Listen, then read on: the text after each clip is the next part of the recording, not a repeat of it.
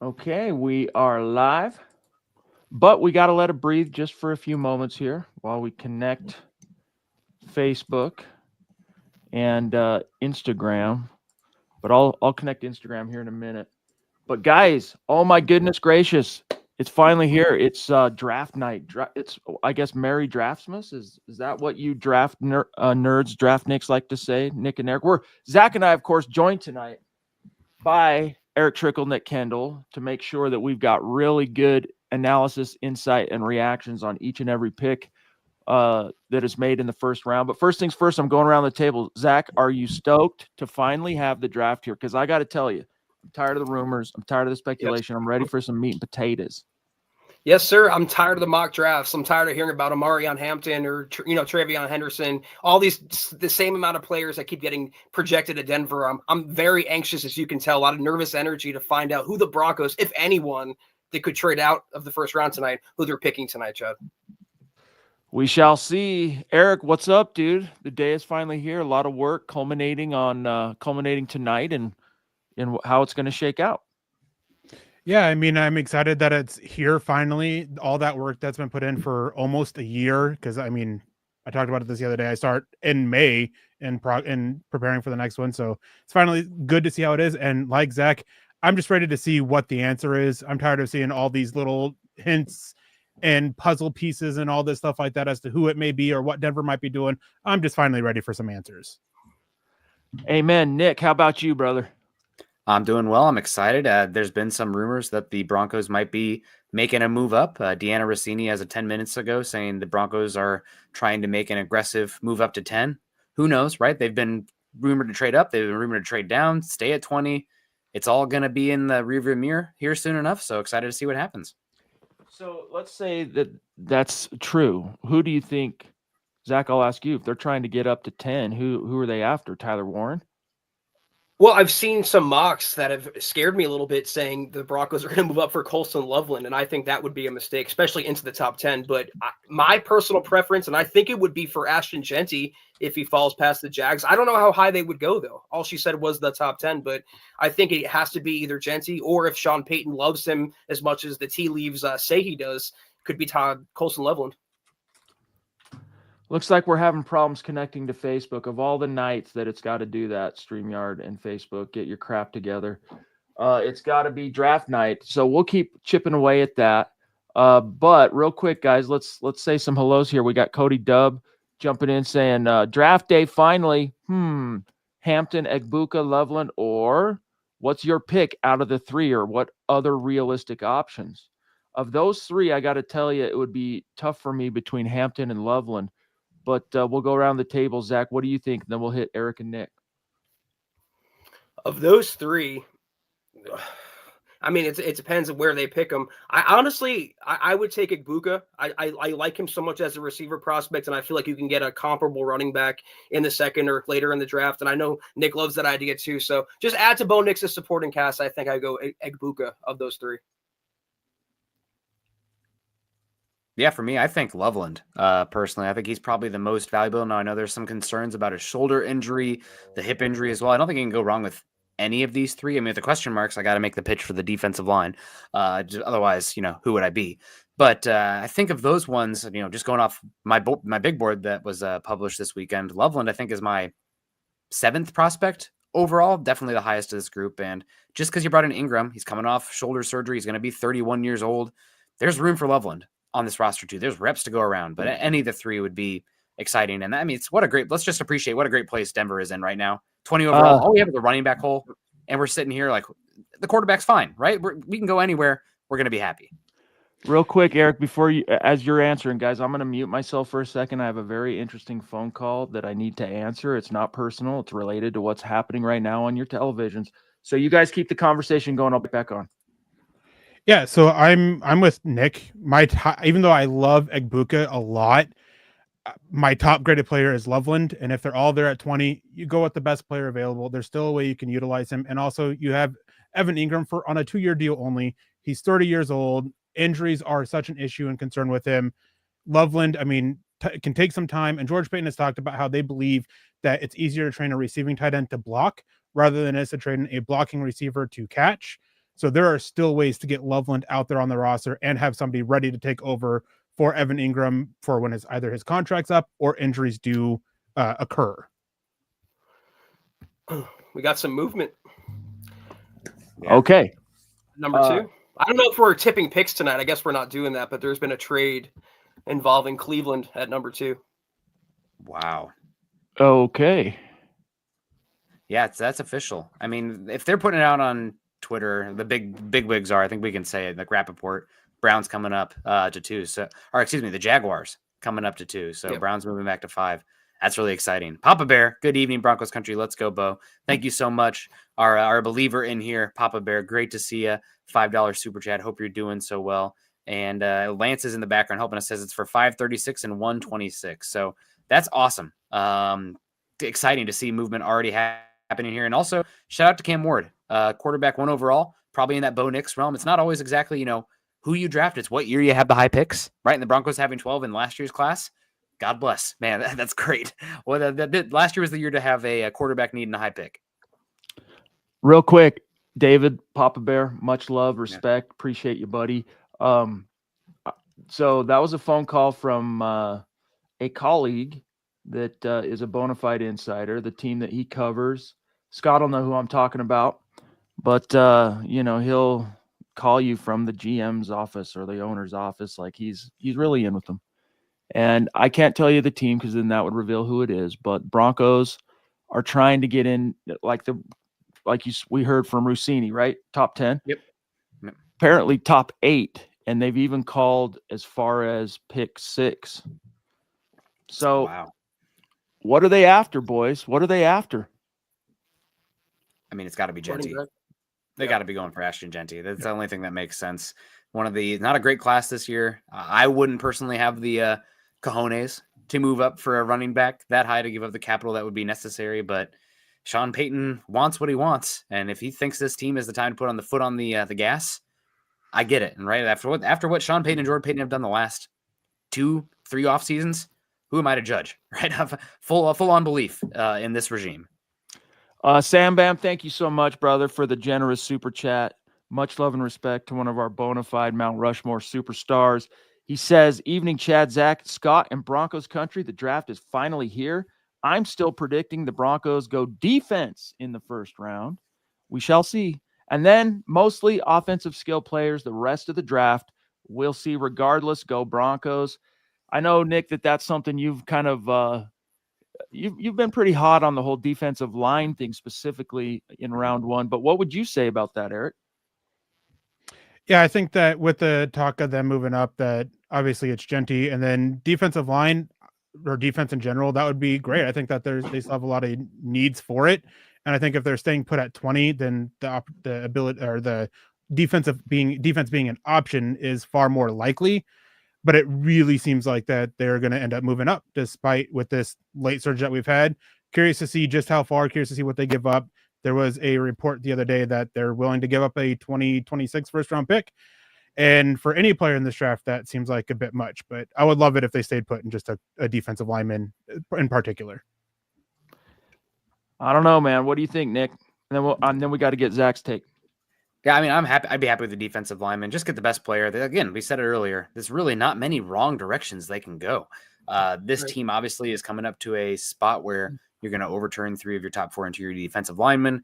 We all saw what the Eagles did to the Chiefs this year. There's a lot of strength in having waves of talented defensive linemen. That doesn't even get into where you can find good defensive linemen. What the Broncos have done building this defensive line is an anomaly compared to what other teams have been able to do. So not against it by any means, but it's a deep defensive line draft too. They can get 1 or 2 day 2, day 3. So the board is open for them, and that's exciting.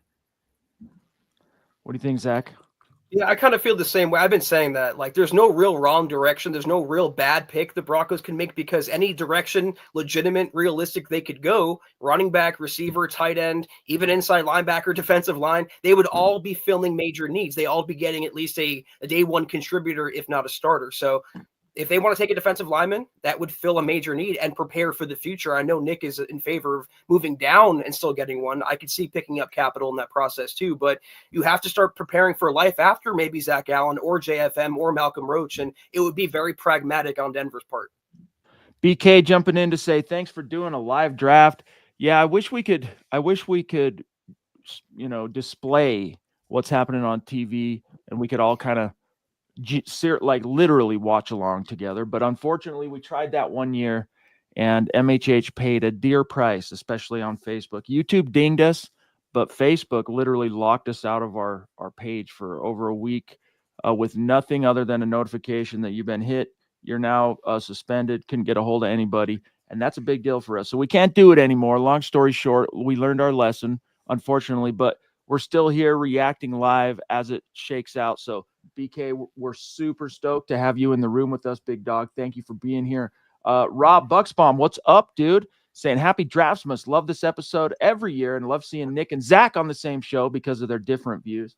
Yeah, we get those requests every once in a while. Like they want to see Nick and Zach go at it in a friendly debate. And perhaps this is a modest forum for such. Will tequila be involved? That's my question. Hope not. Oh man, you guys got to come to the meet and greet next year. That's all I'll say. Good times.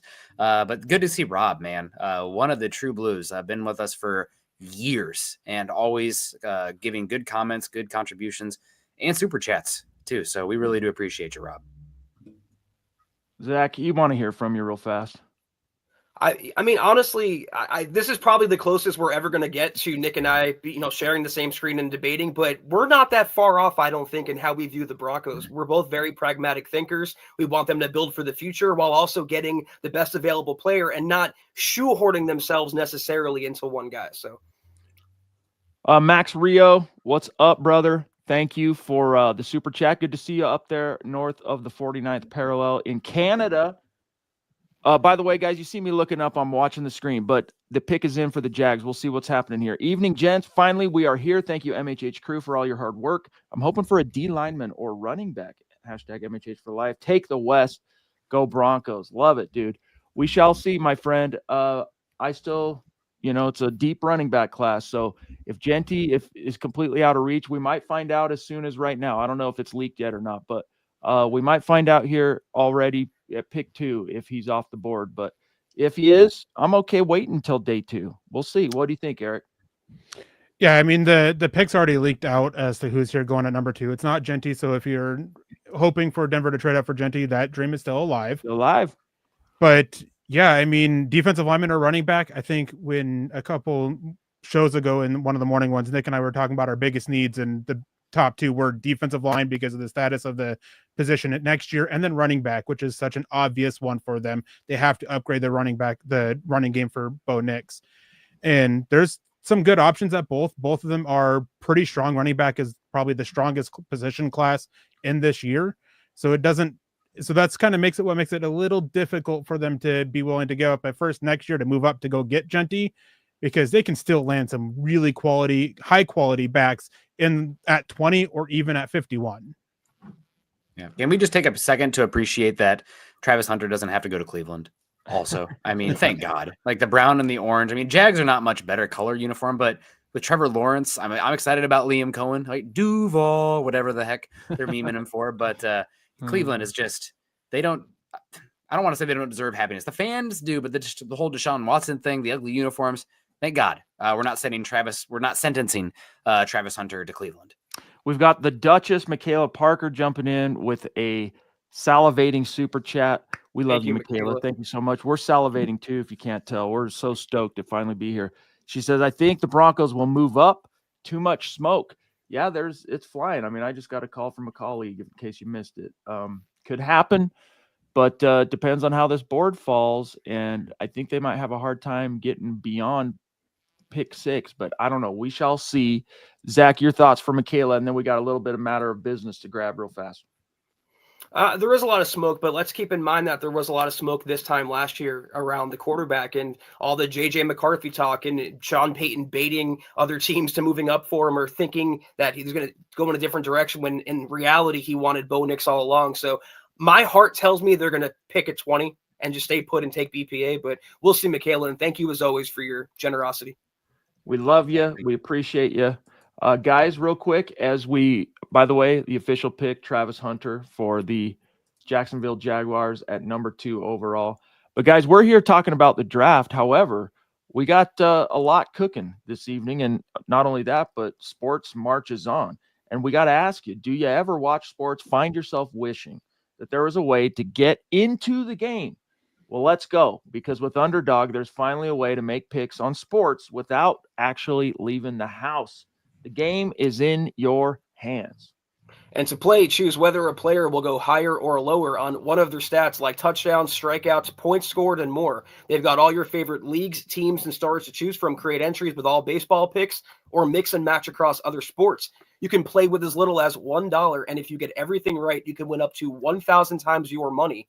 So turn $1 into $1,000 just with your sports knowledge. That's right, guys. I absolutely love playing Underdog. You guys know that. So download the Underdog app. Sign up now using our promo code MHuddle to unlock a special offer of up to $1,000 in bonus cash when you make your first deposit. Join in on the fun when you sign up with promo code MHuddle. Claim your special offer today. Get up to $1,000 in bonus cash instantly upon first deposit. Nick, check the chat. Must be 18. Oh, sorry. Go ahead. Oh, you want me to do it? I got it. Yeah. Must be 18 plus. Must be 18 plus, 90 plus in Alabama and Nebraska, 19 plus in Colorado. For some games, 21 plus in Massachusetts and Arizona, and present in a state where Underdog Fantasy operates. Terms apply. Void in Colorado. Concerned to play, call 1-800-GAMBLER. Visit ncbgambling.org. Arizona 100 next step. Text next step to 53342. New York, call 24/7 Hope line at 1-877-8 Hope NY or text Hope NY. So we're here. We're doing it. Thank you guys. Yeah, I'm just checking the chat, seeing if the Broncos are making an aggressive move, guys. Nothing's happened yet, but in the background, a lot of buzz there. So we'll see. I'm just curious if anything happens. We got Taylor Christensen. Hey, guys, if you want to go wide receiver, I want Emeka Egbuka, Matthew Golden, or Luther Burden. I'll be really disappointed. If they go with Burden or Golden, I'll be really disappointed. But I hope we trade up for Loveland or Jeanty. Doesn't go to Las Vegas. So thank you, Taylor, for the $5. And we'll see, man. The draft is already popping. And Aaron Schultz, want to make sure I get the name right so he doesn't fight me in a Starbucks, says that the trades are just starting.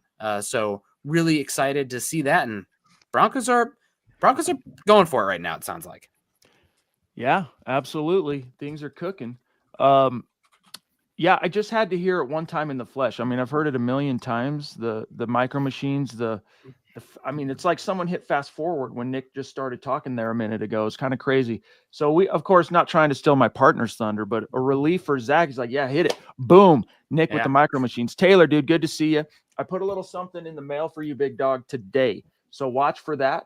You should probably get it within a couple days or so, I would imagine. Really good to see you tonight, my brother. Eric, what are you hearing so far, bro?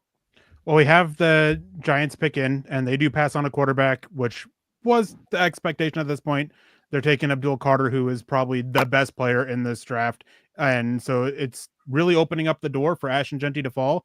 The Patriots are expected to go offensive lineman, and then the Browns are expected to go defensive line. And then, hey, that's 6. That's on the clock. That's one of the names, one of the places that you said Denver could be trying to move up to and trying to get above it. So, and even if they don't get to 6, 7 and 8, they're still available there because the Raiders, they seem to be eyeing offensive line as well. They've been heavily linked to Armin Membao and Kelvin Banks Jr. as of this morning. David Youngkin jumping in with the super chat. Thank you, brother. Great to see you. Says, love watching the draft with my family.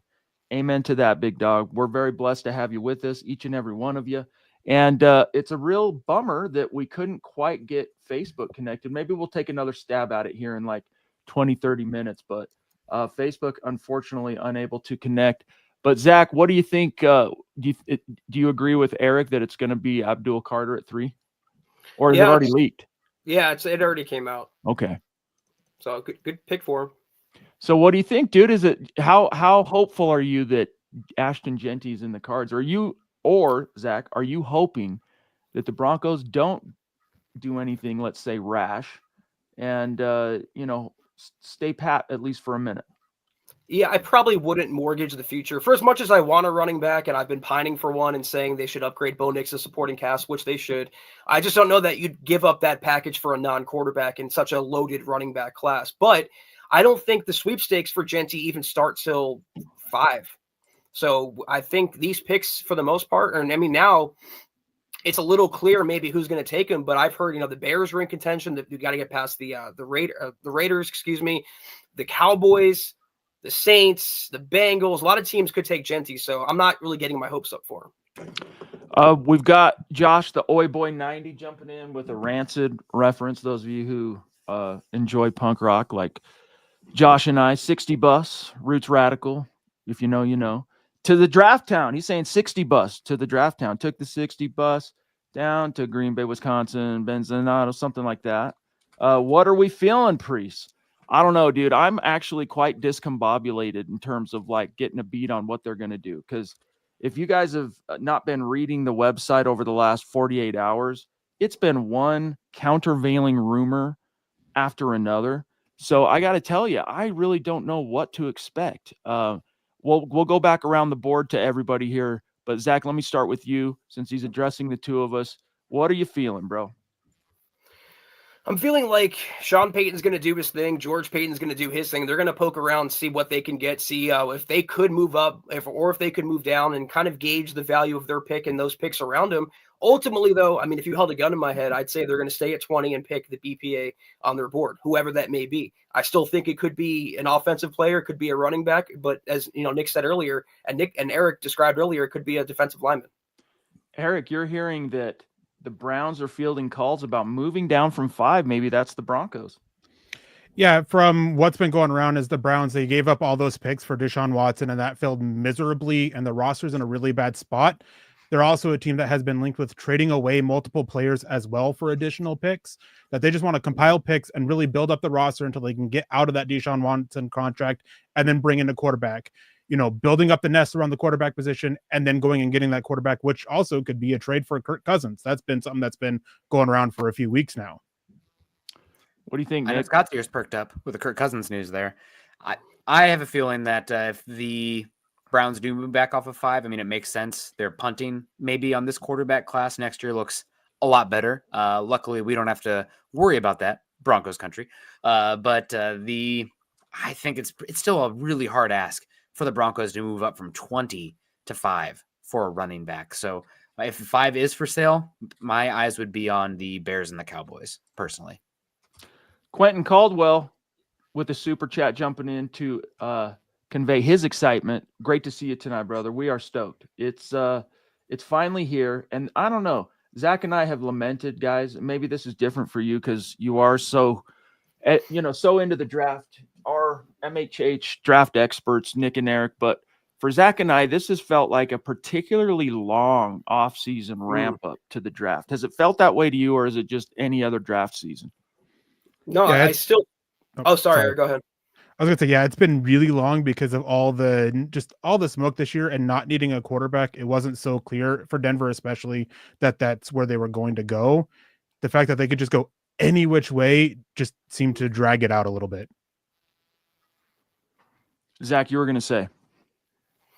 I still think the period between free agency and the draft is too long, but the entire offseason has felt like the slow churning process because there's so much anticipation too with the Broncos coming off a 10-win season, playoff berth. They have their franchise quarterback, as Eric was saying there, and the sky's the limit for what they can do. And there's just a lot of, anticipation for it. And this clock is turned very slowly.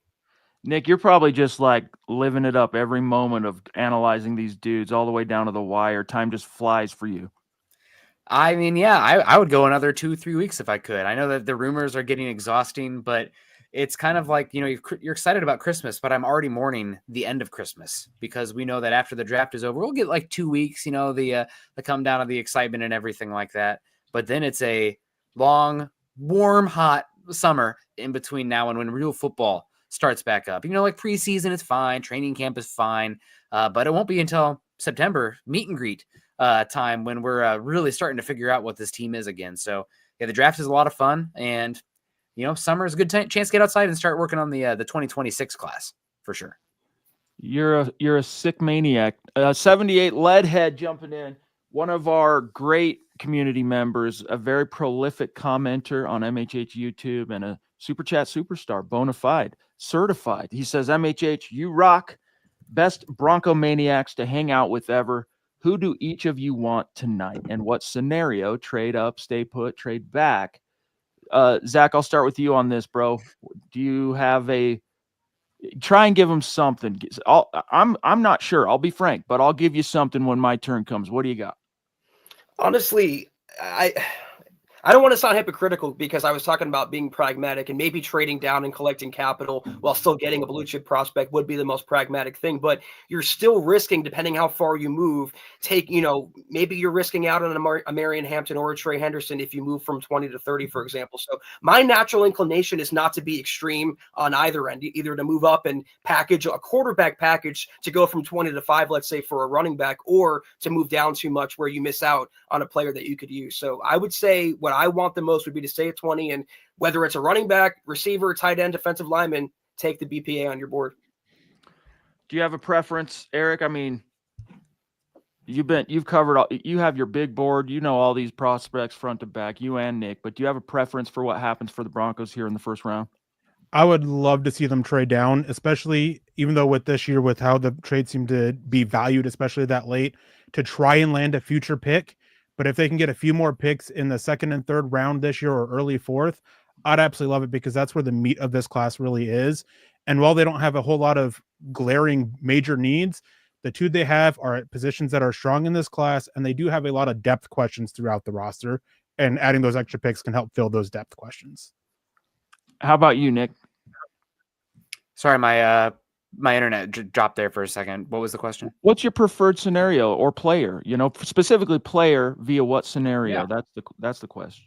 Oh man, I think I would really I just love pass rushers, man. Give me Walter Nolan, Derek Harmon, Shamar Stewart. I want to inflict pain on Patrick Mahomes and Justin Herbert. I want to see them with grass stains, as terrible and brutal as that sounds. I mean, I grew up watching Iowa football. We don't know nothing about wide receivers or even the forward pass, but we know about trench play and hitting other teams' quarterbacks. So that's kind of the blood of this team. It's worked for a lot.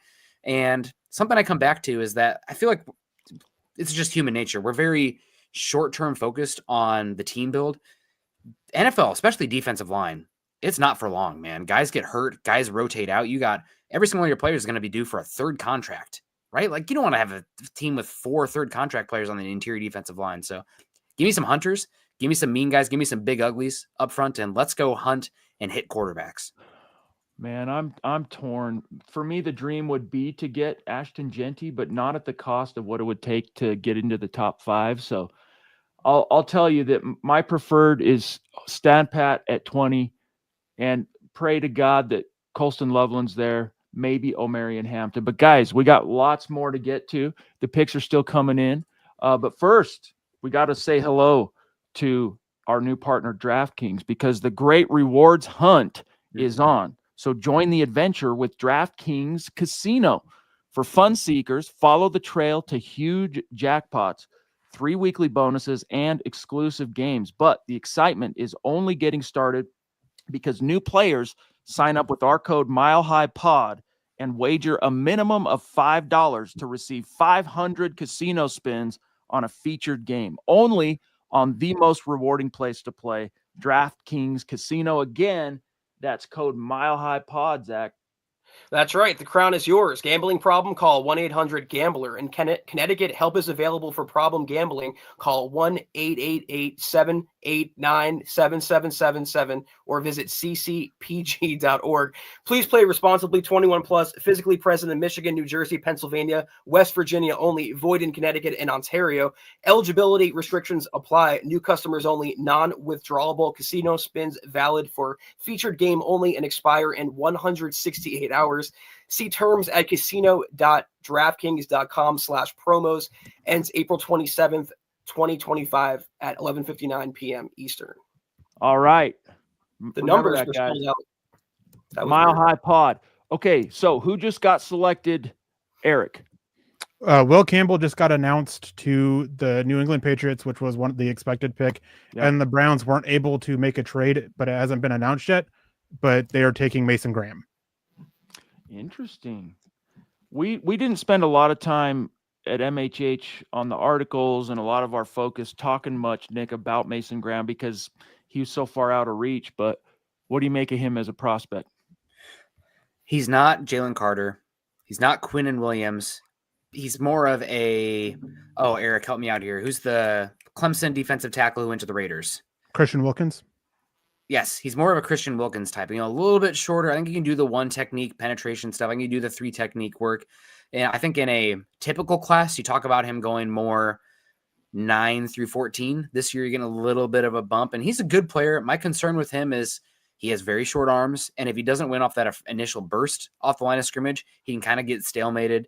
But he's a very good player, a good athlete, and just knows how to win. He's really, really developed. So good pick. I also have a source here. Corey covers the Browns, does a lot of good draft work too, that Mason Graham was handpicked by one of the, or not handpicked necessarily, but a lot of the influence of that selection had to do with Myles Garrett involvement as well. So bringing him in to pair him with a Myles Garrett, not Abdul Carter as far as, the elite pass rush traits, but Mason Graham's a very good player, very high floor, maybe not the superstar defensive tackle ceiling, but going to be a good pro for a long time. Interesting. We got Rock Chalk Broncos checking in. What's good? Great to see you. Thank you for the generous super chat, my friend, saying my favorite time of year, Merry Draftsmas. Right back at you, buddy. Excited for the speculation to finally end and see who the Broncos add to help chase a Lombardi trophy. Appreciate you guys. MHH for life, Broncos for life. I'm with you, dude. I'm ready to start analyzing who we've got and then start projecting that onto the 2025 season. I'm ready for the speculation to end. But, guys, it is, in fact, Draftsmas. So we won't be waiting too much longer. The Cleveland Browns are expected to take at 5 Mason Graham. And then, guys, do you see thank you, Rock Chalk. Do you see, Zach, anybody but Ashton Jeanty going to the Raiders? Like, could they take Shedeur Sanders, who's starting to slip a little bit? No, he's not going top 10. They just traded for a quarterback. I think they're okay there just as a hold the fort option. Jeanty makes a lot of sense for him. I hate to say it, Chad, but they already have Brock Bowers in place. I mentioned the quarterback, and what better weapon and what more friendly for a quarterback than a dominant running game. So as much as I would hate to see it, I do think Jeanty's the pick here. What are you guys hearing, Nick and Eric? The smoke all day today has been Kelvin Banks to the Raiders here. The offensive lineman, it makes a lot of sense there. They have Delmar Glaze as their right tackle, previous regime, up and down, 4th or 5th round pick there at right tackle from Maryland. There's some questions about Colton Miller's contract coming up here. And we also have Chip Kelly in the Raiders now. So if they miss on Ashton Jeanty, guess what? They can go up or they can sit there and maybe take Travion Henderson or Quinshon Judkins. And as we know of Chip Kelly's time with the Eagles, he loves to bring in his former players. So if they miss on Jeanty here, they got 2 Ohio State guys that they might be looking at or potentially moving up. Yeah, if they want to upgrade that right tackle spot, I would expect Armin Membao. A lot of people view him as basically strictly a left tackle. Kelvin Banks offers a little bit more versatility. They view their offensive line as pretty well set with a group of 4 guys competing for it. But Banks can also, they believe, can play left tackle. And with Colton Miller's contract status, that opens up the door for them. It's kind of been this back and forth with Jeanty or offensive line. It seems to be offensive line today with them targeting Quinshon Judkins early in that 2nd round with their pick there. Levi Hoppy? Dude, now I've forgotten it, but check out his vintage profile pic. Zach, he's actually rocking one of the original orange Mile High Huddle hats and the superstar designed t-shirt that was done by Smouse in the House, Zachary Smouse. Levi, wow. Dude, I've missed your Musk, from Anchorman, right? I've missed you. I want to be near you. I want to be with you, Champ Kind style. Where have you been, dude? No. Hey, welcome back to the campfire. We've kept it roaring for you, big dog. So we're stoked to have you back. And he says, Happy draft day. Thank you for all the hard work, fellas. And brother, great to see you. And especially, hey, Zach and I, we do our grind every day. But Nick and Eric in particular have been working their butts off this year covering the draft. So hats off to those guys, literally. I'll show you the Chrome Dome. They've been grinding, dude. So good to see you, Levi. Yeah, thank you so much, Levi, for your generosity and being an OG, as Chad pointed out. But I'm a little crushed. The dream is officially dead, guys. At least those of us who wanted it. Ashton Jeanty is now going to Vegas, and the Broncos will be playing him twice a year. So Trey Henderson, no matter what. We shall see. But Levi, dude, so good to see you, brother. Sam Bam jumping back in on Super Chat to also make sure his hellos go to Eric and Nick as well with the Go Broncos punctuated there. So thank you, Sam. I'm sure they appreciate it. Hey, fellers. Yeah, thank you so much, Sam. Appreciate you coming in. Join us one of these mornings if you can. I don't know if you're an early riser. Eric's up at, 5 a.m. to do our shows out there in Alaska time. So we're having a lot of fun. Really do appreciate you coming in and supporting the show and just hanging out with us tonight. Even though Jeanty is wearing the hideous black and silver, we're playing in the Roomba that is that stadium in Las Vegas. But that's okay. Plenty of good players still available for the Broncos. Plenty of running backs still available too. No reason to sweat. I'm glad the Broncos, George Payton in there saying, no, we don't have to trade 3 first-round picks for a running back, Sean. I know you love him. We can figure it out. We can make him in the aggregate. So thank you, Sam, and we'll see what happens going forward here. But it does, a little bit sad that dream does pass for now. For now, though, you never know. Running backs, they hit the free agency market. Other good positions don't, but running backs can. So let's check back in 4 or 5 years. Does it just shift to tight end now? Colston Loveland, there's been a lot of love for Denver for there, or even Tyler Warren. Denver could, there's been some talk about that as well. And then Ian Rappaport was the one who had the report of Denver trying to move up for a wide receiver in particular. Maybe that's still a move that they're eyeballing.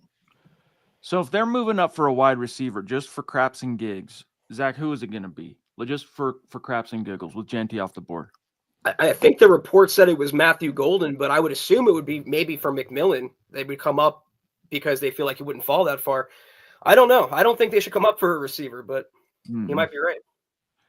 I don't either, but the dream has died, gang. Jeanty. Scott from 421.25. Why are we even talking about Ashton Jeanty? And now we know. He could have been part, he was part of the dream, so to speak, but not the realistic, pragmatic fabric of reality. So he's gone. We're going to be seeing him, and I like that word that you use, Nick, in the hideous silver and black indeed. So it's all good, though. This is the class. If you're in the running back market, this is the class to be in that market. And Sam, dude, so good to see you again, brother. Just saying hello. We got, unfortunately, again, we'll try here in about 5 or 10 minutes to reconnect to Facebook, but we got 300 something watching with us on YouTube. Great to see you. A couple hundred been with us on X. We got a few Twitchers. So great to see everybody in the room, and the conversation has been great in the chat. Really, really cool. So what happens next, guys? We're going to get the announcement here shortly on Jeanty. What happens with these next 2 or 3 picks? Starting with you, Eric. Jets, they could go tight end. There's been a supposed love fest for Tyler Warren there. But one interesting fact, Kelvin Banks Jr., they also need offensive line.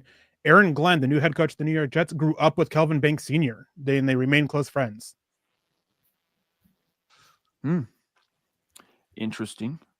Who do you like better for the Broncos, Nick?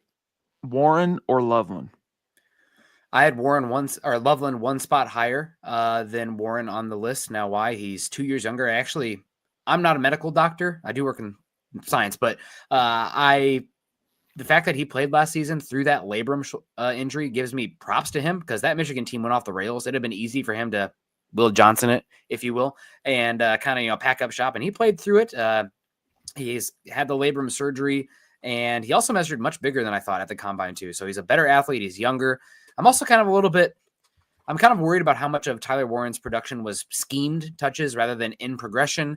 He has the shortest wingspan of any of the tight ends in this class, which is like, oh, that doesn't matter. He still catches it. I'm talking about blocking here for him. If you're going to have him, one-on-one with the defensive ends blocking, I think Warren's a good blocker, but I think the upside is limited there with that really small wingspan. So I like both of them. Again, they're side by side on my board, but I would give the nod to Loveland with a caveat that there is a labrum injury. We don't know how it's progressing, so it'd come down to the medical staff there as well. But Loveland, younger, bigger, more athletic. I tend to go that way. Interesting. So the official pick has been in now that Jeanty has announced. He's heading to the podium to get his props and congrats. And he goes from being a Bronco of Boise State with their kind of unique orange and blue to Nick's hideous silver and black. Breaks the heart, but Broncos are going to have to face him now twice a year. What do you make of that, Zach? I mean, Geno Smith's still their quarterback. So as long as that remains and the Broncos have the advantage there, I think they should be okay. I mean, there's no guarantee he's going to be a generational future Hall of Famer. I liked him a lot. I know it might sound like I'm coping and seething a little bit right now. Maybe I am, just a little bit, but he's a good player, good prospect. There's no guarantee he's going to stay healthy in the NFL. He's going to perform to expectation with the Raiders. So we'll just see. The Broncos have a stout defense up front, at least for now. And I think we'll have confidence in them stopping Jeanty.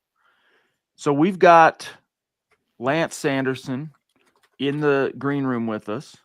And in the chat, he's saying Carolina trying to get out of pick 8. And that market is now heavily affected per SI's Albert Breer. And Eric, you're saying Membow to the Jets, eh?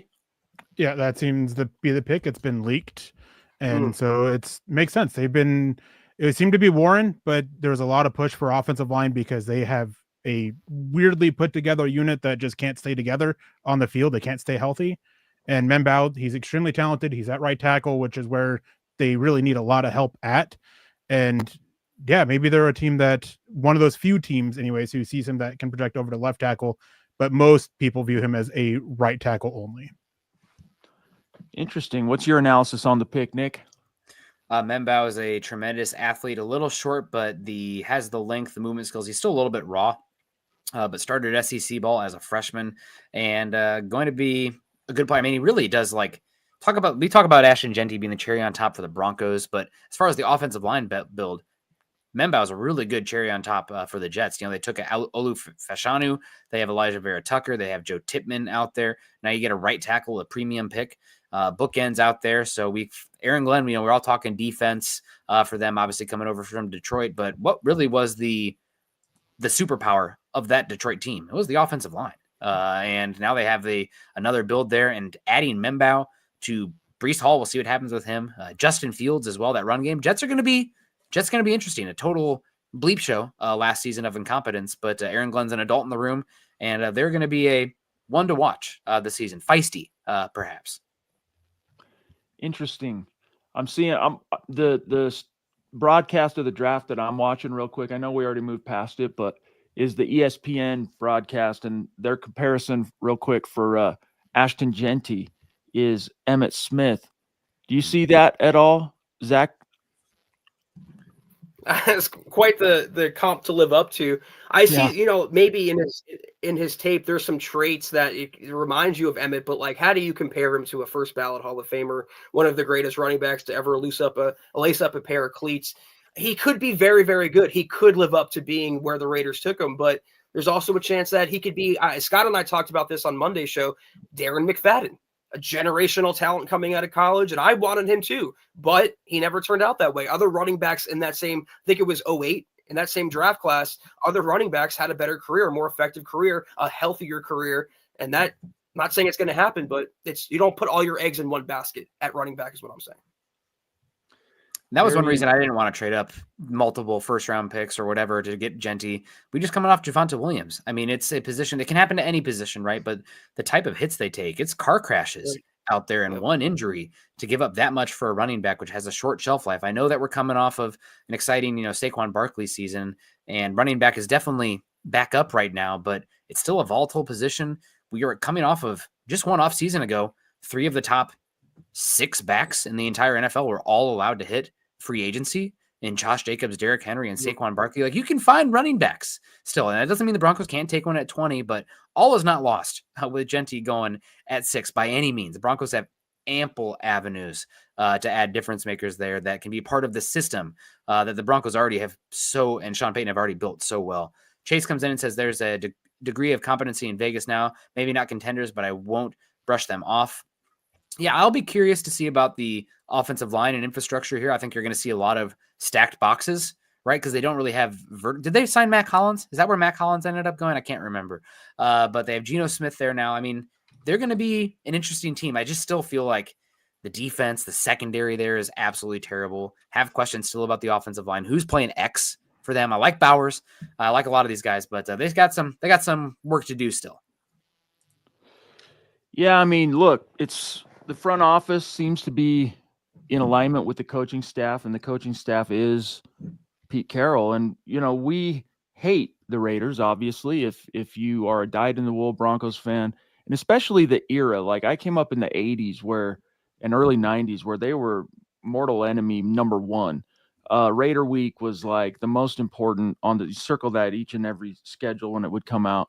And then, kind of through the generations of Bronco fandom, like you get to the post Elway era and the rise of like Phillip Rivers, and it became the Chargers were the most hated, vaunted foe in AFC West. Then, of course, the rise of Mahomes and the Chiefs, that kind of shifted there. But let's not forget, Zach, the Broncos, what was it? 8 straight? They lost 7 straight. I lost count because it's hard. I don't math well. And I was trying to keep up with the 16 straight to the Chiefs and then still trying to like keep up with the Raiders. But that streak ended only just last year, Zach, courtesy of Bo Nix. And that was with a kind of crap show regime and the vestiges of McDaniels and all that stuff. Ended with a broomstick, Chad, ended with authority. And I'm not worried about the Raiders. We were talking about the Jets a minute ago and how exciting they could be on paper. They're still going to be the Jets. The Chargers are still going to Charger. The Raiders are still going to Raider. I worry about Kansas City, and that's my number one nemesis, and it will be. Oh, sorry. I just saw I was muted there. We've got here the Duchess coming back in, Michaela Parker, our dear friend and family member, saying, I hate the Raiders. Now I really hate Jeanty too. LOL. Yeah, I mean, hey, you get conscripted to Vegas.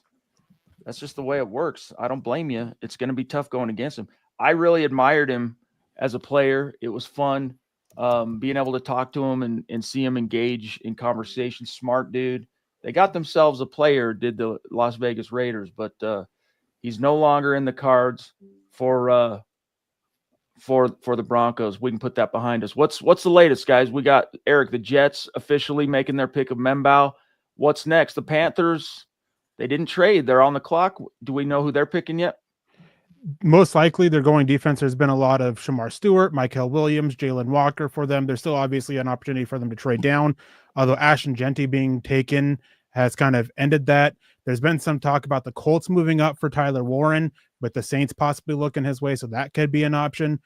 I think in the end, we're probably going to see them stay put, and I would guess that Jalen Walker would be their pick. So we go Panthers, just to update everybody. Then we go Saints, then Bears, then Niners, Cowboys, Dolphins, Colts, Falcons. So that's the next little stretch here. And Mr. Producer is going to have to dip out here for a little bit to go handle his Falcons podcast. Nick, you're going to be joining him at some point, right? Yep. So we have a little stretch of time, or when are you planning on heading over there? At the same time, or whenever Scott's ready to go? Yep, we'll dip over there, and then unless the Broncos make a trade up, then you'll see me hop right back over. But yep, not too hard. We can do it, no doubt. So yeah, I'm excited. We don't have the like Eric said earlier, the calls for pick number 8 have gone quiet now. So unfortunately for the Panthers, they might have to sit and pick. I don't know if the pick is in yet, but we had Jalen Walker talk. We had defensive line talk. We'll see what happens. Yeah, we have the pick for Carolina, and they're going the wide receiver out of Arizona, Tedero McMillan. I know Mike Ronquillo is rather upset about that because I know there was some hope that he would end up in Denver. Michael being a Arizona Wildcats fan. And in the end, there's been a lot of talk about McMillan falling, and he still goes top 10. Man, good for him. I'm happy. My big board's looking pretty good right now overall, but positional value for the wide receiver, it's a down year though. I mean, Ted McMillan, he's really profiled similarly to Cortland Sutton. I'd love to have him in Denver, right? Wide receiver value is my wide receiver 1. I think probably all of ours, but happy for Bryce Young. I don't know if I'm happy for Ajir Evero. I know they spent some money on that defensive side of the ball, but they're probably a little bit bummed. It's Dan Morgan, the GM down there in Carolina, that they really were hoping to trade down, but in the end, they get probably far and away the number 1 wide receiver prospect in this class, and one of the few who actually profiles as an X. There's a lot of slots, there's a lot of Z's, not a lot of X's. So they get one there in Carolina, and Bryce Young's got to be happy. What did you guys make of the stuff that popped up about Tet not liking watching film and all that, did that affect your stock on him at all? So that was like 2 or 3 years ago that actually happened. It was like after his first year at Arizona. He was young, and also, even if that still rang true now, wide receiver is probably one of the positions where how much you watch tape, you don't have to be a tape grinder to really be able to, work at the NFL. There's quite a few Hall of Fame receivers that have been very open about how much they hated to watch tape. Julio Jones didn't like watching tape, watching the NFL.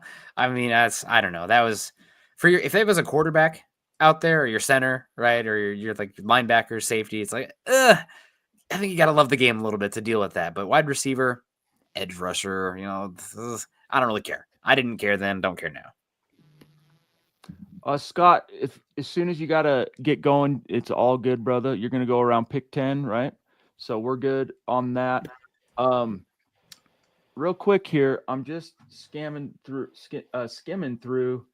the chat to what about the Duchess. I hate the Raiders. Well, I don't know. Mr. Producer's trying to communicate with me like charades, so I'm got to see what he's saying on the chat.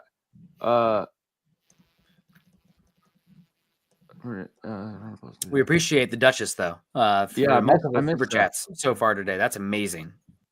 Oh yeah, every so often, what Scott's saying is, every so often, why not post "I hate the Raiders"? I mean, hey, this is a Broncos stream. This is MHH. So the issue is they haven't been good enough to like hate, right? Like they haven't occupied my mind space at all. Especially now it's like corporate Vegas. I mean, I'd love to go to the stadium, but it's not the black hole anymore. It's something worse out there in Vegas. Beautiful stadium, but not all of that stadium pulse, right? That NCAA football, they don't got none of that anymore. It's corporate. Definitely. Guys, what do you make of, real quick, just a segue, what do you make of the Shedeur Sanders thing where he went from being, literally who's going to go first, Ward, Sanders, to now he's fallen? Where do you see him actually, not necessarily what team, but is he still going day one, or do you think he's going to slipping all the way out of the first round? I think the first time we'll start really having that conversation is around 20, as the Broncos being a prime spot for teams to move up, trying to jump Jacksonville. There was a lot coming out today about how much Mike Tomlin absolutely loves Shedeur Sanders and that he doesn't care about the noise that's coming with him. He doesn't care about the Deion Sanders aspect of it and all the publicity and all the attention, that he doesn't care about Shedeur Sanders throwing his teammates consistently on the bus. And it makes sense when you look at a lot of the players they've had, the issues they've been dealing with, George Pickens, what they dealt with Antonio Brown, Le'Veon Bell, Ben Roethlisberger. Mike Tomlin has never really cared about the off-field stuff as long as you can play. And they need a quarterback. They're still waiting on Aaron Rodgers, who's another one that comes with a media circus. I would say, though, it would be absolutely hilarious to see Aaron Rodgers and Shedeur Sanders working in a room together, because that would be prime entertainment. No doubt about that. Scott says if the Steelers can take Kenny Pickett, they can take Shedeur Sanders. I don't know, Zach, how much you watched of Sanders, but at the Combine we were there, and he had himself a nice little, I would say probably the second biggest media scrum. Maybe he and Jeanty were tied for the second best, behind, of course, Travis Hunter. But what do you make, Zach, of Shedeur Sanders? Well, I feel like every year there's one quarterback prospect that gets their character assassinated right before the draft. And to an extent, Bo Nix had the same problem this time last year, not to the level of Sanders, but his tape is very underwhelming, very average. But I feel like a lot of what they were saying about him anonymously, which is very cowardly anyway, is kind of drummed up. I do think he has a good chance of going on day one. Like Eric mentioned, the Steelers are a really good landing spot, if only to throw a dart. Why run it back with Mason Rudolph, who I think they signed back to be their backup quarterback? Why not take a chance on a young quarterback prospect? You could do something with him. So I think he does go on day one. Bringing it back to the Broncos, Diamond Rattler, one of our longtime community mavens and a bona fide Super Chat superstar, he's saying, look, we've already invested highly in the defense. It needs to be a running back, tight end, or wide receiver as far as this first-round pick. What do you make of that, Eric? I'm sorry, what was that? Do you agree that defense is good enough already? Just go running back, tight end, receiver in the first round? I think for this year, the starting unit is fine. You just have some serious depth questions. You have questions about Alex Singleton, what he's going to be coming back. You have the injury concerns with Drake Greenlaw, injury concerns with Hufanga, and then all the contract stuff at the defensive line. The fact that Zach Allen played almost 2 games worth of snaps more than the next highest defensive lineman. Jordan Jackson being a terrible third man of that rotation as a 3-4 defensive ends. You don't need a starter, but you really have to improve the depth, especially on the defensive line. So I don't think the defense is set whatsoever. Yeah, just to Nick, piggy I off know that, I that's mean, kind of you had the music to your Broncos, ears, right? Yeah, the Broncos in 2014. Who did they end up taking? Was it, I think, Bradley Roby? Right, we got Chris Harris Jr. We got Dominique Rodgers-Cromartie maybe at that point. I can't remember if it was Aqib Talib then. But they took Bradley Roby, best player available at a premium position. That works out pretty well for that overall defense. The next draft, you get Shane Ray there, right? A part of, he's a backup. Keep hunting, man. You're running too deep. It's like defensive line is like hockey lines, right? Like you need to be good across your first and second string. There's no other unit like that on the NFL team where you want to be that strong, 2 deep, 3 deep. So if you see the best player available there on a position like that, that's so rotational, that's so hard to find typically later in the draft, premium players, pass rushers, those guys are worth so much money. I mean, just coming back to it, what's the market say? Milton Williams, the chat. I mean, you guys know who Milton Williams is? I hope you do. Defensive tackle, 3rd round pick. I think Louisiana Tech, Eagles. He goes to the market. He gets $26 million a year. Saquon Barkley is making $6 million less per year. Everybody knows Saquon Barkley.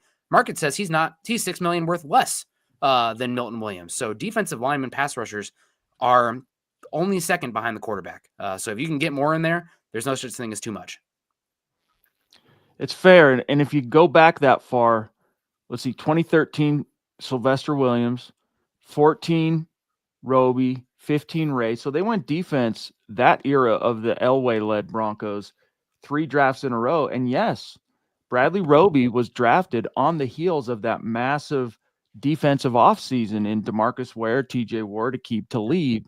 So I get what you guys are saying, but that ended up in hindsight, those picks, especially the Bradley Roby pick on the heels of Aqib Talib, ended up paying dividends. In fact, Bradley Roby, the first game he ever had as a Bronco, made the game-saving play at the end of week 1 against Andrew Luck. If you guys remember, breaking up a pass on 4th down meant for Reggie Wayne. So you never know how things shake out. But I think for now, things are still pretty open. Broncos, it seems like their interest to move up to be that aggressive initially based on their board was somebody on offense, probably Ashton Jeanty. But by the time you get to 20, it depends on the board and what the offers are on the table for move backs. Zach. Yeah, I mean, just to echo everything everyone else said already, the defense isn't invested in. You have to think about paying Nick Benito. You want to prioritize paying Zach Allen. And realistically, the Broncos are not going to be able to afford to pay Allen, JFM, and Malcolm Roach. You just can't do it. And pay Nick Benito on top of that and still field a competitive team. So you have to start thinking about the future. And that's why it wasn't my plan A, it wasn't my plan B, but I've come around on plan C for the first round for the Broncos, is taking a defensive lineman and start preparing for the future, getting ahead of it instead of being behind. Eric, do we have word on who New Orleans is taking? Yeah, they're taking Kelvin Banks, the offensive lineman out of Texas, which gives them a lot of options. They moved their Talise Fuaga from right tackle to left tackle last year. They lost Ryan Ramczyk. He's retiring. So they have that opening back at right tackle. Banks can play right tackle. He can play left tackle. Fuaga could be moving back. They could even be putting Banks at guard because they have a hole there at guard as well. They declined Trevor Penning's 5th-year option. He seems to be on his way out. So they just went and bulked up a strength. And New Orleans has always been one of those teams that has kind of prioritized the offensive line. So not surprised, thought they would go defense here. Cam Jordan was wanting defense. He made a push for that, both publicly and privately. But they're going offensive line to keep that trend going of keeping that a strength. And we're at a real pivot point for the Broncos right now. Now that Banks is in, we have the Bears on the clock. Bears very reportedly going after Jeanty. We'll see if that's true in hindsight.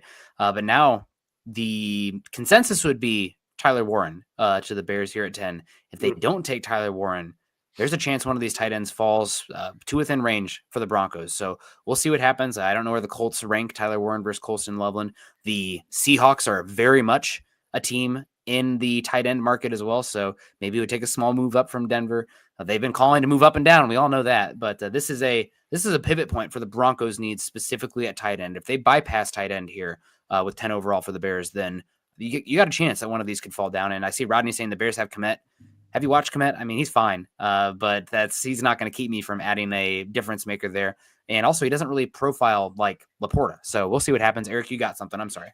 Yeah, with Kmet, the big talk there is that he is a inline tight end through and through. He's not a guy that can line up in the slot like Tyler Warren and Colson Loveland.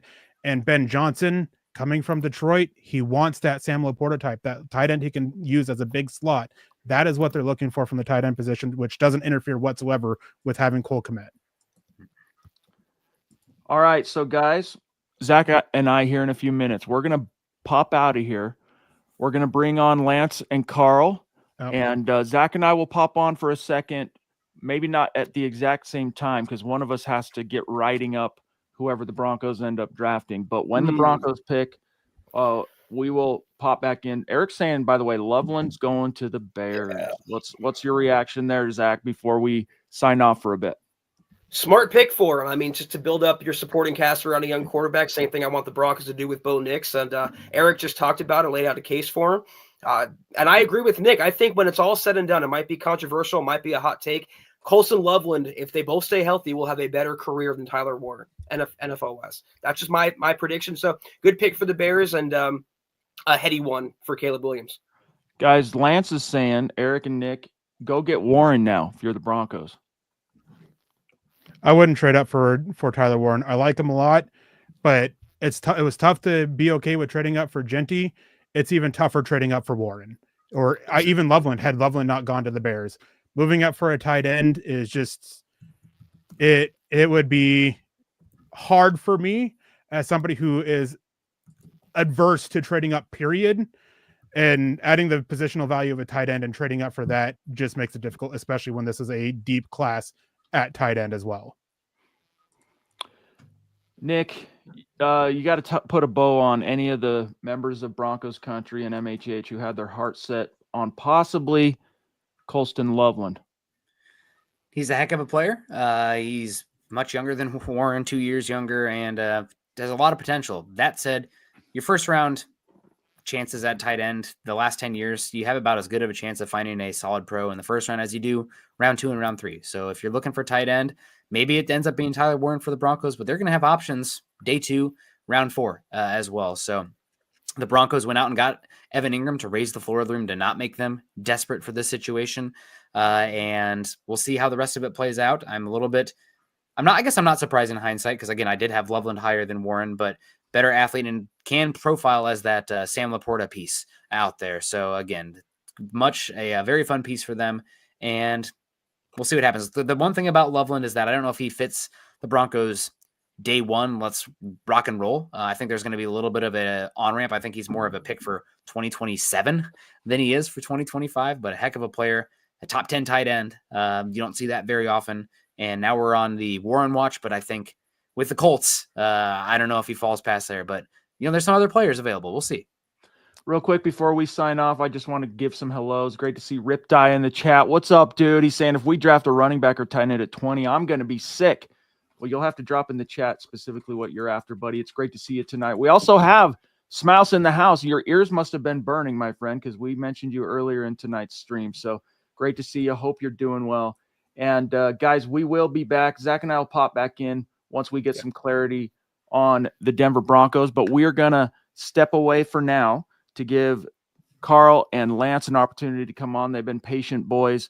And the reason we do it this way with a max of 4 is more than that. As you see how we fit evenly on the screen, it can get a little tough sometimes when you have a little hard to view. It's just messy. So we're going to go ahead and step off for a bit. We'll be back. We'll give you our reactions as well once the Broncos make their picks. But as you all know, you're in excellent hands with these boys. They know what is up. So Nick, Eric, Lance, Carl, appreciate you fellas. We'll see you here in a little bit. And Nick, I know you're going to be dipping out here pretty soon to go join Scott for a spell, but I'll be hanging out in the room. So if I need to, I'll pop back on too to keep it our even 4 when the time comes. But Zach, I'll see you in a little bit, brother.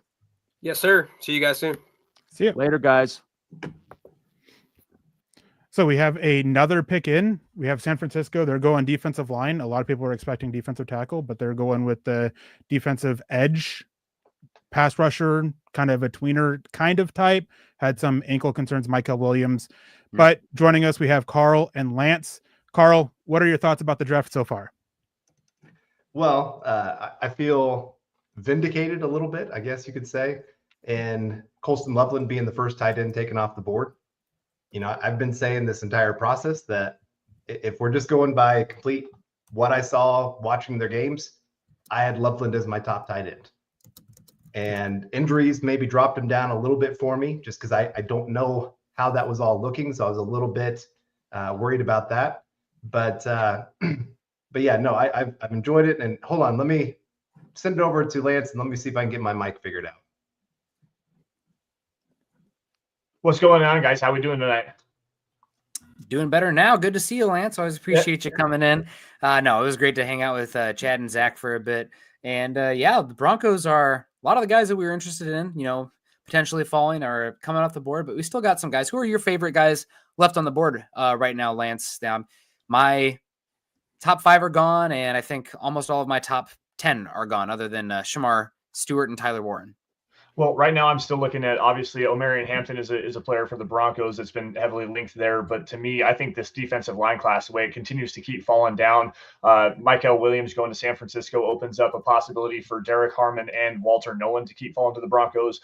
Obviously, Tyler Warren is a guy I really like for this Denver Broncos offense. They need a guy that can be a pass-catching threat over the middle of the field, a run-after-catch guy, even pairing him with Evan Ingram, who they signed in free agency. Like you're talking about a dynamic 12 personnel set that Sean Payton can get really creative with. So those would be 3 guys I'm really keeping my eyes on right now. And Eric, I slightly disagree with you. I understand where you're coming from with not wanting to trade up to go get a tight end or a running back in this particular situation. But when you got a guy that I believe ranked in the top 10, top 5 of a lot of different NFL draft prognosticators boards, like in Tyler Warren, to me, you've got an opportunity here to upgrade this offense and give Bo Nix a gigantic weapon. And it makes a lot of sense to me. Yes, it does. And guys, I'm actually going to dip out here to join Scott for the Falcons stuff, since the Falcons are very close now. Maybe they'll trade back. They probably should trade back, but I'll be back in a jiff. Have fun. Stay out of trouble. Yeah, thank you for joining us. We'll see you here in just a little bit. So, Carl, you had to go fix a mic issue. Yep. Back to you. What are your thoughts about the draft so far? Yeah, I mean, it's been offensive heavy. And, you know, I was talking to a Patriots person earlier this week, and they were kind of trying to do the get cute thing. Like, oh, you know, we could take Ashton Jeanty with our 4th overall pick, and then we'll get a starting tackle in the 2nd round. And we're seeing tackles fly off the board. And I told them, I said, hey, if you don't get a tackle at 4, I'm sorry, you're not getting a good player probably. I mean, not saying that they can't be a good player. I'm just saying the odds drop down dramatically if you're waiting even to late round 1. You know, we don't even see past about pick 20 that you're going to find a quality tackle. So seeing a bunch of these guys fly off the board here, just that reminder again, there's certain positions you got to get them early, and teams are going in that same direction. You're seeing most teams stick to the value positions, you know, wide receiver, quarterback, offensive tackle. You know, the only non-position wise is Loveland, obviously with tight end and Jeanty, but Jeanty's one of the blue chip players in this draft. So it's a little bit different that way. So yeah, it's about the players I thought would be going off the board, and a few of them that I was hoping maybe just would fall just because teams would want, you know, try to go for need a little bit more. But I will give it to the top 10 teams. They did good finding pretty darn good value. I felt like it actually lined up pretty well that way. Yeah, and Kayla coming in just as a reminder about how she hates the Raiders and now hates Jeanty too. Again, we all hate the Raiders here. So Lance, give us your thoughts about Jeanty to the Raiders specifically, and then Carl, we can get your thoughts on that as well. Well, the first things first is this makes this offense a lot more dangerous with Geno Smith obviously being traded for this offseason. They already had Brock Bowers as a legitimate tight end one of the best tight ends in the NFL. Now you add a guy that is an explosive runner, a guy that has one of the most explosive jump cuts I've seen since probably LaDainian Tomlinson. I mean, this kid is a legit superstar in the making. The most yards after contact in all of college football last season. In fact, he had more yards after contact than any other running back had actual yards last season in college football. This offense just got a hell of a lot better. And to me, that makes it very scary. Now, obviously, the Raiders defense is not really noteworthy outside of Max Crosby. They lost Nate Hobbs in free agency this season, but the Raiders are starting to be a little bit more formidable on the offensive side of the football. And with Pete Carroll knowing that he wants to build that running game, wants to build a play action passing game, you got Brock Bowers. Let's see if they can find a deep threat over the middle of the field as well and really build out this offensive roster and maybe start to compete for something in the AFC West, which they haven't done since 2016. Yeah, Carl. If you want to, what are your thoughts about this? Because I mean, real quick with Jeanty to the Raiders. I mean, Pete Carroll, he knows how to get the most out of Geno Smith, and that's a strong running game. There's a lot of concerns about their offensive line still, but they're sitting at, I believe, like pick 40, pick 41, something like that in the second round. They could still move up. There's a couple of offensive linemen that can drop, and you mentioned it earlier. Typically, they go early. But there's some injuries concerns with these guys that are going later that that the Raiders could still look at getting and jump up to help, solve that right tackle spot. And they very well could have no issues with Colton Miller and extending him. A lot of people, I think, are taking Spytek's comment of we're no longer going to be talking about this until after the draft as saying as they have no intent of extending him. So I think that it is a good way. And of course, we saw what Pete Carroll did with Seattle and Marshawn Lynch. So Carl, Jeanty to the Raiders. What do you think of and are you disappointed that the Broncos weren't able to get up and get him? No, yes and no. I mean, obviously he's a special talent, but kind of like you were talking with tight end earlier, if I'm having to give up a future first round pick and probably my first and second round pick this year to go get a running back, that is a lot. Now he's a special player, but when I'm looking at some of these other running backs, and let's say I could take 2 running backs with my first and second round pick, I could probably get about the same value and still have my first round pick value. And so that's where the compensation was going to be too much. The Broncos won too much this last year. That's the problem. When you win, a lot of these top tier players just don't make it to you. There's going to be a player or two that are going to drop, but for the most part, the board's going to be what the board's going to be. And so they got a great player. It sucks that they now have 2 premier special players, with Bowers and Jeanty. If they go get Jaden Higgins in the second, that could be a really scary offense. Mm-hmm. Yeah. You give them an X receiver for Geno to be thrown to. I know, again, they have some offensive line problems, but man, that'd be 3 guys that you've got to worry about that could take it to the house every single time. I'm really hoping that's not what happens here. The Raiders did the right thing. I wouldn't have minded if they built their offensive line if I was a Raiders fan either. I mean, it's not the sexy pick, but it's a smart pick too. But for the most part, I still think Jeanty, because of the talent he is, it was too much to pass up. Yeah, and we're waiting for the Dallas Cowboys pick to come in. There's a lot of expectation of Matthew Golden of improving that wide receiver room, but they quietly have a lot of needs all over. They lost Zach Martin. There was been a lot of Tyler Booker talk with the Cowboys for the last few months, and Jerry Jones is one of those owners that really values offensive line, always has, always will. And so we're kind of interesting to see where it is. It seems like that Tyler Warren is going to continue to fall. So Lance, what with the Cowboys on the clock, we're waiting for their pick. If it's come in and been leaked, I haven't seen it yet. I keep refreshing Twitter over here and reaching out to people that have some insight there. Lance, what are you thinking about the Dallas Cowboys here? Well, Matthew Golden makes a lot of sense, but I've seen a lot of chatter surrounding Jahad Campbell over the past couple of weeks to the Dallas Cowboys needing another linebacker for that team. To me, honestly, if it was me, I would go with Matthew Golden to give them another speedy threat to pair with a CeeDee Lamb. Help that offense out. Give Dak Prescott some more weapons to move forward with this offense and try to maybe win a playoff game here soon. They need defensive help for sure, and Campbell makes a lot of sense, but to me, it's wide receiver here or bust. What about running back for them? There was a lot of talk about them wanting to move up for Jeanty too, and there's been some chatter, not a lot, about Omarion Hampton about here. Carl, what do you think? Could Hampton be in play here for Dallas? Well, I see the pick is in. And it is offensive line Tyler Booker. Wow. So I mean, big, strong player. I get it. You decide, hey, if we're going to really improve our run game and pass game, one of the best ways we can do that is improve our offensive line. Dak has been injured a lot, so you need to get some guys in front of him. They just had their Hall of Famer retire in Zach Martin. So I get the pick. It's a little bit early for me. I don't have him this high on my board. But like I said, I get where they're going with this. It's just not the player I would take. Yeah, I mean, as you guys know, I've been mentioning Tyler Booker to the Dallas Cowboys since January or February. But I bought into the recent talk of Matthew Golden. I really believe that was it. For those of you in the chat that don't know, we kind of have a first round competition with mock drafts going for between Nick, James, Dylan, Lance, Carl, and myself.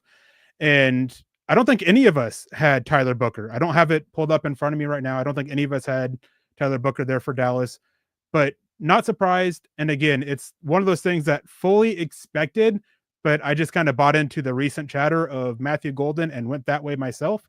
Lance, what are your thoughts about the Dallas Cowboys going and getting who a lot of people had as one of the best offensive linemen in this class?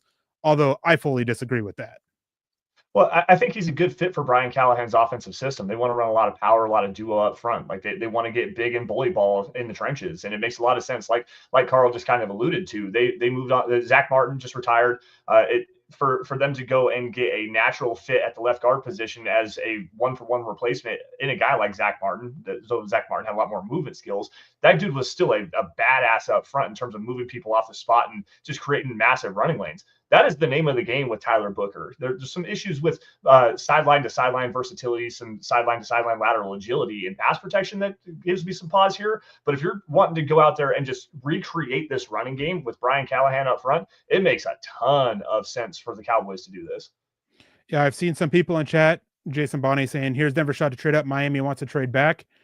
That's entirely possible. Miami has been a team that's been linked to a few different players. They've been linked to a few different offensive players. They've been linked to defensive linemen and defensive backs. Jahdae Barron is still available.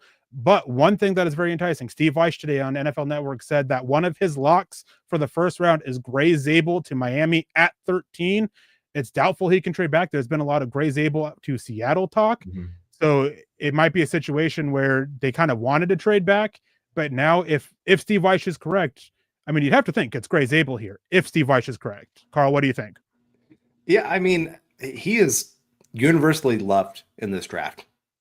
There's a lot of teams like that. There's a few players that you just see linked to so many boards. And, you know, Ekbuka's absolutely loved. Jeanty was absolutely loved. And then you talk about Zabel. He's another one that you just see a lot of teams are like, yeah, I could take this guy. And the great thing with him is that he could probably play almost all 5 positions on the offensive line if you absolutely needed him to. You know, that's the great thing is if you have multiple spots, you take him and then you kind of let the board fall to you however you want later on. And if you find a guy that's going to be great at left guard, you say, hey, Zabel, you're going over to right guard. And you feel really good about that. If you need him to play center, he can do that for you. And so that's the really, really good thing about him is just that versatility where you can play him. He's a smart player, hard worker, comes from a winning organization. And so if Miami did that right now, it'd be the smart move. You know, they've kind of done the let's go get all the fast and exciting players. And then their offensive line has stunk to hog heaven. You know, it's been terrible. And then your quarterback keeps getting injured every year. And you're kind of going, oh, I can't believe this happened again. You got to protect the guy. It's not like he holds on to the ball forever. I mean, he doesn't do the best job protecting himself at times, but at the same time, you haven't done the best job to help him either. So I think that'd be a great pick for him. Yeah, there's a lot of questions in Miami too about the longevity of the head coach and general manager there and with their careers. They are on very hot seats, and there seems to be an onus put on the coach to get that offense going this year, which is why I think Tyler Warren could still be a thing. There has been some chatter about Omarion Hampton here, although I doubt that. It's a very interesting position. But Lance, you disagree with me about trading up for Warren. Would you be looking to get to 13 here with Miami? If they haven't picked in, I have made the pick yet. I haven't seen. And if so, what would you be willing to give up to get to 13 for Tyler Warren? Well, Saturday 8 Leadhead is actually jumping in here with a $2 super chat saying, is Warren worth a trade up if he falls a little bit more? Moving up to 13, sure. If you can get away with giving up maybe, what is it, 85, the Broncos' 3rd round pick, then one of those 6th round picks, and give that up to go and get a guy like Tyler Warren, absolutely, I'd be willing to do something like that. You're talking again about a versatile offensive chess piece to put inside your offense and just help grow the offense around Bo Nix. Like I'm totally on board with going and getting a guy like Tyler Warren here. Back to Gray Zabel, though, talk about what a legitimate scheme fit, like a perfect scheme fit for the Miami Dolphins at number 13 overall. I mean, he's such an athletic mover. He plays with enough power. Again, you can line him up at all 5 slots if you want him to. They need tackle help. They need guard help specifically. And that's just a great fit here. I also like a cornerback here, either Jahdae Barron or Will Campbell. And I know there's some injury concerns with Will Campbell, but that would make sense too in that defense underneath Anthony Weaver. Will Johnson. Is that who they took? No, Will Johnson is the name, not Will Campbell. Oh, did I say? Okay, my bad. I'm sorry. I'm sorry. Oh my goodness, it's been a long day, guys. I apologize for that. I know what's going to happen. You guys know what's going to happen. I'm going to have those flub ups, and I apologize. Yes, Will Johnson would be a player for me. Long, lengthy, physical, decent mover. Not necessarily the long speed guy, but he fits in Anthony Weaver's defense really well. Yeah, the concern with Will Johnson is obviously he's coming off that knee injury. And then apparently at the combine, this has been coming out over the last couple of days, that at the combine, they discovered concerns over long-term damage to both his knees that can put his rookie contract in doubt. Every team, I try to say this every time with medicals, every team views medicals differently. Some teams will have this as a bigger concern that will probably take him off their board. Some teams will still be fine with it. That's the case with Colson Loveland. A lot of teams are concerned about the torn labrum and the recovery there. There's been some hints and rumblings about another injury concern there. Obviously not a concern for the Bears. They took him there at 10 overall. So, Carl, I'm going to pass this to you. Have you seen who Miami's picking yet? Has it been leaked? I haven't seen it yet. I keep refreshing. I'm, every about 10 seconds, I'm clicking on the X and trying to see my people that usually post pretty quickly on the picks. But no, they so far, and that could be that they're working the lines for a trade. Just trying to get that last little bit of information in. Obviously, most deals are, for the most part, the structure is already made. Now there's just that little bit of negotiating. If you've got multiple teams calling and going, hey, this team offered us their 3rd round pick and, like I said, 6th round pick. Now, Lance, I wouldn't be doing that just because you've already got limited picks in this draft. And I'm not giving up 3. I would want something back as well. Looks like no trade. Looks like the Colts are on the clock, and Colts, they've been linked to tight end throughout this whole process. I would be surprised if this isn't Tyler Warren, though there has been a late surgence and push for either Jahad Campbell or Jalen Walker for the Colts as well. So those are 2 things to keep an eye on. Yeah, I'm still looking for the pick here for the Miami Dolphins, but Carl, I agree with you. Oh, like I said, well, Eric, you got something. Go ahead. Kenneth Grant to the Dolphins. They go the big boy on the defensive line. My father-in-law is going to be stoked with this big interior nose tackle with a lot of upside. Like this is a good pick for my father-in-law, Tony. I know that for a fact. And a very reliable Colt source is saying Tyler Warren, that is going to be their pick. Although he could be wrong, just to be clear. Source could be wrong. But he's pretty adamant Tyler Warren is their guy. So that ends that dream. I know a lot of people were wanting both Kenneth Grant in Denver. I was one of those guys if he had been there. And I know Tyler Warren. And I am, if it's true that Tyler Warren is the pick for the Colts, I am so thankful Denver did not trade up for a tight end. Yeah, I'm one of them. I really hope the Broncos are one of those teams that get the trade back. I want more targets to throw around. I want Sean Payton to have that ability to move around the board, to get his guys later on. You're just coming out of the Russell Wilson trade and contract and all that kind of stuff. I would hate to go right back into it by trading a bunch of picks that limit your opportunities to really hit in this draft. Now, you've been very fortunate as the Broncos. I mean, I would say fortunate, but they've also put in the work as well. You got yourself a second team all-pro edge in the 2nd round. You got yourself an all-pro returner / now receiver and Mims that's really panned out as well. You've got a lot of players in those middle to late rounds that have worked out great, but I just don't want to limit opportunities. And the pick is in for the Colts as well, and it is Tyler Warren. So sorry, no Lance. Tyler Warren for Denver. I was kind of holding out hope that for some reason he would fall to 20. Again, I wouldn't trade up for him, but had he been there at 20, that would have been an easy pick for me. Now, guys, with things how they're going back, who do you think Denver is looking at 20? For me, it's obvious. I've said it before. If Denver's sitting at 20 and Omarion Hampton's there, I expect that to be the pick, although trade down still seems to be, high up there on the potential for that. There's still a lot of guys out there. Emeka Egbuka, he's one. Derek Harmon, Walter Nolan. Where do you guys stand? Lance, we'll kick it off to you first, and then Carl. Well, I think it's probably going to be Omarion Hampton. The dots have been connected there so often over the last handful of weeks. It's been almost public knowledge. And I'm not going to say that it's 100% fact here, but it just looks like that's going to be the case here. And honestly, the more you think about it, the more I'm okay with it. I would much rather see the Broncos trade down from 20 and still be able to get a guy like Omarion Hampton, but he's a fit at least well enough within the offense, though the vision issues are definitely a concern there for me. But he, outside of Ashton Jeanty, the most yards after contact of any running back in college football, and it's like 600 to 700 yards.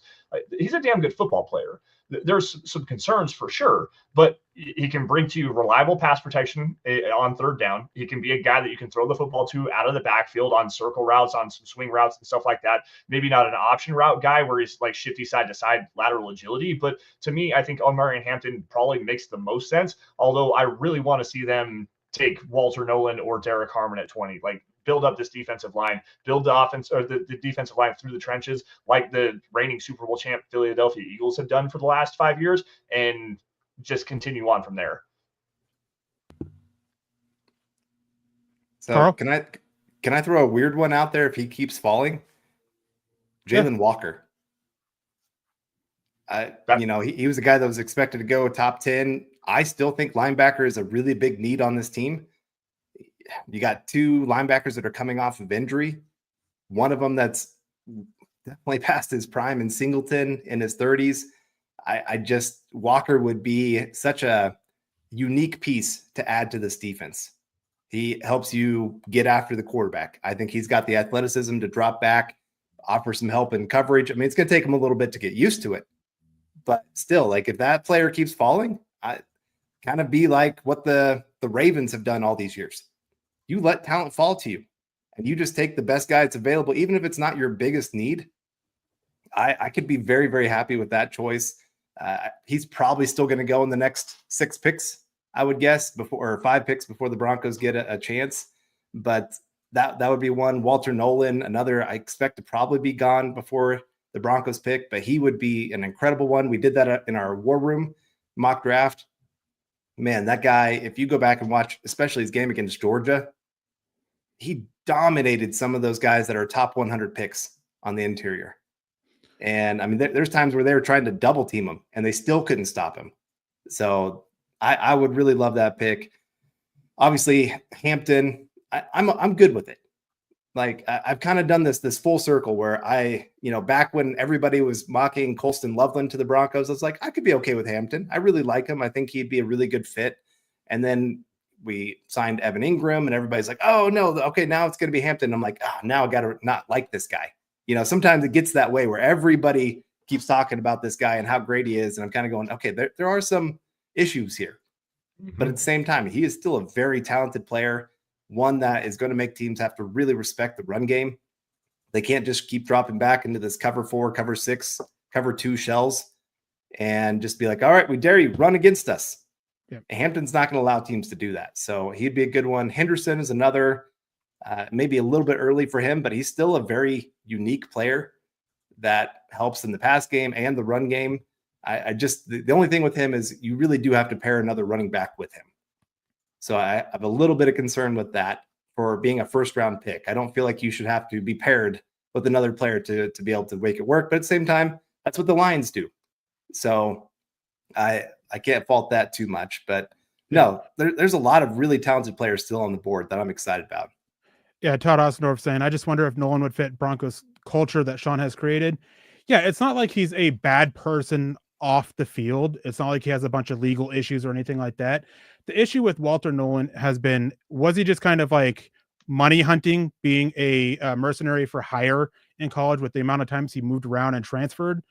That's the big question there. And what makes him tick? Can he keep his interest in between games, in between snaps, and keep his focus there? And Sean has taken players like that before, and Sean has actually spoken multiple times about character issues and how he speaks a lot with his position coaches and whether they want to deal with it. There was a recent story about Sean Payton after the season, and he kind of mentioned drafting an offensive lineman way back when he was with the New Orleans Saints, when it was like early 2010s at some point, and they took a guy with a lot of character issues, didn't work out, and Zach Strief came up to him and just said, "What were you thinking? Why did you make this pick?" So it's a lot that depends on what they're okay with there for it. And then you mentioned Jalen Walker. I think Jalen Walker or Jahad Campbell are sneaky picks for Denver, because with the uncertainty about Alex Singleton with his injury, him being on the final year of his contract, his age, they could use another downhill and sideline to sideline player, and both those guys are it. And both of them do offer a little bit more in coverage. Now we have Jason Bonney coming in saying, "Thanks, MHH, for hanging with us during the draft." No problem. We'll be here for the rest of the night. We'll be here all night tomorrow and all day Saturday. It's going to be a long time. I absolutely love it. And this is always a great finale for the draft year for me. Now, Lance, it looks like you had something to say. You got something to add here to this conversation?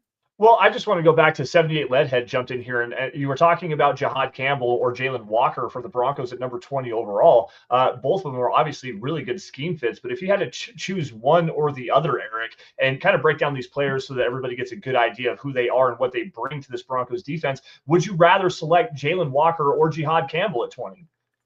I would rather select Jahad Campbell, just because I think he's shown more ability to recognize in coverage, especially in the Broncos coverage scheme that they run. Jalen Walker is still a little more raw there. And while I think he could pick it up, I think it'll take him a little bit longer. So I would like to see them go Jahad Campbell over Jalen Walker. And there's still that debate with Jalen Walker. Is he really an off-ball linebacker? Is he an edge? Is he a tweener? Mm-hmm. And that's not so much the conversation with Jahad Campbell, although he was an edge player who moved to off-ball. So with what Vance Joseph has done with these types of players before, I'll take the guy that has a little bit more clear fit in this scheme as an off-ball linebacker than still that kind of tweener aspect. Sorry.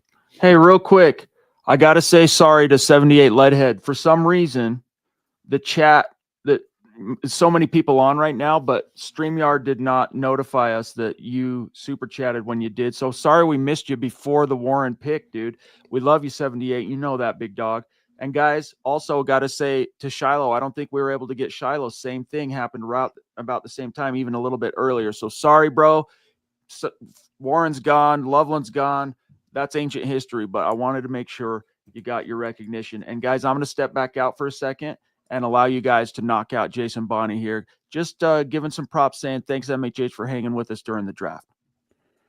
Yeah, thank you, Bonnie, and we appreciate that. Again, we appreciate you, John. We appreciate everybody who's joined in and super chatted. We appreciate everybody who's joined in over this.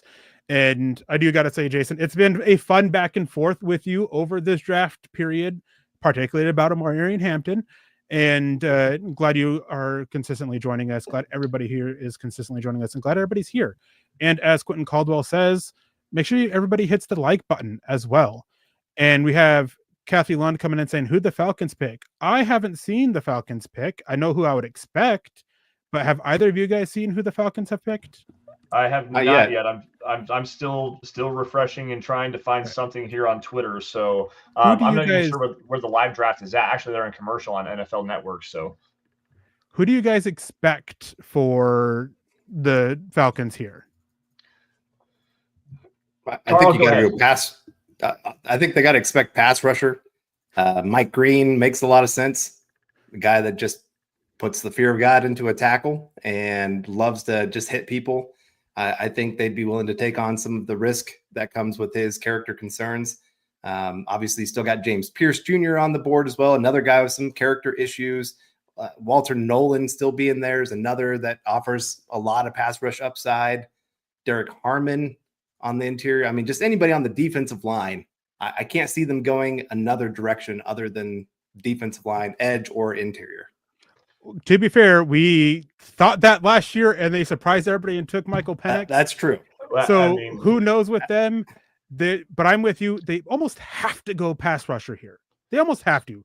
They haven't Yeah. had a quality pass rusher in years. Mhm. They've taken some shots on veterans that have not panned out. It's time they go to the draft for it. Mike Green, there's some character stuff there, some concerning legal stuff there, but on the field, this kid's great. There's been a lot of put to bed with the legal stuff. So Jalen Walker, he's another guy who can make some sense. And I do got to add, if they don't take pass rusher, Scott's probably going to go nuts, right? Yeah. You To know, me, I go ahead, Carl. I was just going to say jump that in here on this though for a second because I got a player that I want for the Falcons. Well, somebody had said on Twitter, they said, I think the Falcons should take Shador Sanders. that would be absolutely hilarious. I want to go back to you, Eric. You talked about last year. Everyone, was it last year or the year before, talking about dang it, the Alabama kid. There was an Alabama pass rusher, Dallas Turner. That was last Dallas year. Turner. Yes, I wanted to say Nolan Smith from Georgia, but Dallas Turner. Yeah, and the big reason why was because Dallas Turner fits so well with what Raheem Morris wants to do in his defensive scheme. He can drop back into coverage. Why not go Jalen Walker here? A guy that you're not sure if he's an off-ball linebacker, but he can play the edge. You know that he has the upside as a pass rusher, but still has that versatility to drop back as an off-ball linebacker and play in a little bit of coverage out in the flats. Like, this makes too much sense to me, at least. Yeah, I mean, it's one of those things that it could work because they also need linebacker help, right? And they, Raheem Morris, he also likes to, he likes to mug those A gaps. He likes to get that pressure up front and confuse the quarterback, and that is something Jalen Walker does well. But I mean, in the end, you got to get pressure off the edge, right? You have to. It has to come from the edge position. It has to get over those tackles. That's the priority, and then from there you can bring that interior pressure. Unless you're the Chiefs who lucked into that. Yeah. I call it it's Jalen Walker to the Falcons at number 15 overall. And to be clear here, they list him as a defensive end edge player. So that seems to be a good indication that they don't view him as a linebacker. They do view him as an edge. Yeah, it makes a ton of sense. Like I was just kind of alluding to with Dallas Turner, you get a guy that can play off the edge. He's got that versatility, the fluidity in his hips to be able to drop back and play into at least some shallower zone coverages. I don't think there's some sideline to sideline and just recognition issues that you have with him in coverage, but you drop him back, make it a very limited space for him to kind of cover and use that athleticism to go and see ball, chase ball, kind of linebacker out in the flats against running backs. Like it makes an absolute crap load of sense for Jalen Walker to be the pick there. Yeah. So recapping here a little bit about what the draft has done so far. Obviously, we had Cam Ward go number 1. Then we had the Jacksonville Jaguars trade up to Travis Hunter. And I got to say, for all the talk about trades coming in over the past few days, that we've only had one trade. We had Jordan Schultz after the Jaguars-Browns trade say that, and the trades are only beginning. We haven't had another one yet. But Jaguars moved up for Travis Hunter. Giants took Abdul Carter. Patriots took Will Campbell. Mason Graham to the Cleveland Browns. Ashton Genty to the Las Vegas Raiders, whom we hate, by the way. We have Armin Membao to the New York Jets. Teteroa McMillan to the Panthers. Kelvin Banks to the Saints. Colson Loveland to the Bears. Michael Williams to the 49ers. Tyler Booker to the Cowboys. Kenneth Grant to the Dolphins. Tyler Warren to the Colts. And Jalen Walker to the Falcons, leaving the Arizona Cardinals on the clock. Guys, who is your most surprising pick so far out of the first 15? I think I will go maybe a little bit just because, like I said, I really liked him, but I really thought the league would view Tyler Warren as the better tight end. Colson Loveland going before him was definitely a little bit more surprised. Maybe the Teteroa McMillan pick, just everybody thinking that they're going defense, thinking Jalen Walker, defensive line, edge guy, whatever. And then they surprise everybody and go wide receiver in back-to-back drafts for their first round pick. That one definitely, I guess that would probably be my most shocking one so far. Yeah. What about you, Lance?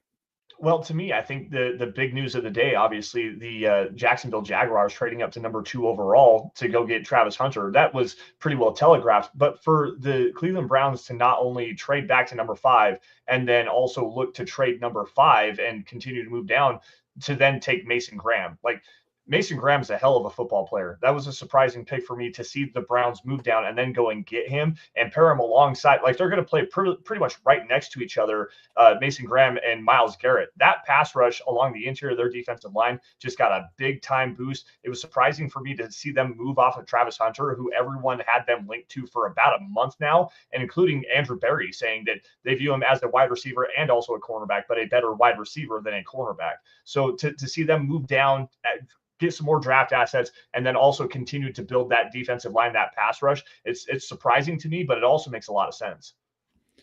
Yeah, I mean, I'm with you to an extent, although it seemed there's been no hiding that the Jaguars absolutely loved Travis Hunter. Mm-hmm. And it wasn't surprising one bit to hear them start trying to trade up. And especially, basically getting about 10 minutes before we went live, basically saying that they have a deal in place. They're just waiting for Cam Ward to be officially announced before they go through it, just in case the Titans threw a surprise out there and went Travis Hunter. That's one of the reasons why a lot of teams prepare trades. They get them agreed upon, and then they wait to see how things fall. For me, I think the most surprising one would probably be Tataroa McMillan. It makes sense. Yeah, Don't get me wrong. Improving the cast around Bryce Young, who, had the god awful start to the season last year, got benched, came back and started playing really well. They really lack weapons for him and lack talent there. It makes sense for them to do it. And they did go and, kind of buy a defense, but they still have some major holes. Jalen Walker would have been a significant help to that defense. An edge rusher, Michael Williams, would have been a significant help for them. So it was a little surprising, but at the same time, again, it makes sense for the fact of building around Bryce Young. And it makes sense as well that wide receiver isn't as strong this year as we normally get. There's some good options day too, but it doesn't have that talent at the top like we have a lot of the time. And so it is just one of those things. And then outside of Cam Ward, who's been the biggest no-duh pick?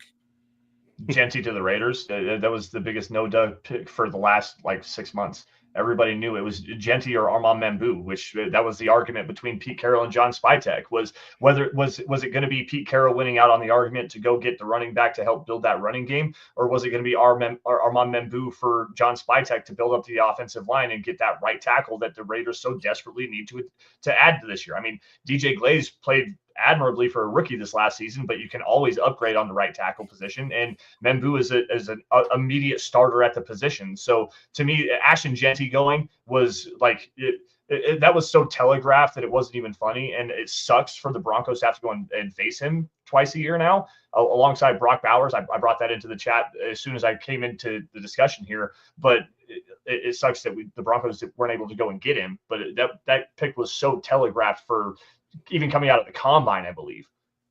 Yeah, I mean, there was a lot of love there. I will push back a little bit about it being as telegraphed because, there was this really big talking to with a bunch of guys on the Raiders beat. They made it very clear that the conversation is between offensive line and running back, with Pete Carroll wanting running back, and Josina Anderson or Diana Rusi, I can't remember which one it was. They came out and they basically implied heavily that Pete Carroll won the argument with Spytek wanting offensive line. So it was telegraphed to an extent, but at the same time, it was still this back and forth over the past 2 months of which way they would go. But I wouldn't say it's a no-brainer, but I'm not at all surprised about it. I think the no-brainer pick here for me, Carl, before I pass it off to you, is actually Abdul Carter to the Giants. I think that was a no-duh. I think that's been locked in pretty much since January. Yeah, that's a good. So let me get the Cardinals just made their pick. There goes Walter Nolan. Darn it. Damn. So I get it. I mean, it's a great pick for them. He's a high risk player, but the reward is so worth it, especially there at pick 16.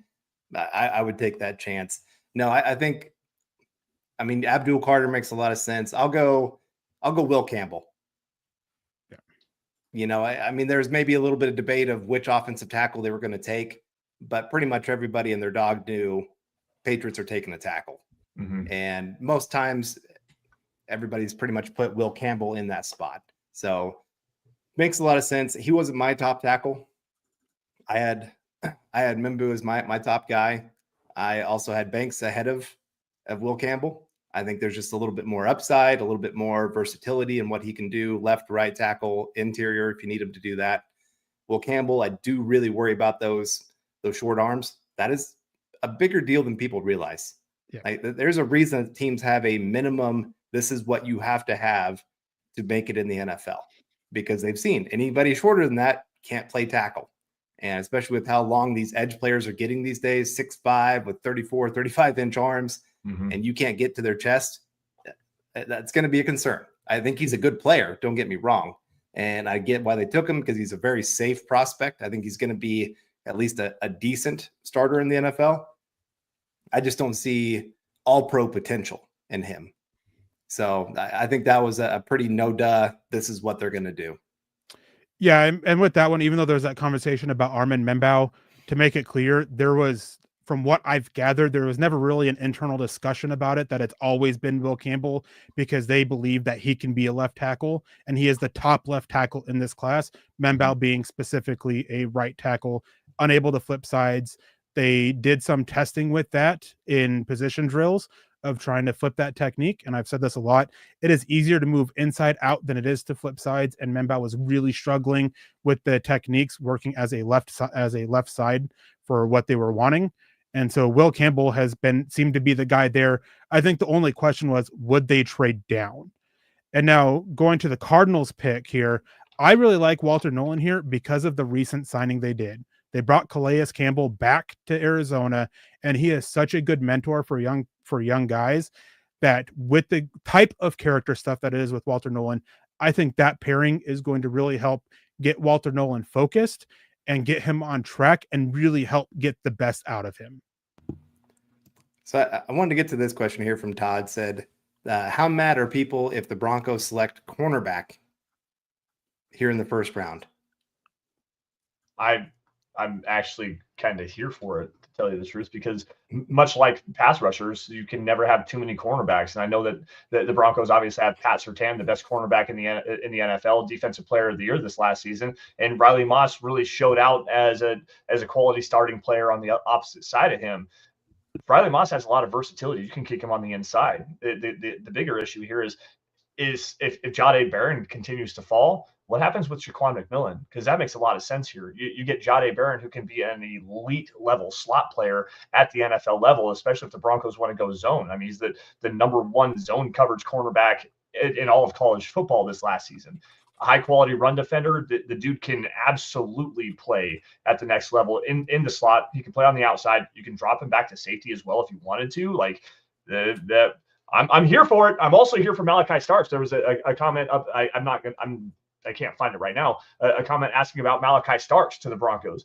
I would do that as well. I mean, it makes a lot of sense. You bring in Talanoa Hufanga in this offseason, who's a better box safety, a guy that can come in a run support situation, playing in like that dime linebacker essentially. You pair him with Brandon Jones, who is a very similar player, a player that works better closer to the line of scrimmage than he does playing in the backside in terms of like a rangy free safety. Malachi Starks makes a lot of sense to pair into this defense with those two players. Jahdae Barron would make a lot of sense if you wanted to play him in that kind of a role as well. So I wouldn't be pissed if the Broncos went with either of those two players. Yeah, I mean, I think corner is a quiet option. I mean, we have George Payton, who absolutely has a high value for corners. We have Riley Moss, who's missed time in both years so far. You have Jaquan McMillan, who is great in man coverage, but the issue's in zone, and that's what Denver predominantly does with their cover 3 looks. And we had Cody Alexander on a couple weeks ago for one of the Broncos for breakfast, and he really highlighted Jaquan McMillan as a position to upgrade over. Jahdae Barron could be that fit, but they also have Chris Abrams-Drain. Mm-hmm. I wonder if they could be a situation where they go with that versatile guy inside out with Jahdae Barron and let him and Chris Abrams-Drain compete, because both of them would then have that inside outside versatility, and see which one's better to take over which spot. But guys, I got to jump out here for a minute. I got to go do a quick wardrobe change. I am absolutely roasting, and I have multiple layers on because when I came into the office, it was freezing. But I will be back in just a minute, and we have Chad back in here. What's up, guys? We got to keep this conversation going. I got you. I've been listening. I've been in the chat. I've been hanging out doing the production, and we're inching closer, guys. The way this thing has fallen, what are the options? Like, if you were to guesstimate this Broncos big board and you're a fly on the wall in Dove Valley, Carl, Seahawks on the clock, Bucks, and then it's the Broncos. Who do you think? What are your thoughts? Well, I wanted to say real quick, Bengals pick was Shamar Stewart, picks number 17. One of Nick's boys. Yep. So another high risk player, huge upside, finished as one of the most athletic edge players that the combine has ever seen. Big, strong, fast, all those kind of things. It'll be interesting to see what that means for Hendrickson there now for the Bengals, but for the Broncos, I think that there's probably two positions that I would be looking at for them right now that I think are probably the realistic picks. You know, you got running back with Henderson and Hampton, and I still think Egbuka is on the board. When we're talking high character, we're talking guy that could be captain on the team for the next 10 years. You know, very, very solid wide receiver, helps in the run game. There's just so many things about his game that I think Sean Payton would fall in love with. And I do think you have a huge need at wide receiver number 2. I don't trust Troy Franklin to take that next step. Vele is good for a 7th round pick, but like there's a reason I have to put that caveat of he's a 7th round pick. You know, he's going to be a really good depth guy for you. I just don't think if he has to be your starter this year that he's going to be the guy. So I think either of those players would be good.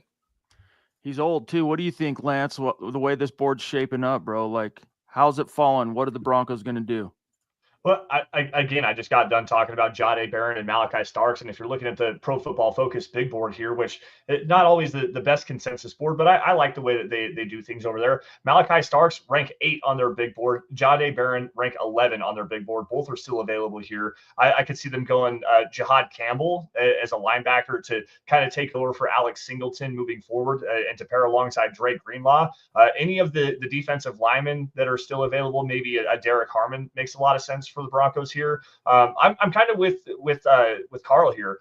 Emeka Egbuka is a guy that just offers so much versatility working out of the slot. He's such a powerful run blocker, just a feisty guy that will go out there and dig out safeties if you want him to. Like that would make a lot of sense for me. I mean, the board has fallen so well for the Broncos in terms of addressing their needs. And quite honestly, I think that trading back right now, you've got Shedeur Sanders is still on the board. The Pittsburgh Steelers have been rumored to like Shedeur Sanders. That's the big fit there. You've got the Cleveland Browns who traded out at number 5. Maybe they use some of that additional ammunition to move up with the Broncos. You've got the New York Giants, even with Russell Wilson and Jameis Winston. Those are short-term options and not a long-term guy. You can allow Shedeur Sanders to sit behind both of those and then move on from those guys and bring in Shedeur Sanders even next season. I mean, you're talking for Cleveland, what is it, 33, 67, and like pick number 94 that could potentially be on the board here for the Giants. It's 34, 65, and 96, I believe, is what the Giants, 99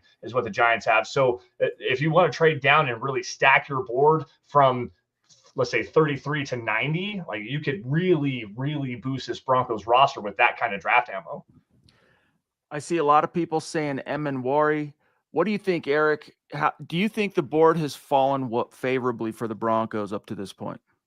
I do. I mean, you still have, I know there's a lot of people in the chat that are running back or bust, but you still have good quality running backs. Omarion Hampton still there, Travion Henderson. So you still have those two options. You have wide receivers, which they can still upgrade that room. A defensive line has kind of taken a hit. There's been a slight run on that, but they can still have that option of moving back and letting the board clear up for them and then go from there. There's also a lot of talent still left. Going off my big board, I mean, my highest rated player left is Malachi Starks, which can make sense with, you know, the questions about they have there with Brandon Jones. They can get out of his deal this year. He's in a role that I'm not entirely sold on his fit. So they can go a lot of different ways. And it is a trade down and let the board clear up for me, especially with Derek Harmon still being on the board and there being some medical stuff with him going around. Nick, welcome back. Yeah, thank you so much. Really excited to hang out with Falcons country out there where they drafted their first Georgia player in the first or second round since 1966. So all the Georgia Bulldog back to the Lyndon B. Johnson administration. Unbelievable. But I'm really happy to get a pass rusher there for them. I thought it'd be Mike Green, but didn't expect Jalen Walker. Actually, I think I got that pick right on our little thing here that we had. So, hey, you know what? It wasn't Derek Harmon like every single pick. But I maybe even had Shamar Stewart here to the Bengals. But fun pick for them here. My talking about big boards, my big board has really evaporated at the top. My top guy left is Derek Harmon, but he has medicals that could completely change his evaluation that I'm not privy to. And then Will Johnson and Jihad Campbell in that next bracket as well. So yikes, that's not as good. After that, it's like Buka, Hampton, Jade Barron, and Travion Henderson. So players are definitely on the board for the Broncos here. And we got Seattle coming up. Everybody's been saying Gray Zabel. Is it going to be Gray Zabel? It's Gray Zabel. The pick was just leaked. They entertained trading. They entertained trading down, and they're just nobody was willing to offer enough. So they're staying put and taking Gray Zabel, which has been known since January. That has been one of the worst kept secrets. I was just about to say the exact same thing. It's the worst kept secret since coming out of was it the Senior Bowl? I think is where where the Senior Bowl hit. Like he's a perfect scheme fit too for them, and it can fit multiple different needs. Can he play right tackle for them with Abraham Lucas's knee injuries? Yeah, I think in a pinch, he's best guard probably early on, but the outside zone scheme, you got Clint Kubiak coming there, but he definitely can play right tackle there if Abe Lucas is hurt. No doubt. Good call, Lance. Yeah, and that seems to be this intent seems to be move him inside, see what he can do, and then leave that versatility option, kind of be that guard to tackle aspect. There's been a lot of talk about moving him to center. It's kind of like what we went through with Quinn Miners, who went to the Senior Bowl, showed that he could do well as the center. And, we had that conversation with Denver that first year. Is he going to be center? Is he going to be guard? Landed at guard. That seems to be the consensus about what's going to happen with Gray Zabel, is that he's going to end up lasting at guard for them, who can slide out and play tackle in a pinch. And that is even if they keep Abraham Lucas. There's been some talk about them getting ready to move on because them being tired of the injuries and wanting somebody with a more, best abilities availability, somebody with more availability. Yeah, really exciting. And Broncos are, we're in the hole now, as they say. So that'll be great to see. Who are you feeling right now, Eric? My gut tells me it's going to be Marion Hampton. All the same, it's somebody who I'm kind of leaning into it. Like, oh, look at all the smoke screens. Everybody was mocking Bo next to you, Sean Payton. Like, I know you like to be the smart guy in the room, but I think it'll be Hampton. But there's been smoke about Egbuka the last little bit. I did want to circle back, Eric. You got, connections. The Falcons took a really long time with pick 15, where there are talks about trades up. My tinfoil hat theory is that the Broncos maybe trade up to 15 to go get Tyler Warren if he fell past the Colts. After that, maybe a little bit of scrambling from the Falcons, who took the entire time, and there was no pick leaking, which makes me think they were trying to trade down real bad. They basically put a for sale sign on it. They had multiple teams interested, just not able to get them quite that deal they wanted to move off of it because of how they value Jalen Walker. Another team that was trying to move up. They were trying to get to number 8 over the Carolina Panthers for Tedoroa McMillan. They were making a strong push there. They were trying to make a strong push to number 9 for Colson Loveland. They're trying to make a strong push for 13 for Tyler Warren. Are you talking about the Broncos right now? I'm talking about the Rams. Oh, the Rams were doing this.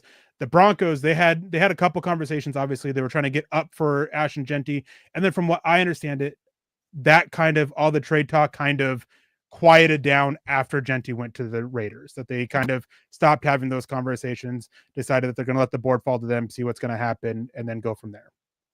Man, yep. And with Jordan Schultz, who said after the Jaguars trade that there would be a bunch of trades are just getting started. Well, that was the last trade that happened, Jordan. But he says now a ton of activity at the bottom of the draft. I mean, teams will be looking to trade down. A couple of QB needy teams are making calls right now. So we'll see. And on trades, Tampa Bay Buccaneers are another team that has that for sale sign put up. And there's been some link of the Steelers trying to get up for a Marion Hampton with how much love there is with Denver there. Them wanting to replace Najee Harris, although I don't think they'll actually do it. The Chargers have been linked with getting up for Omarion Hampton. So there's been some talks of teams after Denver wanting the UNC running back that has been so linked to Denver, which is why I always said that if he's there at 20, I expect him to be the pick, but I've questioned if he would actually make it to 20. Yeah. And I have to say, I'm a little bit sad to see Shamar Stewart go off the board and Walter Nolan back to back. Two of the freakiest players in the class, and you can never have enough freaks on the defensive line. You just can't.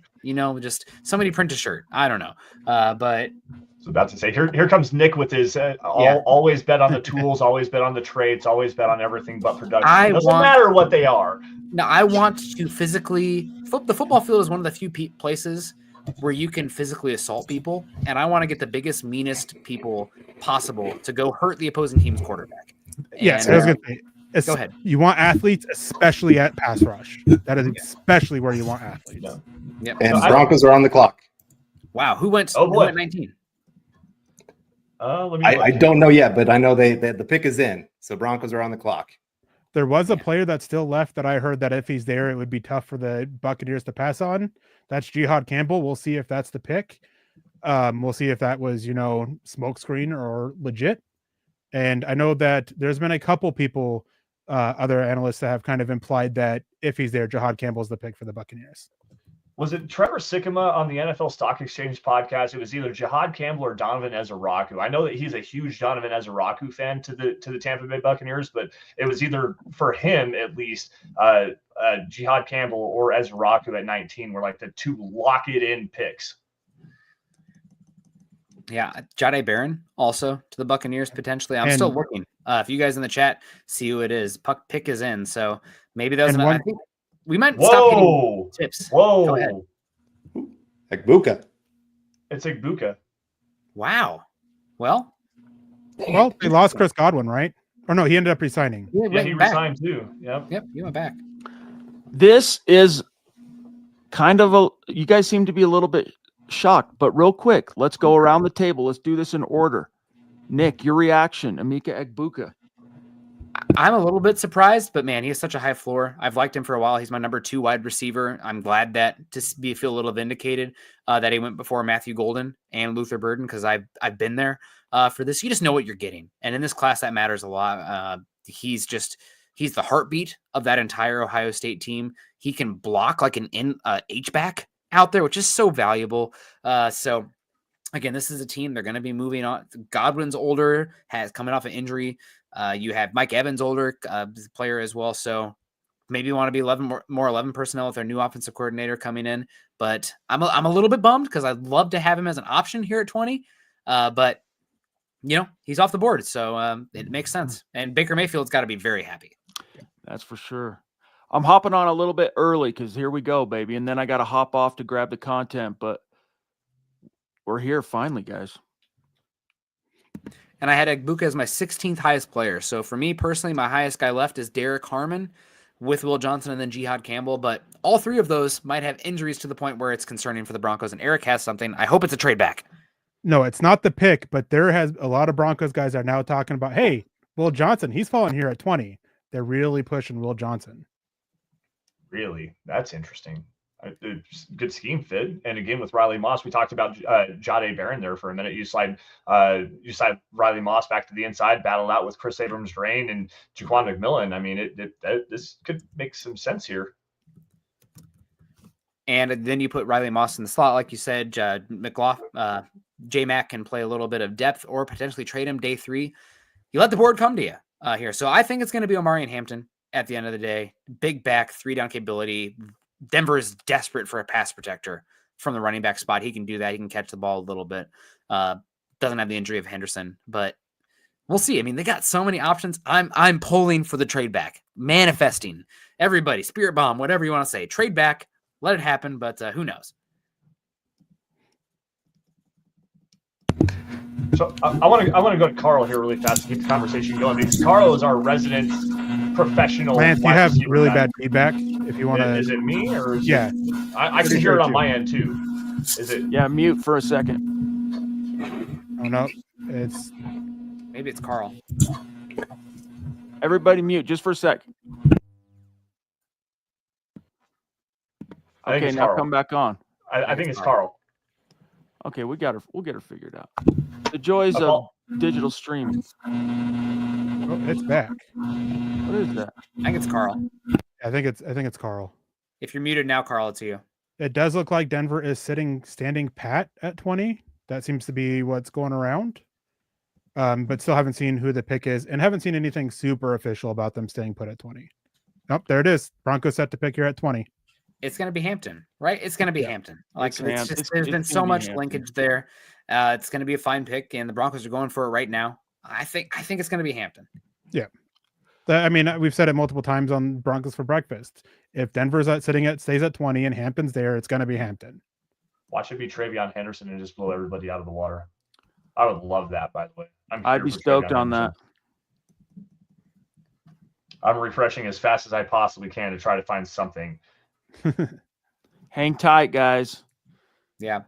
Well, the options available, you still got Jahdae Barron, of course, interesting player for the Broncos. Got Will Johnson, Jihad Campbell, with all the injuries for the linebackers for the Broncos here as well. Hampton's in my 17th player, so he makes sense as well for the Broncos. Could they go something crazy? Golden adds some explosiveness. I know Mike Kliss in his article said that, the Broncos could look edge. There's no way Mike Green's going to be available there. So, I mean, if they went edge rusher, that'd be something else as well. But I think it's got to be Hampton. Again, raises the floor of the offense. I do have questions about him. I don't think he's a superstar running back, but in a class that lacks superstars for a team that's in their window right now, it makes total sense. Yeah.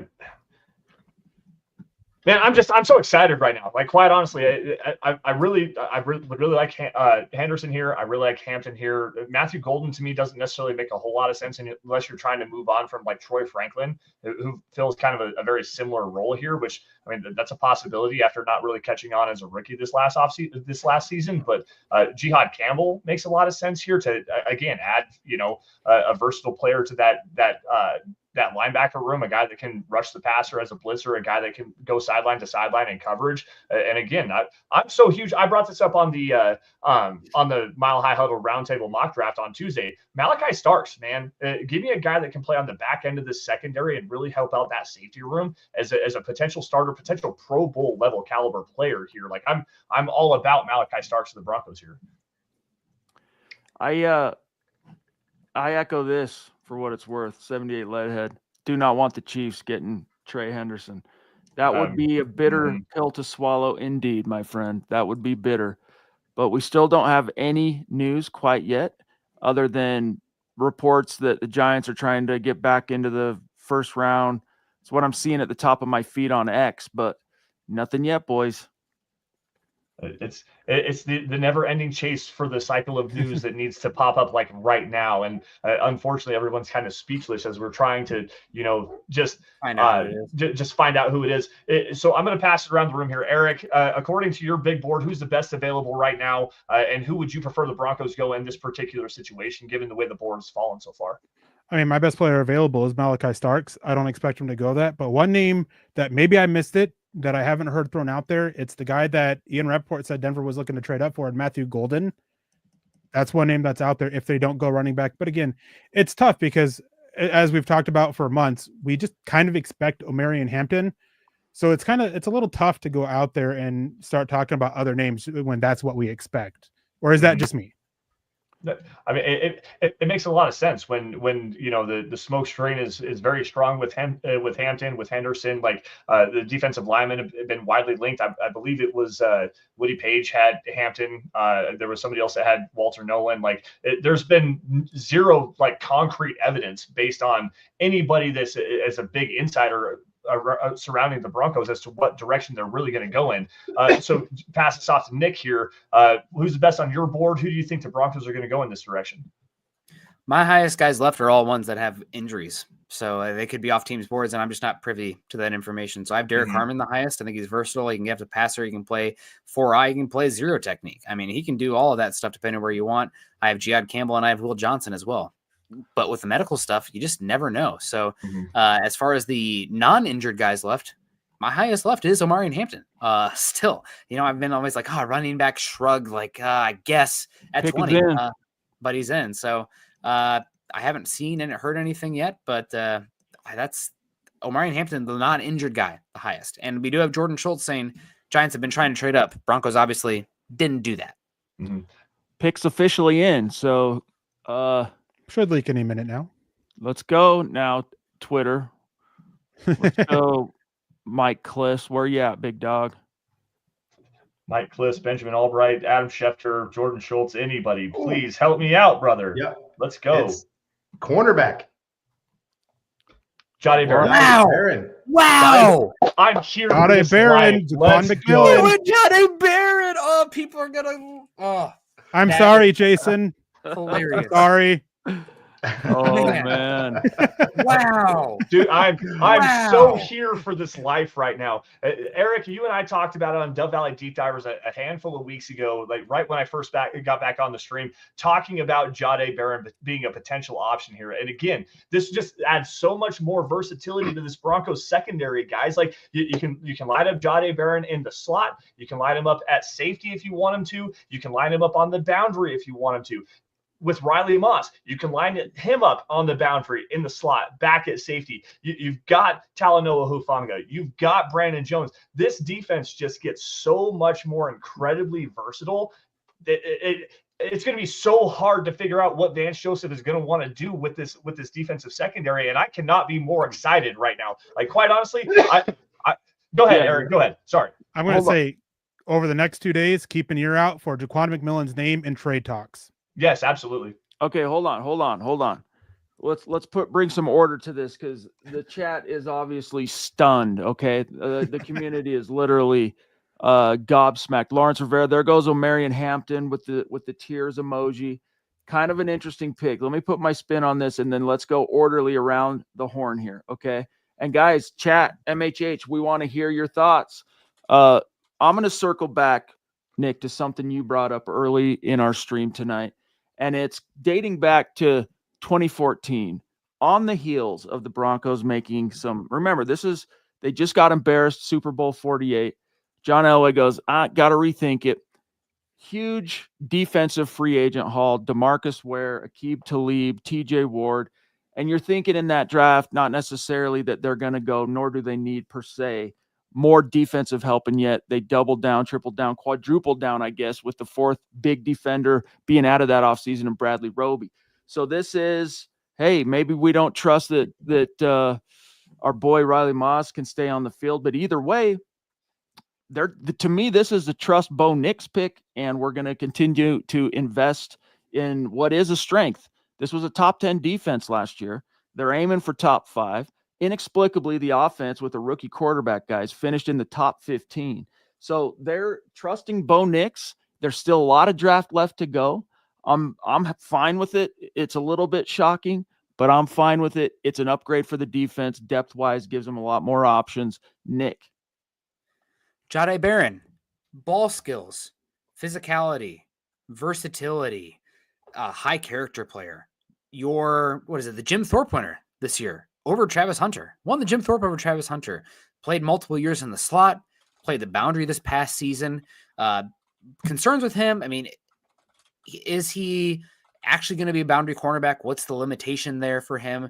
The length is not ideal. Is he going to be more Trent McDuffie? Is he going to be more Brian Branch? The guy brings it. He finds the football. He's a versatile piece, and the Broncos secondary got that much better. We talked about it a few years ago. You cannot have enough defensive line. You can't have enough coverage players, especially versatility. If you want to be getting after it and playing nickel as your base defense, Jahdae Barron, his ability to play multiple spots in the secondary, to play off of Surtain, who can just be purely your boundary island cornerback. This is going to be one of the better secondary defensive backs in the league. He can play off of both your safeties as well. He makes it so you're not as concerned about your linebackers' injuries. So Barron, this to me is just your best player available. The running back room. If anybody's been reading my articles or following for Eric and I in the mornings, I'm like, you do not have to go running back at 20. The draft is deep. You're going to have running backs after the draft available because it's so deep. Teams are going to be like, well, Breece Hall, here he is for a future 5th round pick. I'll take him. Sure. So you get the best player on their board, versatile player, ball production, and a weapon for Bo Nix. Not how you think of accumulating stats, but making the team better, getting the ball back for him, and making the defense better. That's a weapon. The best team is the weapon for your quarterback. So I'm excited about it. You still have options. Day 2 galore. I'm expecting the Broncos to be aggressive day 2 to bring in a running back pass catcher. So I'm not worried about it. They must have loved him, and I'm excited about this. I think about one of Eric and I's first shows together when we started doing Broncos for Breakfast was like, what about Jahdae Barron? He's so unique. Like, I think it was our first show, Eric. And here he is, pick 20. I'm excited. Real quick, guys. Nathan jumping in saying, I'm here for the chaos. Great show. Looking forward to the draft coverage. I want to just, before we keep going around the horn, I want to catch up on the chat sounding off because everybody's still kind of sorting through their emotions on this. Thank you, Nathan Lawrence, saying again, I get it, though. They needed to have the other side of PS2, which look, I think Riley Moss is more than serviceable. I'm still a little bit surprised. I don't necessarily think Riley Moss is not a starting caliber CB2. I think back to what that defense, the nosedive it took when he was out that 4 games down the stretch. Brutal. Dutch is saying, we picked a slot corner. What the hell? The Steelers go Derek Harmon also. I don't know if we already said that in the chat, but the guy that I really liked, Steelers were linked with him a lot. He comes off the board the next pick. Right wing nut job, not pleased. We don't need a DB. That means he will win Defensive Player of the Year in the next 3 or 4 years. I don't know. Maybe, dude. Maybe. Duchess says he's not a replacement for Moss. He's a slot corner, and we're going to get to – I'm going to talk to these guys. We're going to get their take on what kind of corner is he. Hang tight on that. Taylor Christensen, very disappointing, fellas. We need offense weapons.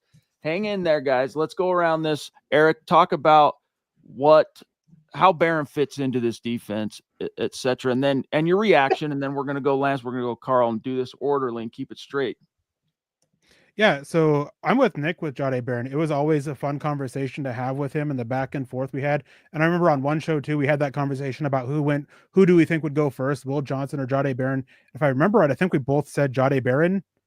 I can't remember exactly how that conversation went, but we both love Jahdae Barron. I think he's not necessarily just a slot corner. I think that's where he could be best at. He's very feisty, which I absolutely love in corners with this slightly smaller build that they have. He can do some safety. There's a conversation that he might be a safety in the NFL. So he can kind of fit the different looks on the back end that Vance Joseph wants to look. And one of the big things too is I really do think this was a shot across Jaquan McMillan's bow saying that, hey, you have issues in zone coverage. We do a lot of zone. Jahdae Barron is very good in zone coverage. The football instincts, the awareness, the football IQ, it's all there to excel in zone. And it's just a very targeted thing of we are at least upgrading in the slot. We have Chris Abrams-Drain to help provide depth on the boundary. Jahdae Barron can also slide over to the boundary. I really love the pick, and I'm glad they didn't force the pick at need. This may have been their best player available, but it also could have been a situation of it was the best player available at a position they felt was a need because, again, Riley Moss, we've talked about it.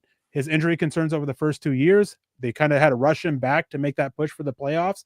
This helps the depth with that, helps improve over Jaquan McMillan. And coming into the draft, there's been some conversations as well about Denver already looking at moving on from Jaquan McMillan and trying to trade him at some point, particularly day 3 for a pick or 2 this year. So I think they've really opened up the door for that. And as good as Jaquan McMillan was, it was definitely room for an upgrade over him. All right, Lance, I know you're working on something, so keep doing that for a second. Carl, your gut reaction, and real quick, Clay saying, what if Denver trades back up for Hampton? What if? It could happen. Eric's hearing that the Broncos are still trying to possibly move up from 51. But, Carl, back to you, your reaction and Barron becoming a Bronco. I like it. I've liked this player for a long time. I think he was higher on my board than pick 20 for sure. And I've talked about it last year, the Broncos, when any of the players in the secondary got hurt, this defense fell apart. Like their starters were great, but once, Brandon Jones, when he went down against when we played the Ravens, bad game for the Broncos. You saw Riley Moss when he went down for his 4 games. That was a horrible stretch for that defense of the Broncos. Patrick Surtain, when he went down during the Chargers game, that defense got picked apart in that game. So you needed another player added to this group that could go out there and make an impact, that you don't have to completely change the way you play defense just because one of these guys goes down. And Adam Barron, who is a turnover machine, like Eric said, can play zone, can play man, can play outside, can play inside. He's just such a versatile piece, and he does great at all of them. I mean, that's why he won the Jim Thorpe Award. He played great in the slot, and they said, hey, how about this year we move you to the outside? And then he's the best secondary player in all of college football. So that has to say something about what this guy can bring to the table. I know it's not the biggest need that a lot of people were trying to point towards, but I still viewed it as a big need on this team. You keep that secondary strong, allows you to really get after the quarterback where you can send a lot of blitz packages and feel good about your guys holding up well on the back end right now. So I like the pick. It's very surprising for sure, but I also didn't think he would be here at this point either. Yeah, so the one thing to remember, Broncos country, There's still a lot of draft left. The Broncos have, as it stands right now, their second, their third, their fourth, and it's a deep running back class. It's still a deep tight end class. So I kind of concur. The more this sinks in, like Gene B saying, I wanted Campbell, but I'm not mad. The depth is great. You're bringing in depth. You're bringing in a special player that was frankly rated a lot higher than 20 by a lot of boards. So let it sink in. Quentin, I'm just catching up on some supers here, and then I'm serving it to Lance to get his take. Quentin saying, I'm sure some people were shocked drafting PS2, Pat Surtain.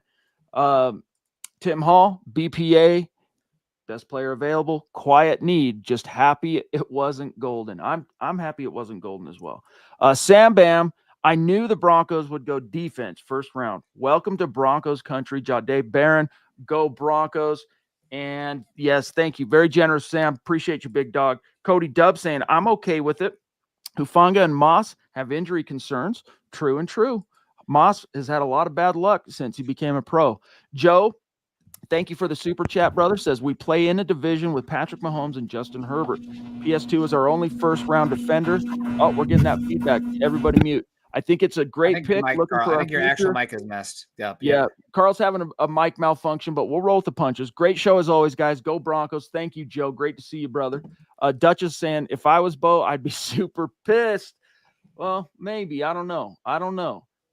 Again, like that last comment there, you got to remember the super chat from Joe.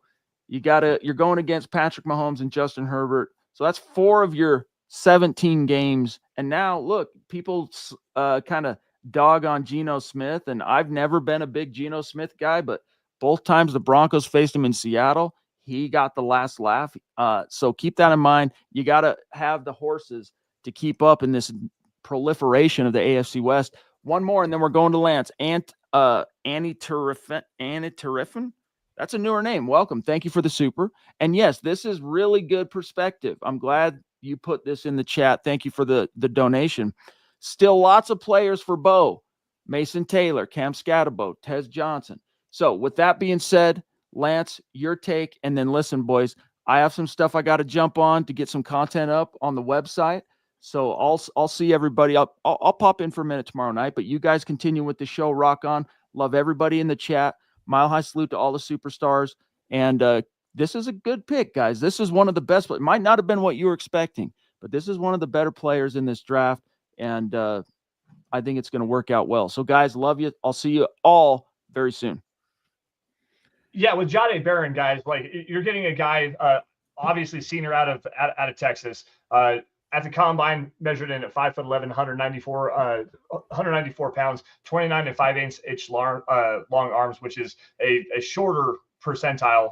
What is that? Arm length is in the 3rd percentile. So there's a lack of length here, but a 10-yard split, 1.5 seconds, 86th percentile, 40-yard dash, 4.39 seconds. That's the 87th percentile. Vertical jump, 35 inches, 38th percentile, and broad jump, 123 inches. That's the 60th percentile. You're getting a very athletic player here for the Broncos. He's very versatile. He's fluid. He's physical. He brings a lot of fight and a lot of versatility. I really, really like this pick for the Denver Broncos. We've gone over a handful of different ways talking about just the fit. He's a great zone coverage cornerback. I brought it up a couple of different times here on the stream. According to Pro Football Focus, he was the top-rated zone cornerback in college football this last season. So to me, you add more versatility. And as Eric said, this is a shot across the face to Jaquan McMillan. And Nick and Eric, you guys had Cody Alexander on the show a couple of weeks ago, who was talking about the big issues with Jaquan McMillan in coverage, specifically for this Broncos defense. Have you guys talked about that? I've tried to look up a whole bunch of stuff and keep going. So have you guys talked about that and kind of linked to this discussion a little bit on what the issues were with Jaquan McMillan and how Jahdae Barron kind of fits those needs and fills those holes? Yeah, it was something I wanted to bring around with Cody Alexander. Shout out to _coach_A on Twitter. Does a publisher of multiple books on the defensive scheme and where defenses are going across college and the NFL, and a Bronco fan as well. So we have had him on for the second time on the show, and he talked about, I remember him back in December saying the Broncos defense can do some retooling, and he listed nickel cornerback. And I was like, oh, nickel, you're the only person I've seen say that. And so we had him on, had to ask him about that. He said, Jaquan McMillan, fine player, but somebody who limited in zone coverage, limited ball production. He had that really hot spell in 2023. And since then, he's fine. He's adequate. He's what you're hoping for an undrafted free agent cost control player. But that kind of similar as I view Luke Wattenberg doesn't preclude you from adding to the room or adding a player that you love. So the Broncos obviously must have loved Jahdae Barron. Zach Stevens is tweeting out that they're expecting to keep Riley Moss on the boundary with Jahdae Barron on the inside. Mike Kliss tweets the exact opposite, but he didn't say he heard it from the Broncos. He just said he was assuming. So yeah, I'm excited about the pick. Again, ball production, versatility. And again, if the Broncos are going this way, it's something that because they have such an obvious need at running back, and this is not a spot that like on paper, they seem fine. They must have loved Jahdae Barron, right? And I just love the process to get to this point. Doesn't mean it's going to be the right pick in hindsight, but because like it's not a rotational position, somebody's getting displaced or somebody's straight up out. But they probably thought this was a guy that wasn't even going to be there. I mean, there's talk about him, Eric, going 7 overall to the Jets. Again, the ball production, the tackling. I don't love the arm length. I don't love the age, but a good pick all the same. Yeah, and there was a lot of talk about the Bills and Jahdae Barron, and with him being at 20, I thought the Bills might make that jump up to 20. That they were very high on him, but then I come and find out, talking to a couple people, that it's ranged. There's been a range of where the Broncos viewed him, but I've heard that they had him as a top 5 player in this class, and then another source said that they had him as a top 10 player, and that they just could not pass up that value with him there. Now, Lance, I was kind of doing a couple other things, so excuse me if we grab a couple super chats here that we've already grabbed. Anti-air fan saying still lots of players for Bo, Mason Taylor, Cam Scatabo, Tez Johnson. Yeah, and I think that's the thing. That's one of the things too, is like obviously all the attention was on the offense, but it often got undersold about, especially a running back and tight end, how deep this class is at those positions. Mm-hmm. And Denver, they've been putting out for a while that they are okay with their wide receiver room as it is, and that we could expect them to add maybe around 3 or day 3 at somewhere around there. We have Lawrence Rivera with the $5 donation. Thank you, Lawrence. Thank you, Anti. Thank you, everybody who's coming in the super chat. We appreciate y'all. We appreciate the conversation that you guys are having as well. He says, what was with the time, though? Do you think they tried trading back, or were Sean and VJ playing rock, paper, scissors? Lance, I think it's pretty obvious. They were trying to trade back. That when you get a team that takes all the time on the clock, they're trying to trade back. Lance, what do you think? Well, I think they were trying to trade back, but quickly we got another pick off the board here. The Chargers have taken Omarion Hampton, the running back out of North Carolina, which is that's a good pick for this Chargers offense, especially given with what is it Jim Harbaugh? Yes, Jim Harbaugh, their head coach. They want to run that power football game. They want to run the football very heavily. And with this is a great pick for him. But going back to the Broncos here in rock, paper, scissors, was it Sean or VJ or whether it was George Payton, playing rock, paper, scissors? I think quite honestly, this is a George Payton pick, kind of like valuing those cornerbacks, but also a pick to kind of appease Vance Joseph, who really stepped up and showed out as a defensive coordinator this last season. The aggressive nature, the versatility they showed in the back end. This adds another versatile chess piece. This is pandering a little bit towards a Vance Joseph pick more than a Sean Payton or a George Payton pick, to tell you the truth. Yeah, it just seems that everybody kind of fell in love with Jahdae Barron throughout the process, fell in love with his tape. So I'm not sure it's exactly just a Vance Joseph pick and Sean Payton, wasn't on board with it. But from what I've gathered, it seems like Sean Payton was very much in on it. And as you mentioned, Hampton going to the Chargers. As I mentioned, at 19, the Chargers were a team that was trying to move up there. They just couldn't work out a deal trying to jump the Broncos for Omarion Hampton. And they stand put and are able to take him. And we'll see how that works out. I know that Jason Bonney is probably in the chat really upset about it with how high he was. We have Rock Chalk coming in happy with the pick. Our fans unhappy with it, forgetting how badly things fell off in the secondary when Riley Moss was out last season. Not just Riley Moss, but Patrick Surtain. Mm-hmm. I think that they really upgraded the depth. I mean, they had Chris Abrams drained, but the rest of the depth was extremely questionable, and it wasn't something you can do. And again, coming back to Jaquan McMillan, having to upgrade over that position here as we get Nick back in, and we're trying to go get this. Nate, go through the super chats real quick. Nate Dizzle coming in with a $2 super chat saying people also crapped on Bo Nick's pick. We're good. Yeah, I mean, that's the thing, is that I've mentioned this a few times. You're never going to please everybody with whatever pick you make, period. And the Broncos, they stuck true to their board. Nick, you stepped away when I was doing this, but I've heard that from one source that Denver had him as a top 5 player. I heard from another source they had him as a top 5, and another source saying top 10. So they seem to be extremely high on Jahdae Barron. And so they went with their best player available, and you can't really hate on that. And yeah, I mean, there's going to be people mad about no matter what they do with this. And Nick, I'm trying to scroll through here, see if we're all caught up on super chats. I'm not sure if I missed any or if super chat's being weird because of how active it is. But Nick, I mean, we've talked about it a lot. And one thing you jumped off before I could say this to you is we definitely need you to reach out to Cody Alexander again, to get him back on to talk specifically about Jahdae Barron. Because when we had him on last time, we were talking about DJ Jones re-signing and all these other defensive aspects. And would be absolutely amazing to pick his brain specifically about Jahdae Barron and the secondary with him in it, as well as getting insight in Jaquan McMillan, who may or may not be on the team at that point. Yeah, and I'll be curious what this means for the Broncos from a coverage perspective. A team that's been more so blitz oriented, especially on early downs, playing off cover 1 and cover 3.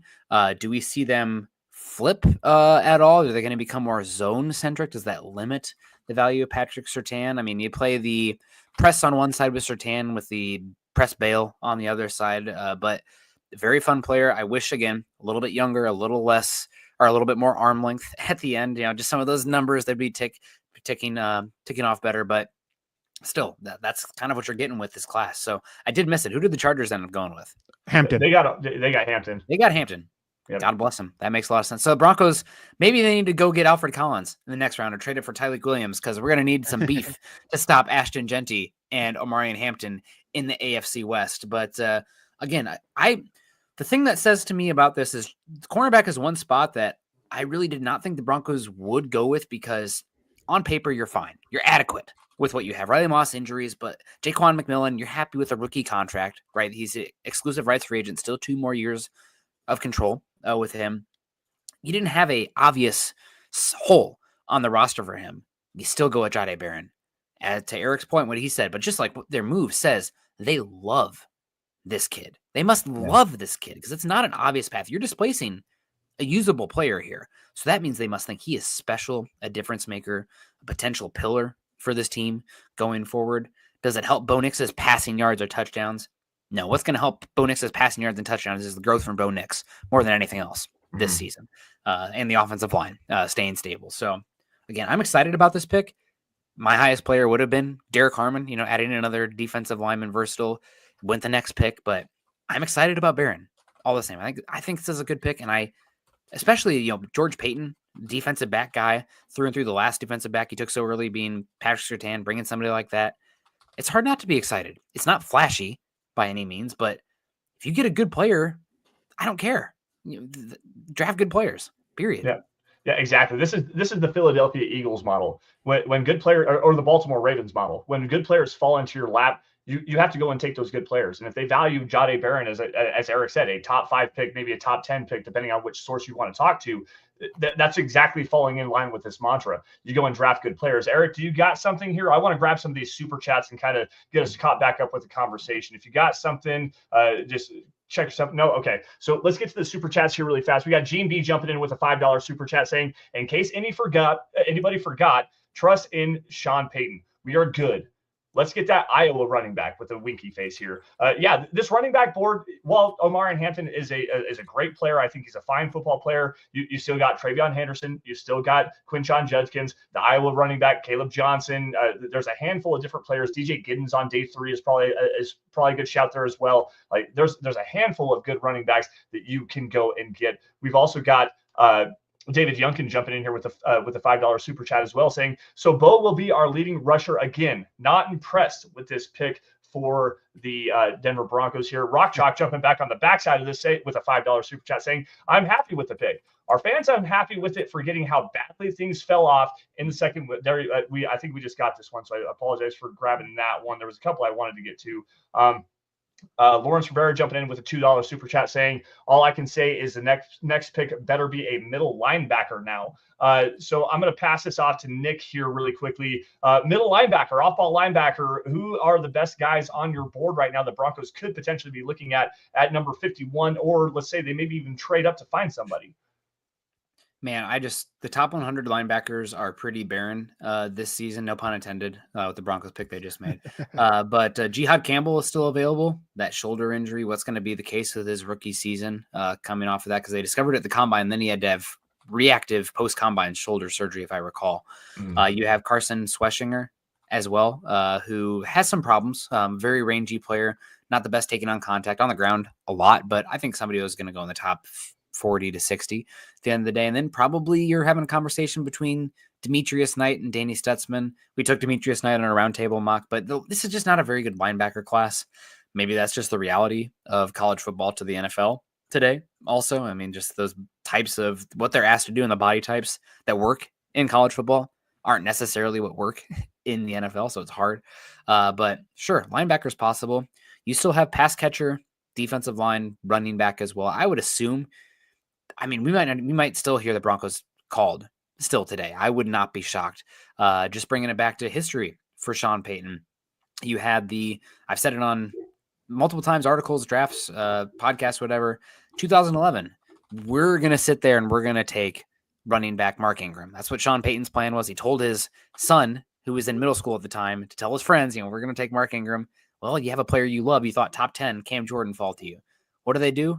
They traded their second round pick and a future first for a running back. I don't love that. But to go up and get Mark Ingram. Maybe it was Travion Henderson all along. And the Broncos, you hear them called still before the day is over. Maybe it's early day 2, round 2. So still plenty of options available for the Broncos to add running backs. They must love Barron. I mean, that's just what I keep coming back to. They must love Barron.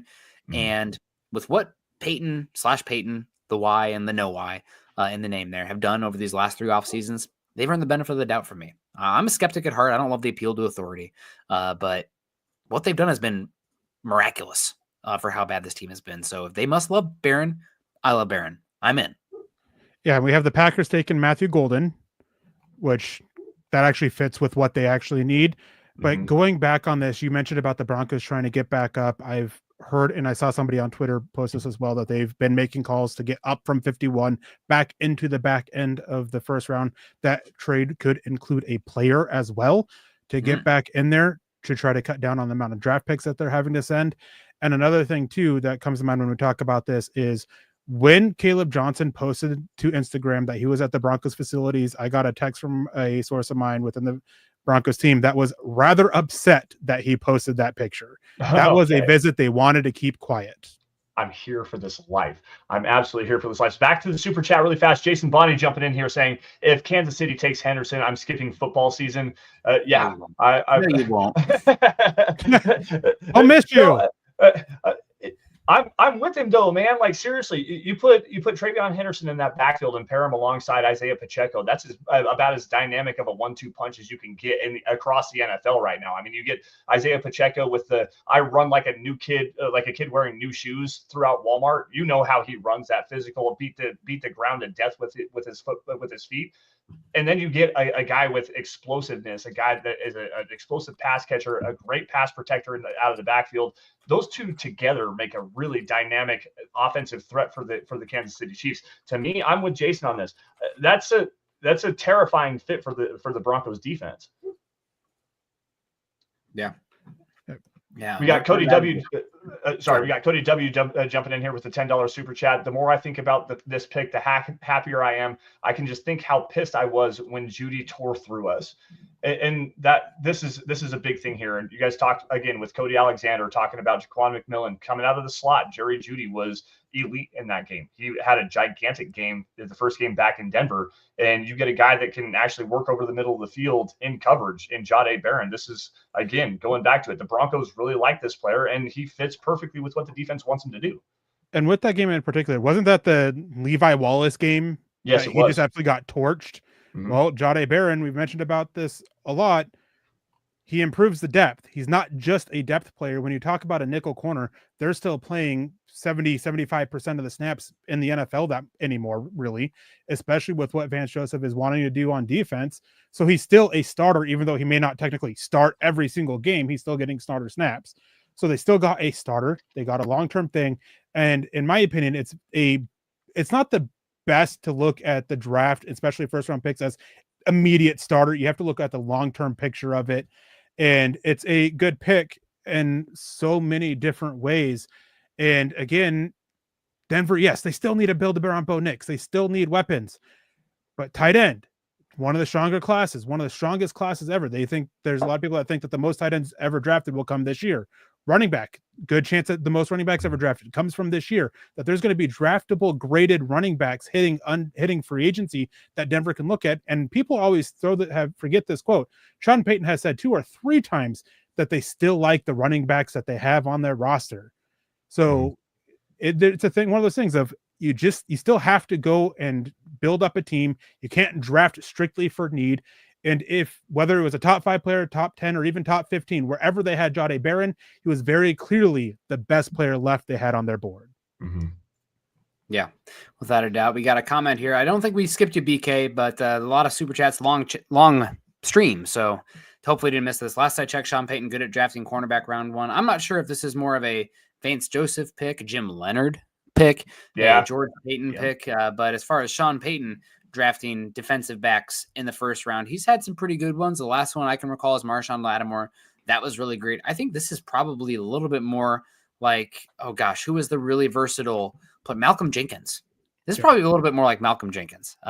Slot, moved to safety, the Ohio State both ways player, prominent program, a lot of ball production. And gosh, I just love, like, if Jahdae Barron was your number 1 cornerback, I don't know if I love it because, right, he's got some questions. But as far as your number 2, the ability to play different coverages, the intelligence, the ball skills, I mean, he might end up being one of the best secondary pieces in the entire NFL to play off of Surtain. So you got Justin Herbert in this division. You got Geno Smith now. You got obviously Patrick Mahomes, but also a lot of running backs. Barron is a physical player. He's not, what's the old coaching cliche? That cornerback, he's a +1, right? You got 10 guys, +1. That cornerback doesn't tackle. Barron tackles. Is he going to bring like the physicality, size, athleticism of like a Cooper DeJean as far as a tackler? I'd be a little bit more of an ankle biter than that. But he's not afraid to mix it up. So this really amplifies your team and somebody that makes you so much more multiple and diverse in your secondary and a smart player at that. I mean, ball skills, intelligence, physicality, you got a really high floor player. And like Eric said, top 5 or top 10 on their board. I understand not trading back if there was an offer available. Houston Texans moved down. The Giants are on the clock after the Minnesota Vikings take Donovan Jackson. Here comes Shedeur. I was going to say, is it Shedeur or Jackson Dart? Because that would, there's a conversation there. Maybe. I will say is that the New York Giants had a representative at every single Colorado game. Their dream was to land Travis Hunter at 3 and then get back up for Shedeur Sanders. Even though they didn't land Hunter, I doubt their dream of Shedeur Sanders later has ended.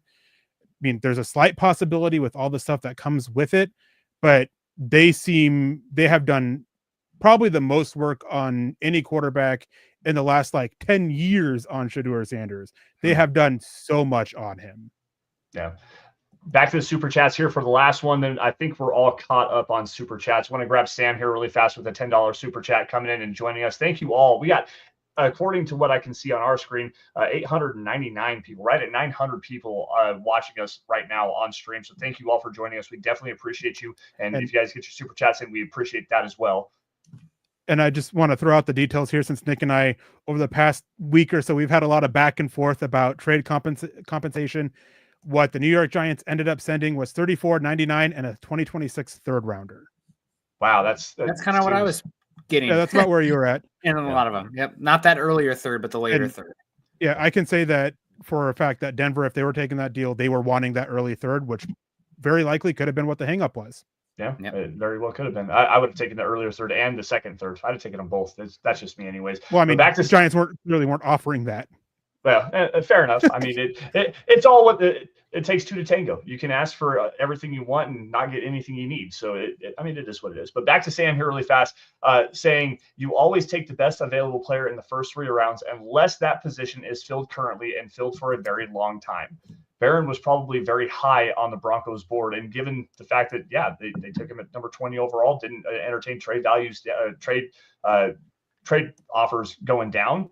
And you still get a player, again, like you said, Eric, maybe top 5, top 10 player on their board. Yeah, it makes a lot of sense. I know there's going to be a lot of pissed off and upset people about this situation, but something that you really need to think about and understand is versatility in the defense, versatility position wide across the entire football field is something that teams need to value even more and more and more. The fact that you can wear multiple hats. Erick's got something here. It's Dart. It's Dart. It's Dart. Okay, I thought it'd be Dart. I was going to be shocked. Dart fits their scheme better. It's Dayball. Yeah. I'm just surprised with how much work they did on Shedeur Sanders. Like, yeah, okay. There I was thought it was going to be Dart. That seemed like a not so well kept secret, but maybe there was a recent thing going around about in interviews, Shedeur Sanders, he's done it publicly as well, of throwing his teammates under the bus. That could be part of it. Maybe they don't want that kind of personality. Maybe the owners kind of intervened a little bit with the general manager and head coach kind of on the hot seat, that they wanted somebody that is more long-term. We're going to go with Russell Wilson this year, who can help now, try to keep a job, but we want to go get the guy who can help, who might have a little bit more upside that can develop. But yeah, I mean, it's a little surprising just with how much work they've done, but it also, at the same time, I get it. And it's just a lot of wasted effort, a lot of wasted time from the Giants, like with how much time they put in on it. I don't know if it's wasted though, right? You gathered the information and you're making the choice on quarterback. True. It's not wasted. Probably not the best word. Not your guy is as valuable as doing all the work to find out he is your guy. And I always thought that Dart was a better fit for Dayball, right? The spread, the downfield stuff. I don't think that's Shedeur's game, personally. So we'll see what happens. Will Shedeur fall out of the first round?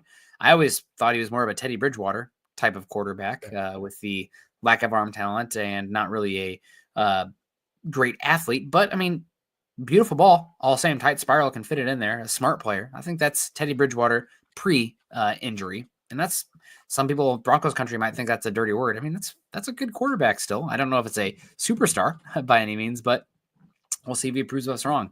So we got some quotes coming in from Jade Barron, thanks to the one, the only legend Mike Kliss. Barron says, in the last few months, I believe it was a Zoom interview. It's been a long journey. I'm very emotional right now. I can't even process it, honestly. He also says, I bring a lot of versatility to the defense. I'm going to play my role. I'm going to master the position, and I'm going to learn from the best. I can't wait to learn from Patrick Surtain, and I cannot wait to learn from Coach Vance Joseph. So, again, high character guy. Excited to have him in here. And while I am definitely more so about adding to the defensive line, you also can't have enough secondary players as well. So, excited about this. And you got something for us, Eric. Go ahead. Apparently, on the whole Jackson Dart and Shedeur Sanders thing, apparently the front office and ownership wanted Shedeur Sanders. Dabble wanted Dart, and he really pounded the table for his guy, and he got his guy. I thought he was a better scheme fit, honestly, like for what Dayball wants to do. Is it Dabble or Dayball? I've always been Dayball. Dayball. I thought it was Dayball. I don't know. I can't pronounce names correctly, so.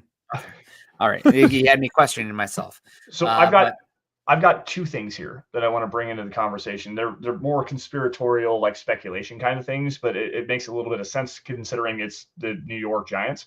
One, Shedeur Sanders in the arm strength. It gets cold and blustery up in New York City. It can get anyways, especially in the wintertime. Obviously, it's New York City. The Broncos played Super Bowl 48 in New York City, and it was like 38 degrees at kickoff. One of the coldest Super Bowls, if not the coldest Super Bowl in history. Shedeur Sanders, they cut through the wind with that fastball. Does he actually have that capability of doing it? And then two, this is my personal opinion here, and it may piss people off, but I don't care. Shedeur Sanders, and the celebrity that he is one that really rubs people the wrong way. He's very arrogant. He's very cocky. He's very self-centered, really driving the conversation forward. Oh my gosh. We have the Falcons sitting up. Go ahead. Nick, you got so Nick's got a Nick has run. I wanted to let Nick know so that he can get out of here. So we have the Falcons on the clock trading up. Curious to see what they are. I'm very curious as to see who it's for. They can use a lot of defensive help. There's a lot of defensive guys still left. I mean, Mike Green. Maybe they go double up on edge rushers. Mike Green, he has that off-field stuff that's clearly having him fall a little bit. They can use safety help a little bit. The safety play last year was a little hit or miss, even though they had a lot of guys on it. They got Malachi Starks, Donovan Izaraku.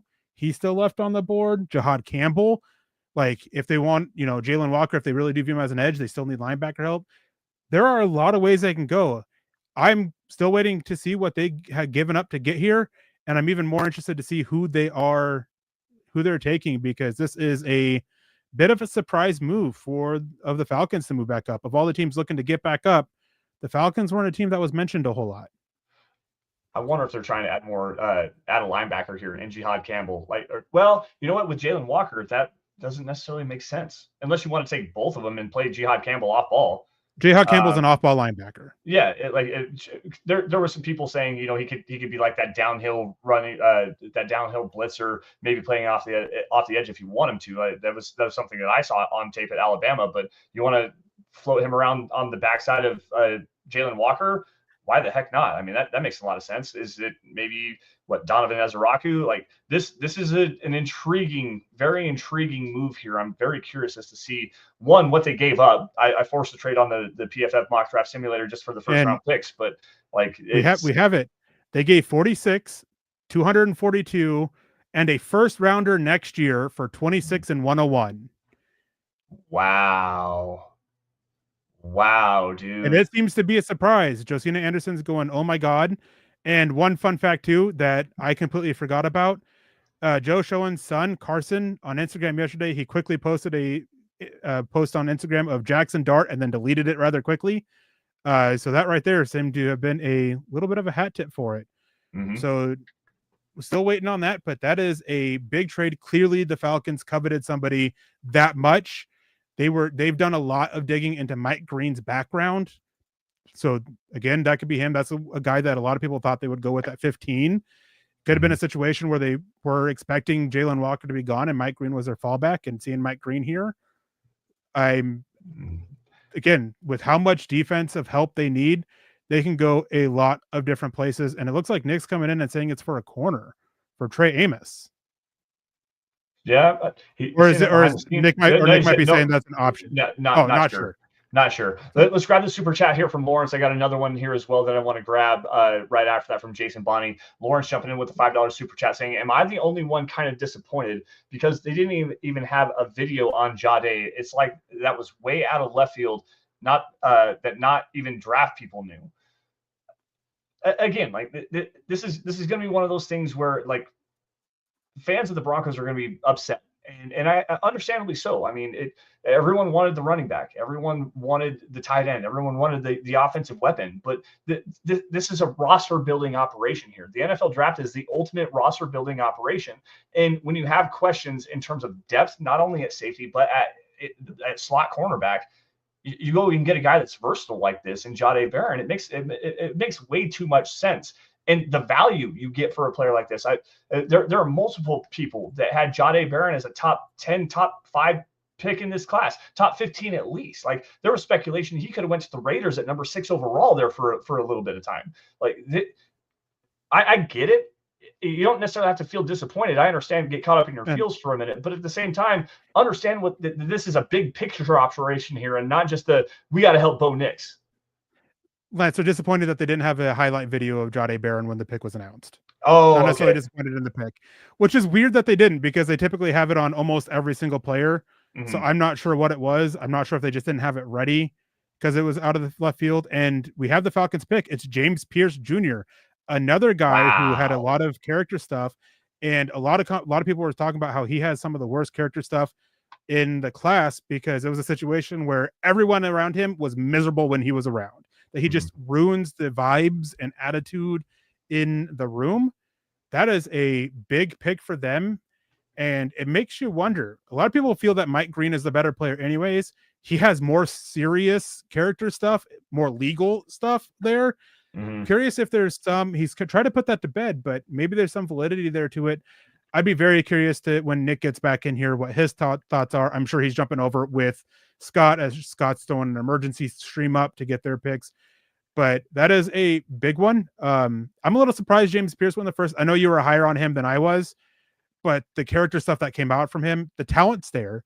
Mm-hmm. But when you start hearing about how miserable he is and how bad of a teammate he is, it is just tough to still mock him in the first round. But I don't disagree with you, Eric. And a big thing with me is like you don't get that kind of elite, electric, explosive pass rush versatility that you get with the James Pierce Jr. very often. Like I wrongly accused Nick Benito being like compared to Donovan Ezeraku, but I rightly compared him to being like a James Pierce type of a player. James Pierce has that first step explosiveness. He can do a lot of things bending the corner. But like you said, the off-field concerns, creating a very toxic environment in the locker room, not really paying attention on the sidelines during football games, and even sometimes taking plays off. Like those are very big time concerns. And I definitely agree with you on that. The big thing with me was put him in the right environment. And I think Raheem Morris is kind of the right player.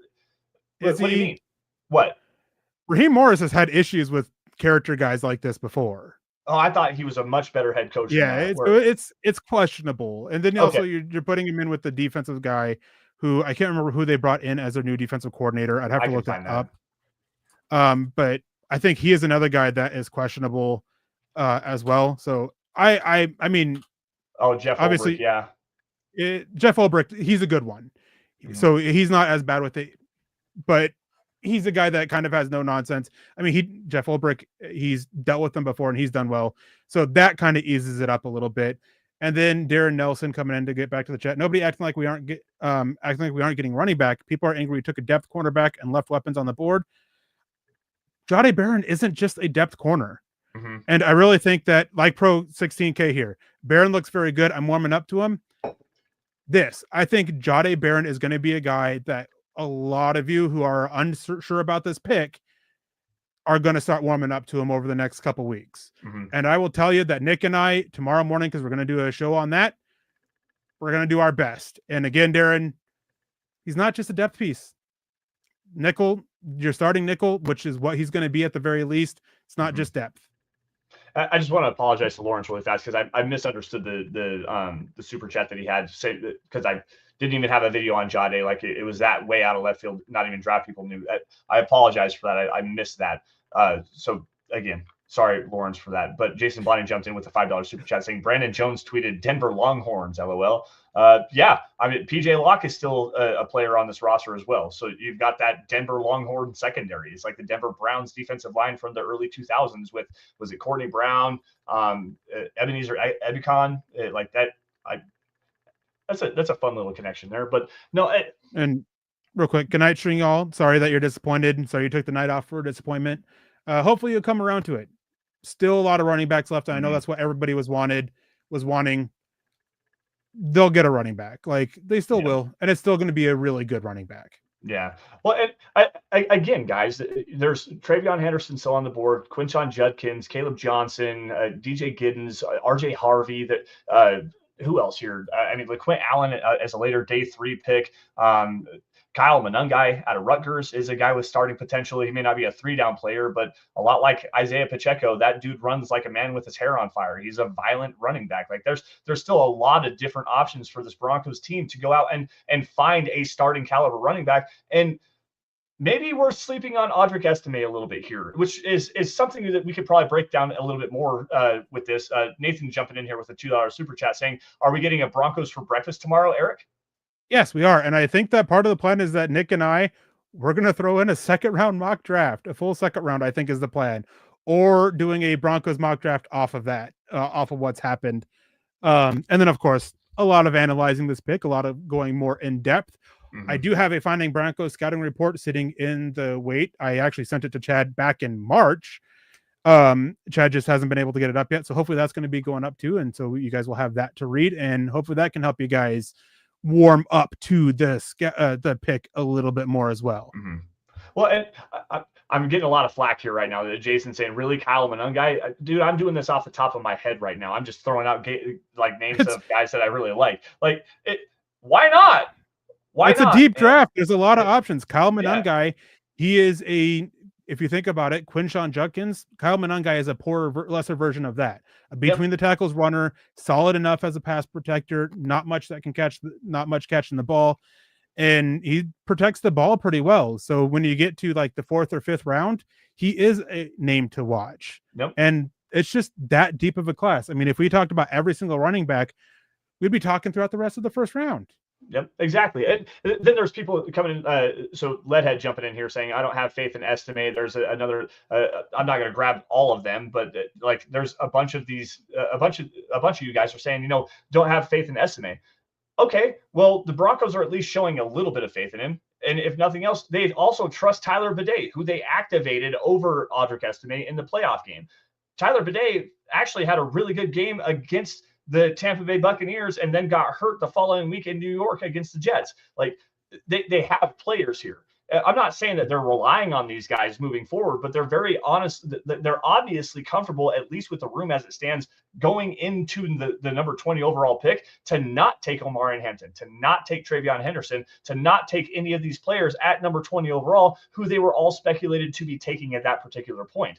They stuck to their board. They let the board fall directly to their lap, and they took obviously the best player on their board, and they helped their secondary out. Like, we can go round and round. Like, Eric, you and I did this last year with the Bo Nix pick about talking, well, this is not what the direction we would have went in, and yada, yada, yada. We can talk you guys up and down, but at the same time, and you got Dylan Sampson, Hunter Adams jumping in here saying Dylan Sampson. We can talk this pick up and down over and over and over again and try to give you our best analysis.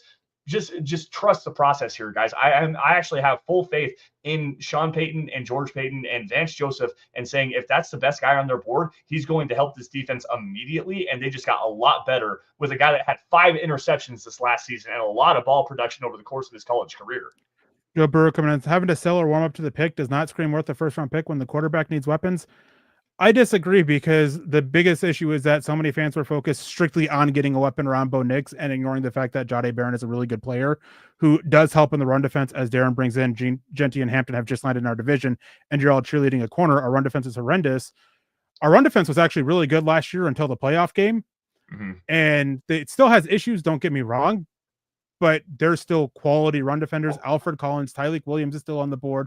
You have Joe Toya out of UCLA. There are still run defenders that you can get for it, and you're helping improve the run defense from the secondary with Jahdae Barron. Yeah, like playing from the second level as a run defender is something that's a very big piece of Vance Joseph defense anyways. He wants guys that run upfield vertically.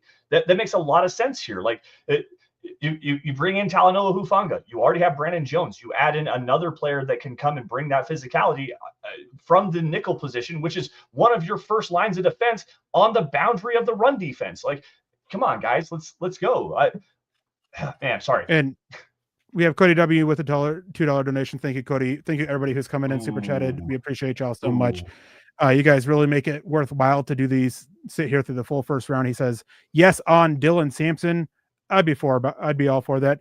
And we have Malachi Starks going to Baltimore. Not surprised one bit. They made some calls to move up to go get him. There was an edge rusher that they were, ready to take at here at 27, right? 27. And Malachi Starks fell into their lap. They're really wanting that deep safety so they can really do a little bit more versatility out of Kyle Hampton. And one last thing from Darren Nelson. If this pick was any good, you wouldn't have to spend the last hour defending it. Again, not true. Not when the majority of the chat is hating on the pick, and we're trying to tell you guys that it's a really good pick.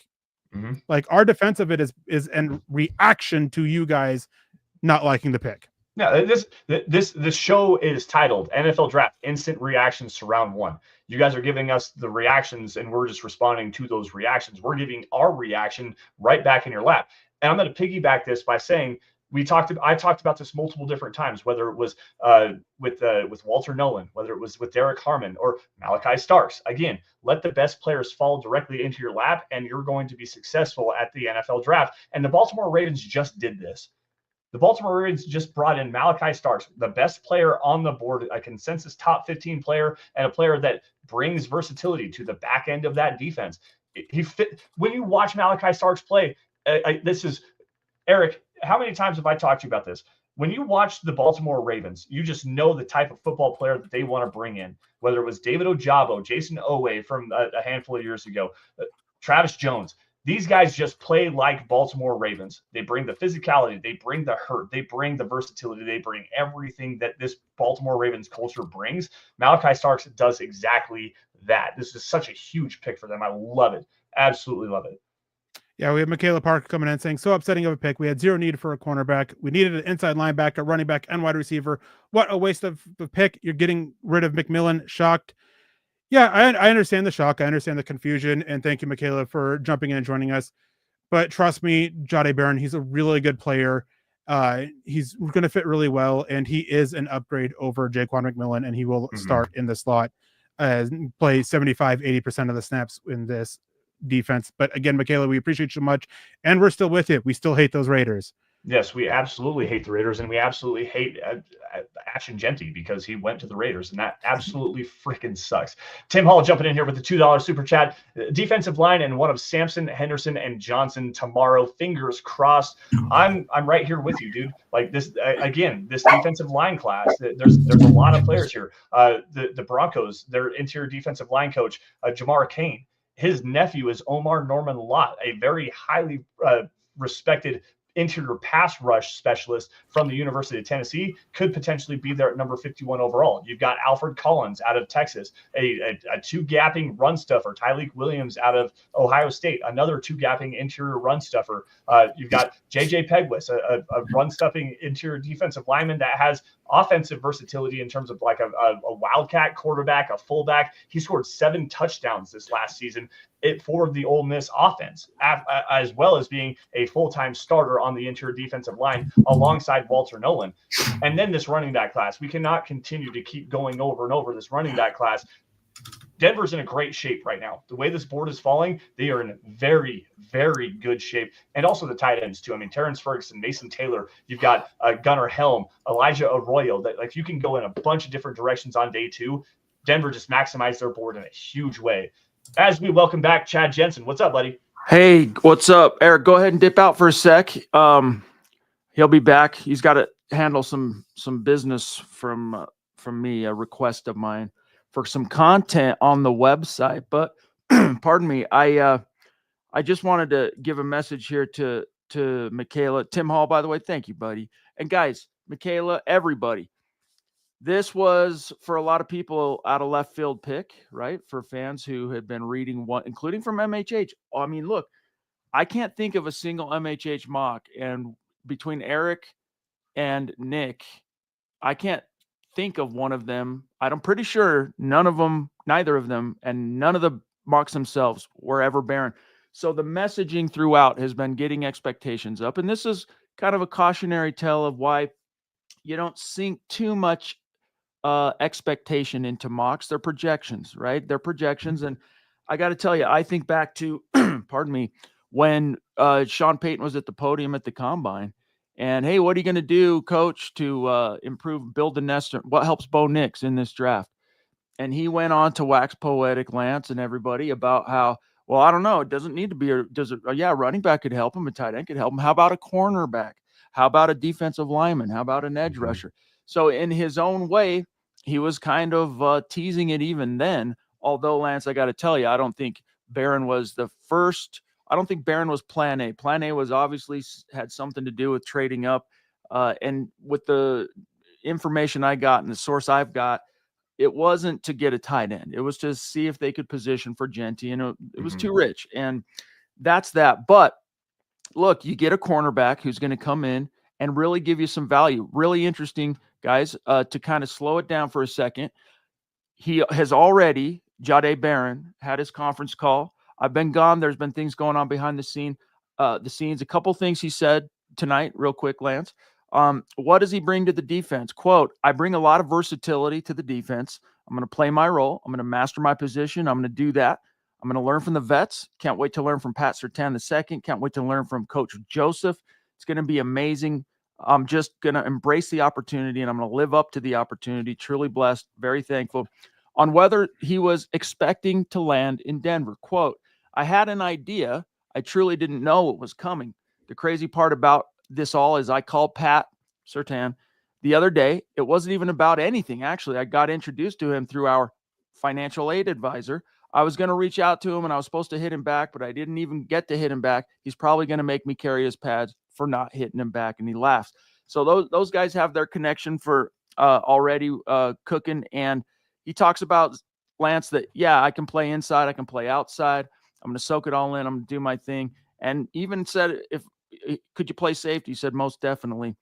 So this is another weapon, another feather in the cap, just a few highlights of what he said tonight after being drafted. And in fact, last thing, this was the very first, I read it. The first thing he said, and he talked about also learning from Patrick Surtain. So the more this has sunk in for me, and it's not just the rationalization. I had my hopes up too, more relative to expectation, because we look at the needs. But guys, do you want a GM and a head coach in a front office that is going to knee jerk and do things that aren't necessarily advisable based on need? Or do you want one that's going to stay disciplined to their board?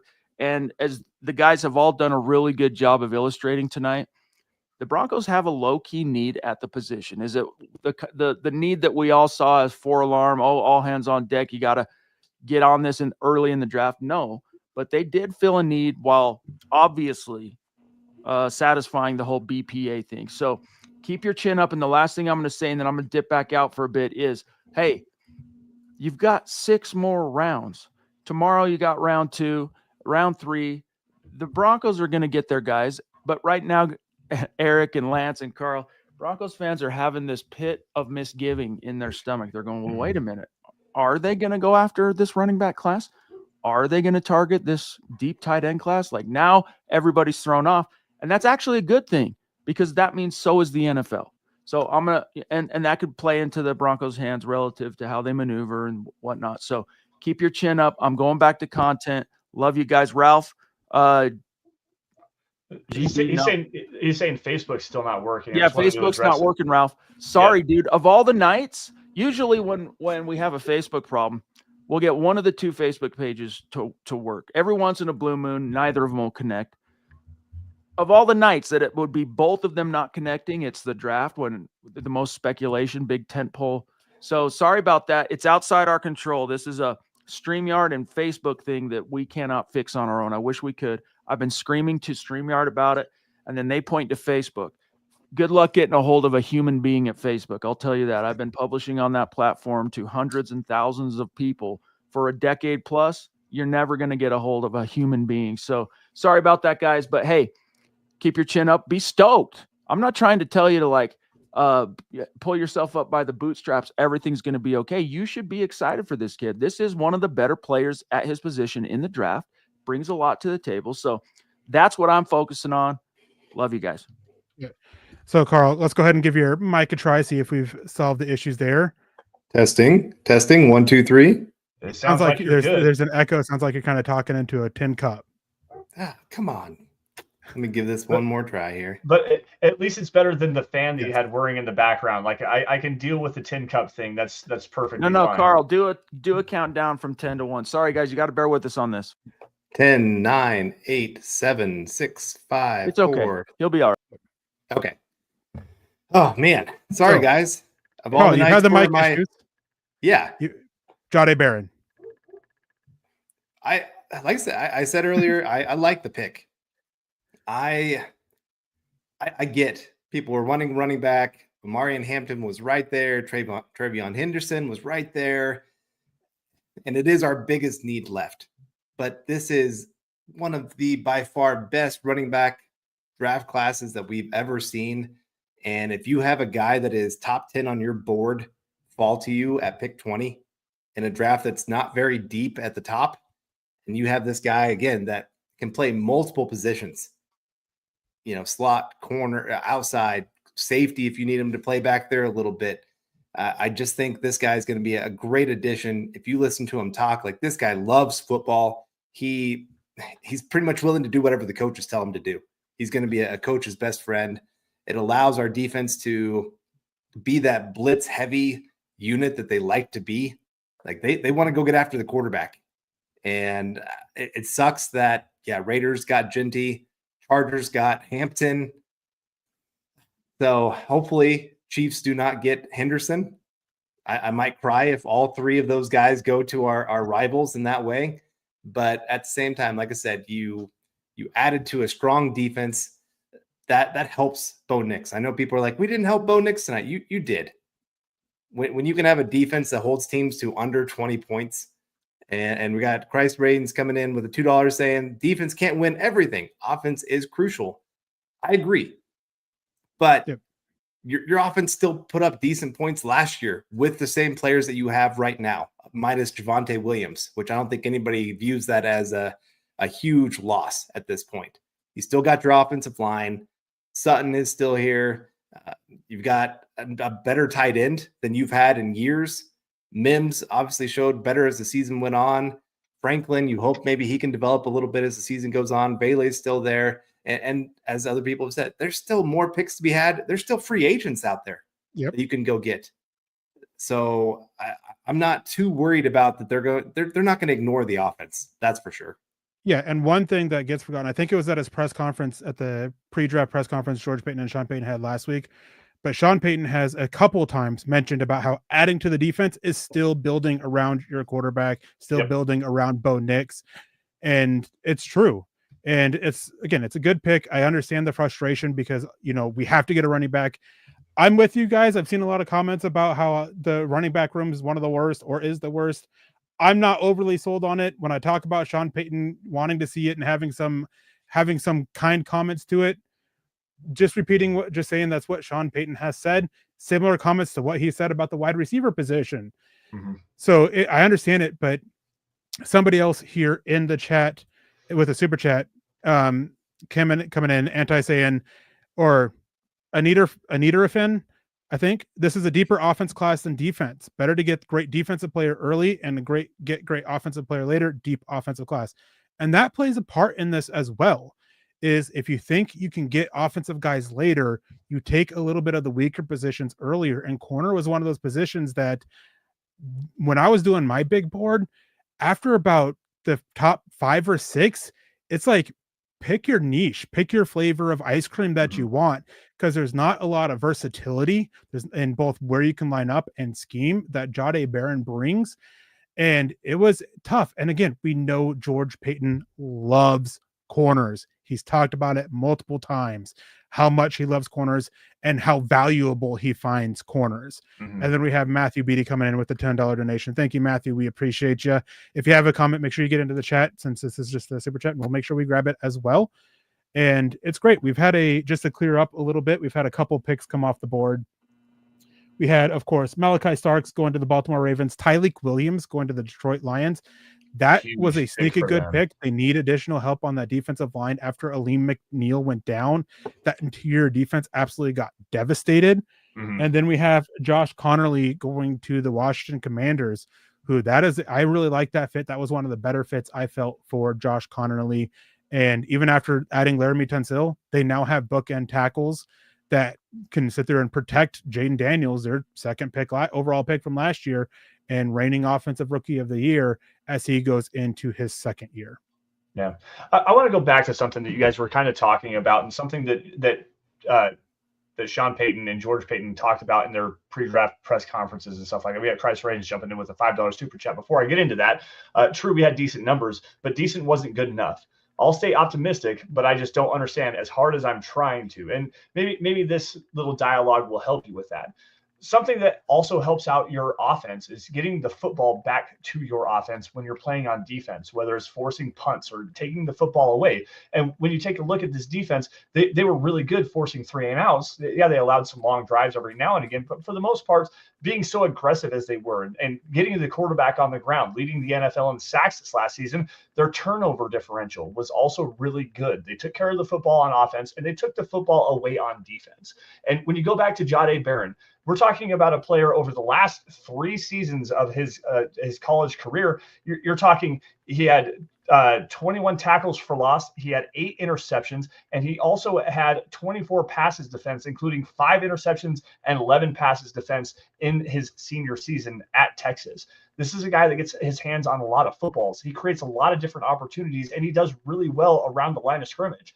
If you have a player that can do all 3 of those things, that adds to your defense and get your offense with more possessions, give them the opportunity to possess the football and go score points, you're trusting on Bo Nix to take that next step as a quarterback, that next step as a franchise player, a guy that can really diversify this offense with his growth. And we saw that over the last 6 weeks of the season last year. When you trust in your defense to get your offense the ball, you have the more opportunities to go and score points. Helping your defense does, in fact, help your offense, and it helps your quarterback just by giving them the football. For sure. And we got Cody W coming in with a $10, and this plays into this. The people that don't like the pick, go watch the games with Levi Wallace played and tell me we didn't need Barron. Fonga, Moss injury prone, and PJ isn't a starter. Yeah, that's part of it. You've got some insurance for some injury prone players there in the secondary. You need depth. You're going to play this guy. It's not like he's just kind of an emergency player. You're not using your first round pick on that. But also, I know Eric has talked about it. McMillan he might not be here. So he's probably going to get those starter reps and that kind of opportunity. He loves to come down and tackle in the run game. So he's not going to be a liability in that sense for the Broncos. And still, I always say, whenever we're looking at an off-season program, how everything's playing out, you got to look at the whole picture. Mm-hmm. You know, when we get to free agency the first day and people are kind of going, why haven't the Broncos made more moves? Why haven't they filled this position? It's like, well, just wait. Let's see.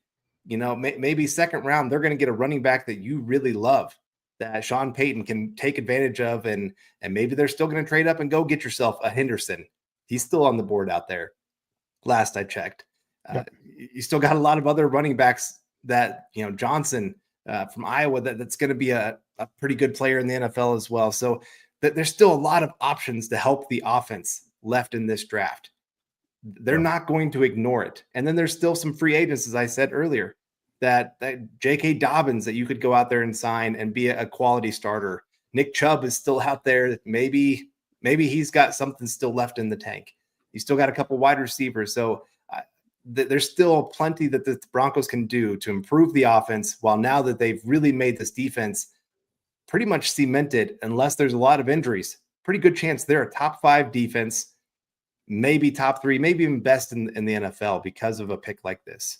The Buffalo Bills select Maxwell Harrison, and then the Eagles felt bad for the Chiefs that they traded up to 31 to give the Eagles the 32nd overall pick. So the Eagles, they sent like 160 or like 164 to the Chiefs for it. Curious. They've been trying to trade up for a long time now. Very curious. We know how Nick Roseman loves his athletes. There's been a lot linking them to a safety. Nick Manwari. Is this the pick here? What do you guys think? How about Mike Green to add to that pass rush? I mean, that's what Howie Roseman likes to do. I mean, you got a player with some character concerns falling down into your lap. He doesn't have to be a superstar starter right off the bat. I mean, you still have Josh Sweat, I believe. You still have Nolan Smith coming off the edge. I mean, you add a versatile player like Mike Green. That makes a lot of sense. He's the best player on the board according to Pro Football Focus right now. I like Nick Manwari. For the Eagles here, maybe they go and get a Will Johnson, or maybe they add to the pass catching unit and go get Luther Burden, another versatile player over the middle of the field with some catch and run ability to pair up with AJ Brown and Devontae Smith. I mean, a lot of quality players on the board here for the Eagles. Yeah, Carl, what about you? Do you think it could be a Nick Manwari? Mike Green is another name that makes sense for them, and the Eagles, they're not adverse to adding players, especially on the defensive front, that have some of those off-field stuff. I mean, both Jordan Davis and Jalen Carter, they took risks on there. So, Carl, Nick Manwari, Mike Green, where are you leaning for the Eagles here? Man, like I said earlier, Mike Green, he's a top 15 talent in this draft. If you take away the off-the-field stuff, I could definitely see them taking a chance and saying, hey, we've got a locker room that can handle a guy like this. We've got a coaching staff that can take on a player like this. I could definitely see them making that decision to go down this path. And they go Jihad Campbell. And that makes sense too. I mean, add another versatile player to the middle of that defense, a guy that can be a blitzer, a guy that can work sideline to sideline as a see-ball, chase ball linebacker. He fits perfectly in that defense. Makes a ton of sense. And now my next question, Kansas City's on the clock. Are you ready for the potential meltdown if Travion Henderson is the pick here? Don't make me cry. Please don't make me cry. I told you, I might shed some real tears if this happens. You know, the 3 probably best running backs in this entire draft, and all of them bringing a little something different to the picture. And Henderson, especially when you think of him paired up with Mahomes and Reed and all the creative things that they could do in that running game and in the passing game as well. That would be terrible to see. I'm still hoping that they go offensive line, just because it's such a huge need that they reach for somebody here. Josh Simmons is still on the board. Yep. And healthy wise, if he was healthy and if he didn't have maybe some of the off the field stuff, maybe he would be a top 15, 20 pick in this draft. And Patrick Mahomes tweeted out the emoji of with the dude wearing the sunglasses smiling. So that's out there. But one thing I just want to remind you all from last year, there's a lot of people in chat that have extremely high hopes for Troy Franklin, that he can be a difference maker at wide receiver. He was a 4th round pick. Mhm. So just got to ask, if Troy Franklin can be this all-star receiver, be this great receiver as a 4th round pick, why is it that now all of a sudden, one, Denver has nothing but scrubs at wide receiver and running back, and why can't they get a guy later? Why is it a Troy Franklin thing and not for one of these other guys? Yep. Just something to ask. Yeah. I agree with you. And again, going back, we've brought it up multiple different times. This running back class, this tight end class, they're both freakishly deep. The deepest classes we've seen. 2007, I think, is the maybe 2017. That's a good one. We got Dalvin Cook, Nick Chubb in there. But this running back class features a handful of guys on day 2 and day 3 that are potential starters. There are definitely a handful of guys here.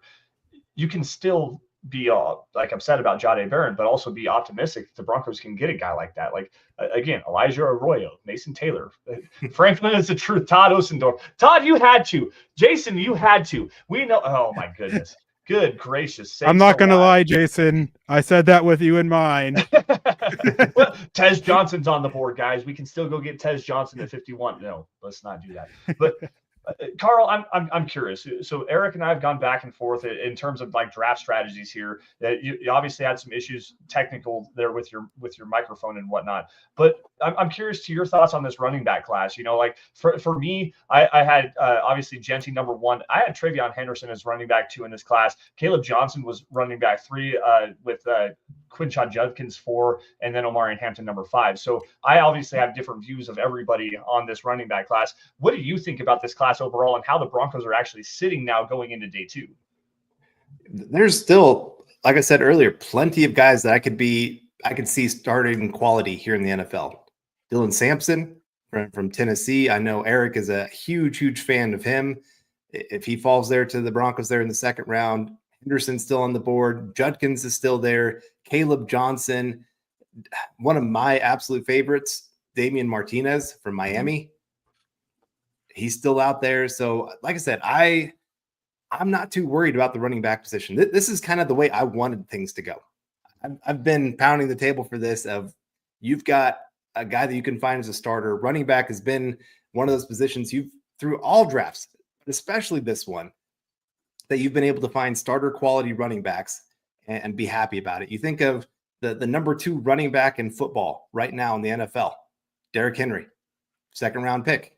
Yep. And he has dominated throughout his entire career. So like I said, I'm really not too worried about the running back position. And we've seen Sean Payton Kamara was not a 1st round pick. Look what he turned into. And like everybody keeps talking, we got to find our Kamara. Yeah, he found him later in the draft. We got Harvey is another one that I see some people throwing the name out there. So like I said, there's just so many names that you can fall in love with. Devin Neal's a really good kind of all around kind of guy. I know Jaden Blue has the fumbling problems, but could be a receiving option. Brashard Smith is another receiving option out there. And then we start getting into some of those late round guys that could be really nice steals for you. So I really like that the Broncos can go out there, find a starter, find a couple guys that could be really impact running back still, while adding not quite a blue chip, but like at that next tier of player in the 1st round at pick 20. I was talking about it earlier in our show here. I want the Broncos to become like the Ravens, where they just let talent fall to them. And even if it's not the biggest need, you still take that. And then I saw they took Malachi Starks. And I'm going, well, there you go. That's exactly what I expected the Ravens to do. I said the same thing. I said the exact same thing, Carl. So now the Broncos do that with Barron. And now you can go start looking at some needs and seeing what you can do. Yeah, I mean, we're coming up on the 32nd pick, and it doesn't sound like Travion Henderson. It sounds like they're going offensive line. Just for you guys, we'll see if that's actually the pick, but that's been the chatter going around. Josh Simmons, he's still there. A lot of people thought he would go earlier than this, even with that injury. He's already back and working out, did some workouts at the Ohio State Pro Day. So Just keep that in mind, guys. But we are going to be wrapping up here soon, not long after the 30-second pick is on. We're going to go for a little bit, see if Nick gets done with elsewhere and then is able to jump back over and join us to get any final thoughts with us. So if you guys have any final comments, if you want to, scream at us about us defending Jahdae Barron after last year of us getting screamed at for not liking Bo Nix enough, well, now's the time. Get those super chats in, guys. We're going to be wrapping it up here shortly. Probably another 20 minutes or so at most. Just waiting for the Chiefs pick in, and then we'll give our final thoughts on Jahdae Barron, and then we're going to get out of here. And as a reminder, Nick and I will be back on in the morning, bright and early, to go over the Jahdae Barron pick some more, as well as talk about some second round guys as things kind of clear up. And there's always a lot of action in the early second round. A lot of teams want to move up for those last guys they really liked early. And again, I've already been hearing that Denver's been making those phone calls. Sean Payton loves to move up on day 2. Not saying it happens, but something to keep in my mind on, or keep your eye on, especially with how much that has been going around with Travion Henderson. And then Nathan coming in. Go ahead. No, go ahead. I'll read this one from Nathan coming in. He says, who finished the season as New York Giants quarterback? That's a great question. I think probably Russell Wilson starts this entire year. You're probably trying to give Dart a season, which for this coaching staff, this might be their last year there. Yeah. There might be that point where halfway through the year, you realize things aren't going your way. So maybe Dart starts just because you've lost everything anyway. Let's go and see what the rookie can do. And maybe that helps save the coaches' jobs. Like, hey, yep, we got our guy. Now we can move forward with them, kind of thing. But that's kind of the way it'd go. And then I did want to say, like you said, last year, Sean Payton, when he went to bed after day 2, he woke up and pretty much told George Payton, like, you need to go get my wide receiver. Yeah. This is the guy I want. Trade up. And I could see the same thing where tonight they're all doing their meetings and Sean Payton's going, my running back is still there. The guy I wanted at pick 20, he is still on the board. Go get my guy. So, Matt coming in with the $5 saying, really dumb move for corner here. We let Hampton go to a rival. That's going to cost us in the long run. We'll see. I agree that there's maybe a more immediate need at the running back, and we could feel that a little bit early on. But I think in the long run, it's really going to pan out where Barron's going to be the overall better value of a player compared to running back. All right, guys. I hit my limit on Twitter, apparently, so I can't scroll anymore. Once the pick is in, once the pick's announced, you guys are going to have to let me know. David Duncan saying the pick isn't. I got a question here. This is bouncing off of Matt's super chat here, saying obviously really dumb move for a corner. We let Hampton go to a rival. It's going to cost us in the long run.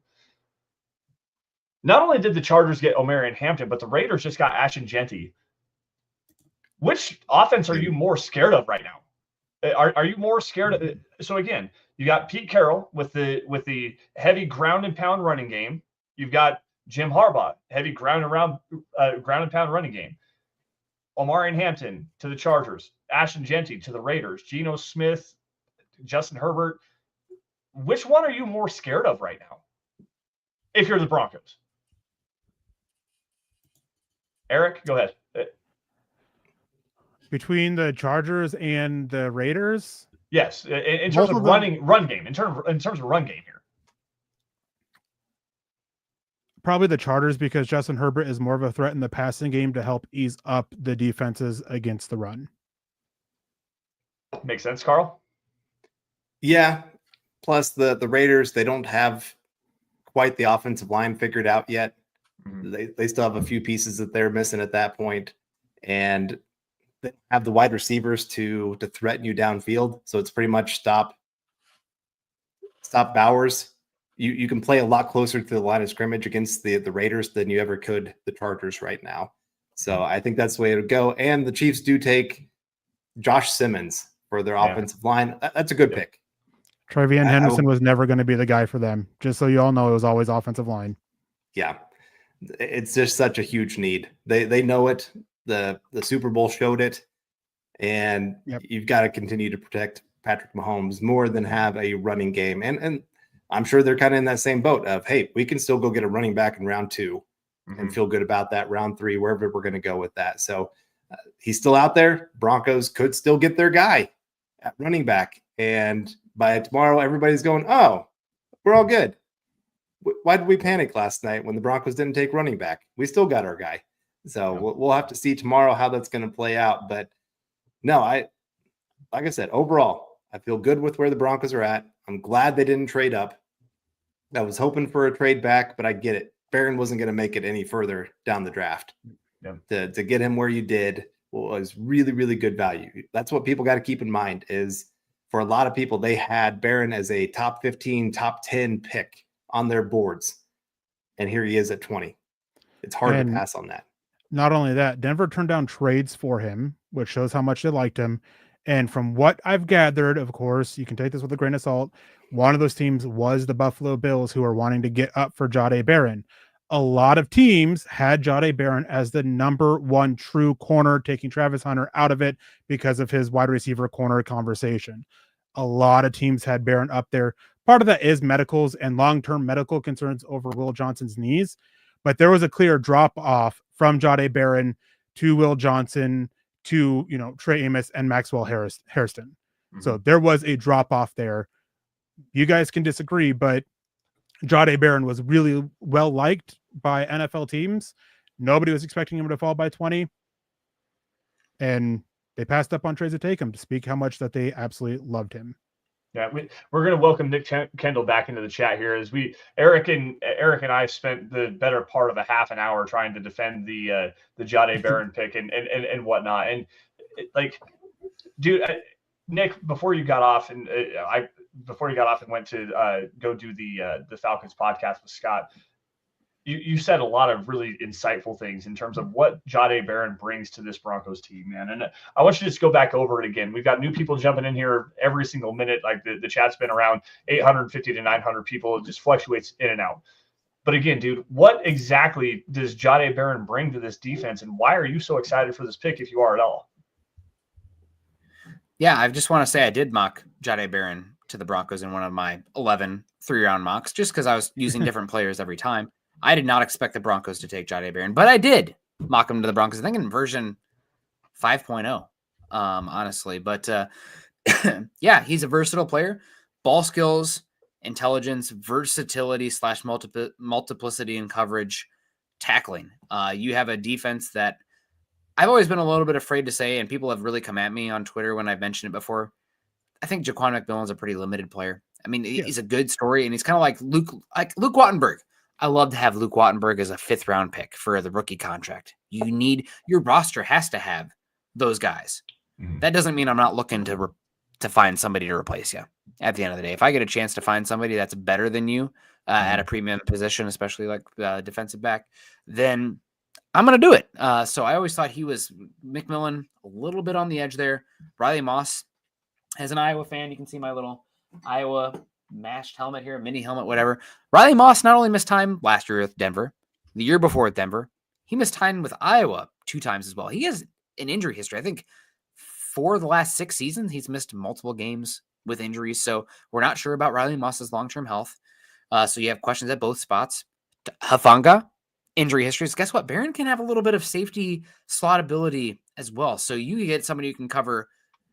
Besides, I still have questions about the pure boundary cornerback stuff. I think he can do it. The speed from the combine covered that a little bit. But I think he's best as a little bit more of a safety slot hybrid type, more like Branch, maybe some Trent McDuffie. He says he studies him.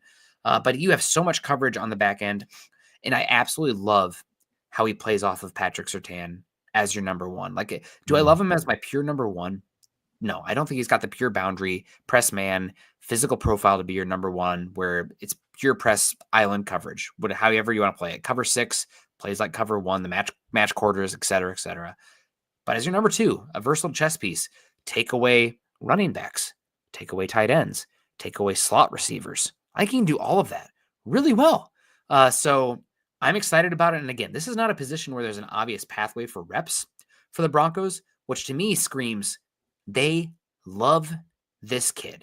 This is a pure, we didn't expect him to be there. We don't know exactly where he's going to fit in on our team day 1. We're going to figure it out because we love this guy. Because looking at the roster, it doesn't make sense otherwise. So Eric, sorry, I'm on a rant right now, but No, it's I don't know all where the good. chat's been, but I want to talk them off the ledge. It's going to be fine. There's plenty of running backs left, guys. Well, Plenty. we've tried. It's just not going to work. It's going to happen. Tomorrow they're going to but- talk themselves. But I just wanted to add into, you mentioned Patrick Surtain. One thing, I don't know if Chad mentioned it when I stepped away, Jahdae Barron is already talking to Patrick Surtain. He's had his phone number for a couple of years now, and they've already been communicating. And Jahdae Barron actually talked about how he reached out to Patrick Surtain a couple of weeks ago to talk about football and where he can grow and stuff like that. So there's already a connection built there as well. And I see a lot of people talking about trading up for Travion Henderson, how he won't be there at 51, which is very possible. He may not be there. But remember, guys, Travion Henderson does have medical concerns. And we saw from tonight, guys with medical concerns did take a slight tumble, with probably the exception of Colston Loveland. They are falling a little bit. And it's not like Travion Henderson is the only running back left. Just keep that in mind. Now, before we get out of here, as we are going to have to wrap this up, pass it off to Lance, then Carl, then Nick, and then back to me when we wrap it up. Final thing. I know we do this every single time. What is your grade for the Jahdae Barron pick? I'm going to give it a solid B+. And the reason why I say that, one, the versatility, we've talked it on and off for a while now. To me, you bolster the secondary, but at the same time, you still have this need of the running back position. You still have the need of the tight end position. You still need to bolster this interior defensive line. I'm fine with it, though, because you can still do that on day 2 of this draft class. Is Jahdae Barron necessarily my first want for this Broncos team? No, not necessarily. But at the same time, I see the fit. I understand what they're doing here. This is a long ball play. You don't draft it for the immediate need. You draft for the long-term future. Like that's the big point you're getting here with these players in the draft in the first 3 rounds specifically. Yeah, you want him to start. You want to have a big role. He's going to start. He's going to have a big role. And he's also going to fill out this cornerback room for the next 3 seasons at least as you move through the Riley Moss contract situation. As you move on from Jaquan McMillan, you've addressed a future need and a big need, because cornerback is one of the top 4 premium positions on your roster. So to me, solid B+. Could they went a different direction that would make me like it a little bit more? Sure. But I like the pick. I stand behind it 100%, and I'm ready for tomorrow, to tell you the truth, to see how this draft continues to unfold. Carl? I'm going to give it an A-. I mean, there weren't as many guys that you would give a true first-round grade to in this draft. I think a lot of teams talked, hey, maybe we've got 13 to 15 as true first-round kind of guys. He's on that list for me. And so, again, if you can get him at pick 20, when you had some other teams take more for need earlier on, I get part of the reason that I didn't give it an A+ is because it's not fitting the biggest need on the team. You know, you love when value and need match up, but that doesn't always completely line up perfectly. And I still view this as a need. Our secondary in the month of December and then clear into the playoffs was terrible. Really, it was one of the worst in football. It was bottom 5. You think about the Browns game, the Bengals game, you think about the Bills game, all the things that the teams were able to do against this secondary, just they were getting cooked. And so you add a guy that can help with that. I definitely get why the Broncos do this. It gives them possibly the number 1 secondary in football. On top of now, you still got your great pass rush in front of it. And you added to the linebacker core. I mean, just all around on the defense. When you're looking around going, where's the weakness? If everybody, the only weakness is health. But talent-wise, this is an incredible group. I'm not going to say 2015 Broncos by any means yet, but and I mean, I don't even think they will be that. But still, if you can be a top 3 defense, you're going to win a lot of games in football. Yep.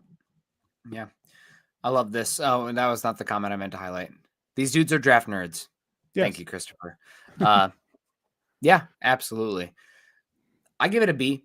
I still think there are warts in Barron's game. I was much more interested in him before the combine, and then with some of I'm just concerned a little bit about the length. I mean, we've seen it a few times with like at the catch point, the ability to shield guys and then make a play on the football. I don't know if Barron has that with his, what'd you say, Lance, earlier, 3rd percentile arm length. Like there are things like that make me a little concerned with a player like Barron. He's also going to be one of the older players in the first round. I think he's going to be 24 years old. this upcoming season, 23 years old. But when he ran extremely well at the combine, I don't think he's a pure slot player anymore. He offers some versatility. And I think you're going to find him somewhere between Trent McDuffie and Brian Branch. And at the same time, would a Omarion Hampton help this team earlier? Potentially. But it's not, the goal is not for me. Everything is online for 2025. The goal for me is 2025 through 2029. We have a window right now. And it's not just Bo Nix. It's also Patrick Surtain in his window, because cornerbacks, they tend to fall off pretty hard when they do fall off. Not saying he will, but that's just the reality of cornerbacks. So you bring in somebody like Barron. I think he's going to play off really well of him. And because the Broncos didn't trade up today, guess what? How many times today? Like, the Broncos are trying to trade up. The Broncos are trying to trade up. I don't think we're going to have to wait very long tomorrow to hear the Broncos called either. And I wouldn't even be surprised to see future draft capital come off the board to make sure that they go get their guy. Because, again, I just, out of both sides of my mouth, the Broncos, it's about 2025 through 2029. They want to start that 2025 window right now, of course. So I'm expecting them still to go for running back. Mason Taylor still available. You still have Travion Henderson. You still got, I know Eric's not a fan, but Quinshon Judkins, Caleb Johnson. There's options available. I just, the way the board fell, I cannot see them not absolutely loving Jahdae Barron at a position of value. And the games are getting shorter in today's NFL. Sorry, I'm on a whole nother rant here. The games are getting shorter in today's NFL. There's less possessions. Guys who can make plays on the football are more valuable than ever. Ones who can flip field position. And Barron has been one of the best ball production defensive backs in football over the last 3 seasons. That's something the Broncos have been mediocre at, honestly. And especially when you have somebody like Surtain on the other side. Okay, well, so we need somebody to actually make plays on the football. Smart player. Barron's going to steal possessions for you. So, again, I like the pick. You still have options day 2. You still can be aggressive day 2. Tight end, defensive line, running back, wide receiver. There's options day 2 still. The draft is not 1 round.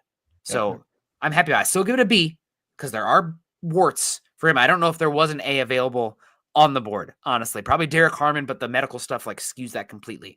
But I'm really happy about the pick. Yeah, I mean, I'm with you. I was kind of sit there debating between B plus, and I'm kind of lining B. There are warts to his game. He's not a perfect prospect. There isn't any. Not even first round picks or first overall picks. They're not perfect prospects. There's no such thing. I think he's a really good player who fits what they do defensively. That versatility that they really covet in the secondary. He brings all of that. And I understand the complaints that, they didn't get what they need. They didn't get an offensive weapon for Bo Nix. I get all of that, and I hear you. And that's part of the reason why he's only why I settled on a B and not a B plus. But I also see the fact that there are still plenty of running backs available. There are still plenty of tight ends available. There are still some good quality receivers. And I think we get there's this mindset of just because they're not a first round pick means that they're not good enough. They still are. These are guys, and I mean, Carl talked about these running backs that didn't go in the first round. Alvin Kamara was a 3rd round pick, and how much what they've done in the NFL. Jahdae Barron's a really good pick. He was, again, a lot of teams' number 1 corner, taking Travis Hunter out of the equation, and even some of them, even without Will Johnson's medicals, they still had Jahdae Barron over him. There, the length, that is a concern. You're looking for a Trent McDuffie, Brian Branch, somewhere in that range, as Nick said, and it's just a really good pick. But I still hear y'all about the issues with what Denver needed. But you also have to remember too, when you reach for a need or draft for a need, passing on best player available, if you miss, you're going to get ridiculed for passing on that better player, that better talent, that better prospect, whatever way you want to put it. And I really do hope a lot of you guys who are really down on it sit there and start to, go watch some of him. You realize just how good and talented that he is, even with the warts on his game. And to Nick's point about trading up in the 2nd round, at this point, I would be surprised if Denver is not picking in the next 10 picks instead of sitting at 51. They're going to be moving around. They've been trying to move around. And again, they had calls about trading down. That was one of the things that they were really looking to do with this, but Jahdae Barron was a talent that they just felt they could not pass up. And another thing is, another aspect of this too is that we talk about it and we hear it a lot. Nick and I have heard it a lot in the morning, even as we say we trust in Sean Payton, we trust in George Payton. Whenever we talk about we don't like a pick, last year when we talked about how much we didn't really like the Bo Nix pick, it was you gotta trust in Sean Payton, you gotta trust in George Payton, especially after what they did this last season. They have shown that we should have faith in their ability to build up this team. And a lot of complaints about the offense. The offense didn't get really any worse. Javonte Williams was addition by subtraction, and we're getting a hopefully growth from Bo Nix. We're getting a unit, an offensive line that's going to be hopefully gelled together. Wide receivers entering their second year with development. And people also forget that Jaleel McLaughlin, he really came on strong to close out the season. Will that carry over? We don't know, but it's not like they're not going to add to the running back room. They are going to add to it. This is a strong class. Sean Payton and George Payton both have highlighted how strong of a class there is. George Payton specifically saying there's a lot of talent from the 2nd to the 6th round. And I think that's often got forgotten. My last thing here on Jahdae Barron is take a look at the future for the salary cap for the Denver Broncos. Obviously, the Russell Wilson contract's coming off the books after this season. They've got a ton of salary cap space, but Riley Moss is on the last year of his deal coming into this season. This is year 4 for him. And when you look at recent cornerback contracts, obviously Derek Stingley Jr. just got $30 million a year. J.C. Horn just got $25 million a year. That's not a Riley Moss area. But when you look at guys like Tyson Campbell, 19.125, Carlton Davis just got $18 million. Paulson Adebo from the Giants in this offseason, a guy that I really like for the Broncos, just got $18 million a season. Byron Murphy, $18 million. Charvarius Ward, $18 million from the Colts. DJ Reed just got $16 million. Those are all number 2 cornerbacks at the NFL level. Is Riley Moss worth that? Or do you want to find that replacement now and allow him to grow within this defense and have a year to learn and become a better player as a boundary cornerback for you, because he can still do that? You don't have to pay Riley Moss $18 million a season moving forward as a number 2 with injury concerns. You have a young player on a cost-controlled contract that allows you to then, in the next offseason, continue to build around Bo Nix with the weaponry that comes with the other wide receivers coming off the books. You've got tight ends on free agent market. It's roster building, guys. Jahdae Barron is a value pick, not only for the cornerback of what he brings as a slot player, as a starter right now, but as a future need and a future of whole position filler. Like it's a prudent move, guys. That's my last thing on Jahdae Barron. Yeah, Cody W coming in with the $5 donation saying, guess who? He gets to learn the little things that can help his game even better. That would be the defensive player of the year, Patrick Surtain too. And yeah, as I said a little bit ago, he is already talking with Patrick Surtain. They've already had a little bit of a relationship built up. And to put you guys at ease a little bit, Sean Payton has heavily implied weapons tomorrow. They're going weapons tomorrow. Call your mics. Your mic. So let's have some patience for it. Let's not judge the whole draft when we're only through round 1. And it feels weird, me trying to be the voice of reason, because normally I'm the one trying to get talked off the edge of the cliff with what the Broncos do. So it's definitely very weird, but that's going to have to do it for us tonight. We got told in the back that we have to get out of here. Nick and I, we're going out live in the morning, right? Just been saying that. God bless. I'm going to have a coffee you drip, but we'll make it. And when Reeves react, we're doomed. And I got to say, the whole nerds comment, I mean, just look behind me. Of course I'm a nerd. I'm a draft nerd. I watched 1,189 players this year for this draft. 182 of them are actually in this draft. So just keep that in mind. Yeah, I am very much a draft nerd, but thank you guys for joining us so much. We appreciate you. And Todd coming in. Eric is a super nerd. I take that as a compliment. We appreciate everybody who super chatted and donated. We don't have time to run through all of them. So we appreciate you guys again so much, all of you, for joining us for tonight. We will be live in the morning, Nick and I, and we're going to be alive for the second round tomorrow. Thank you guys. Hope you guys have a wonderful night. Go check out Jahdae Barron. If you're uncertain of it, go watch his tape. I'm sure you'll come around on it. Have a good night. Just to that point, just real quick, everybody absolutely loves and adores Travis Hunter, right? Like the number 1 player in college football. Who won the Jim Thorpe over him? Yep. Jahdae Barron. You're gonna like him. We're gonna come around to September. People are gonna be very excited. Yep. So yeah. Sorry, Eric, to cut you off, but like Connor Clinton, I love lot you, of Eric, keep being a draft nerd. 100%. It's what I get paid to do. And as long as Chad keeps paying me, I'll keep doing it. But, and Chad's paying you? What the heck? No. oh crap, I wasn't supposed to let you guys know. Oh Wait, no. you getting paid? All right. Well, but thank you guys. go ahead, And Eric. as always, Get us out of here. to steal from Nick, as I've been doing on Friday nights, even though it's not Friday night, make sure you guys choose kindness and compassion. Don't drink and drive. We will hopefully see you in the morning. Hopefully see you guys tomorrow. Not enjoy your weekend, enjoy your night. And as always, go Broncos. Root for Jahdae Barron. It's best for the Broncos that he's successful.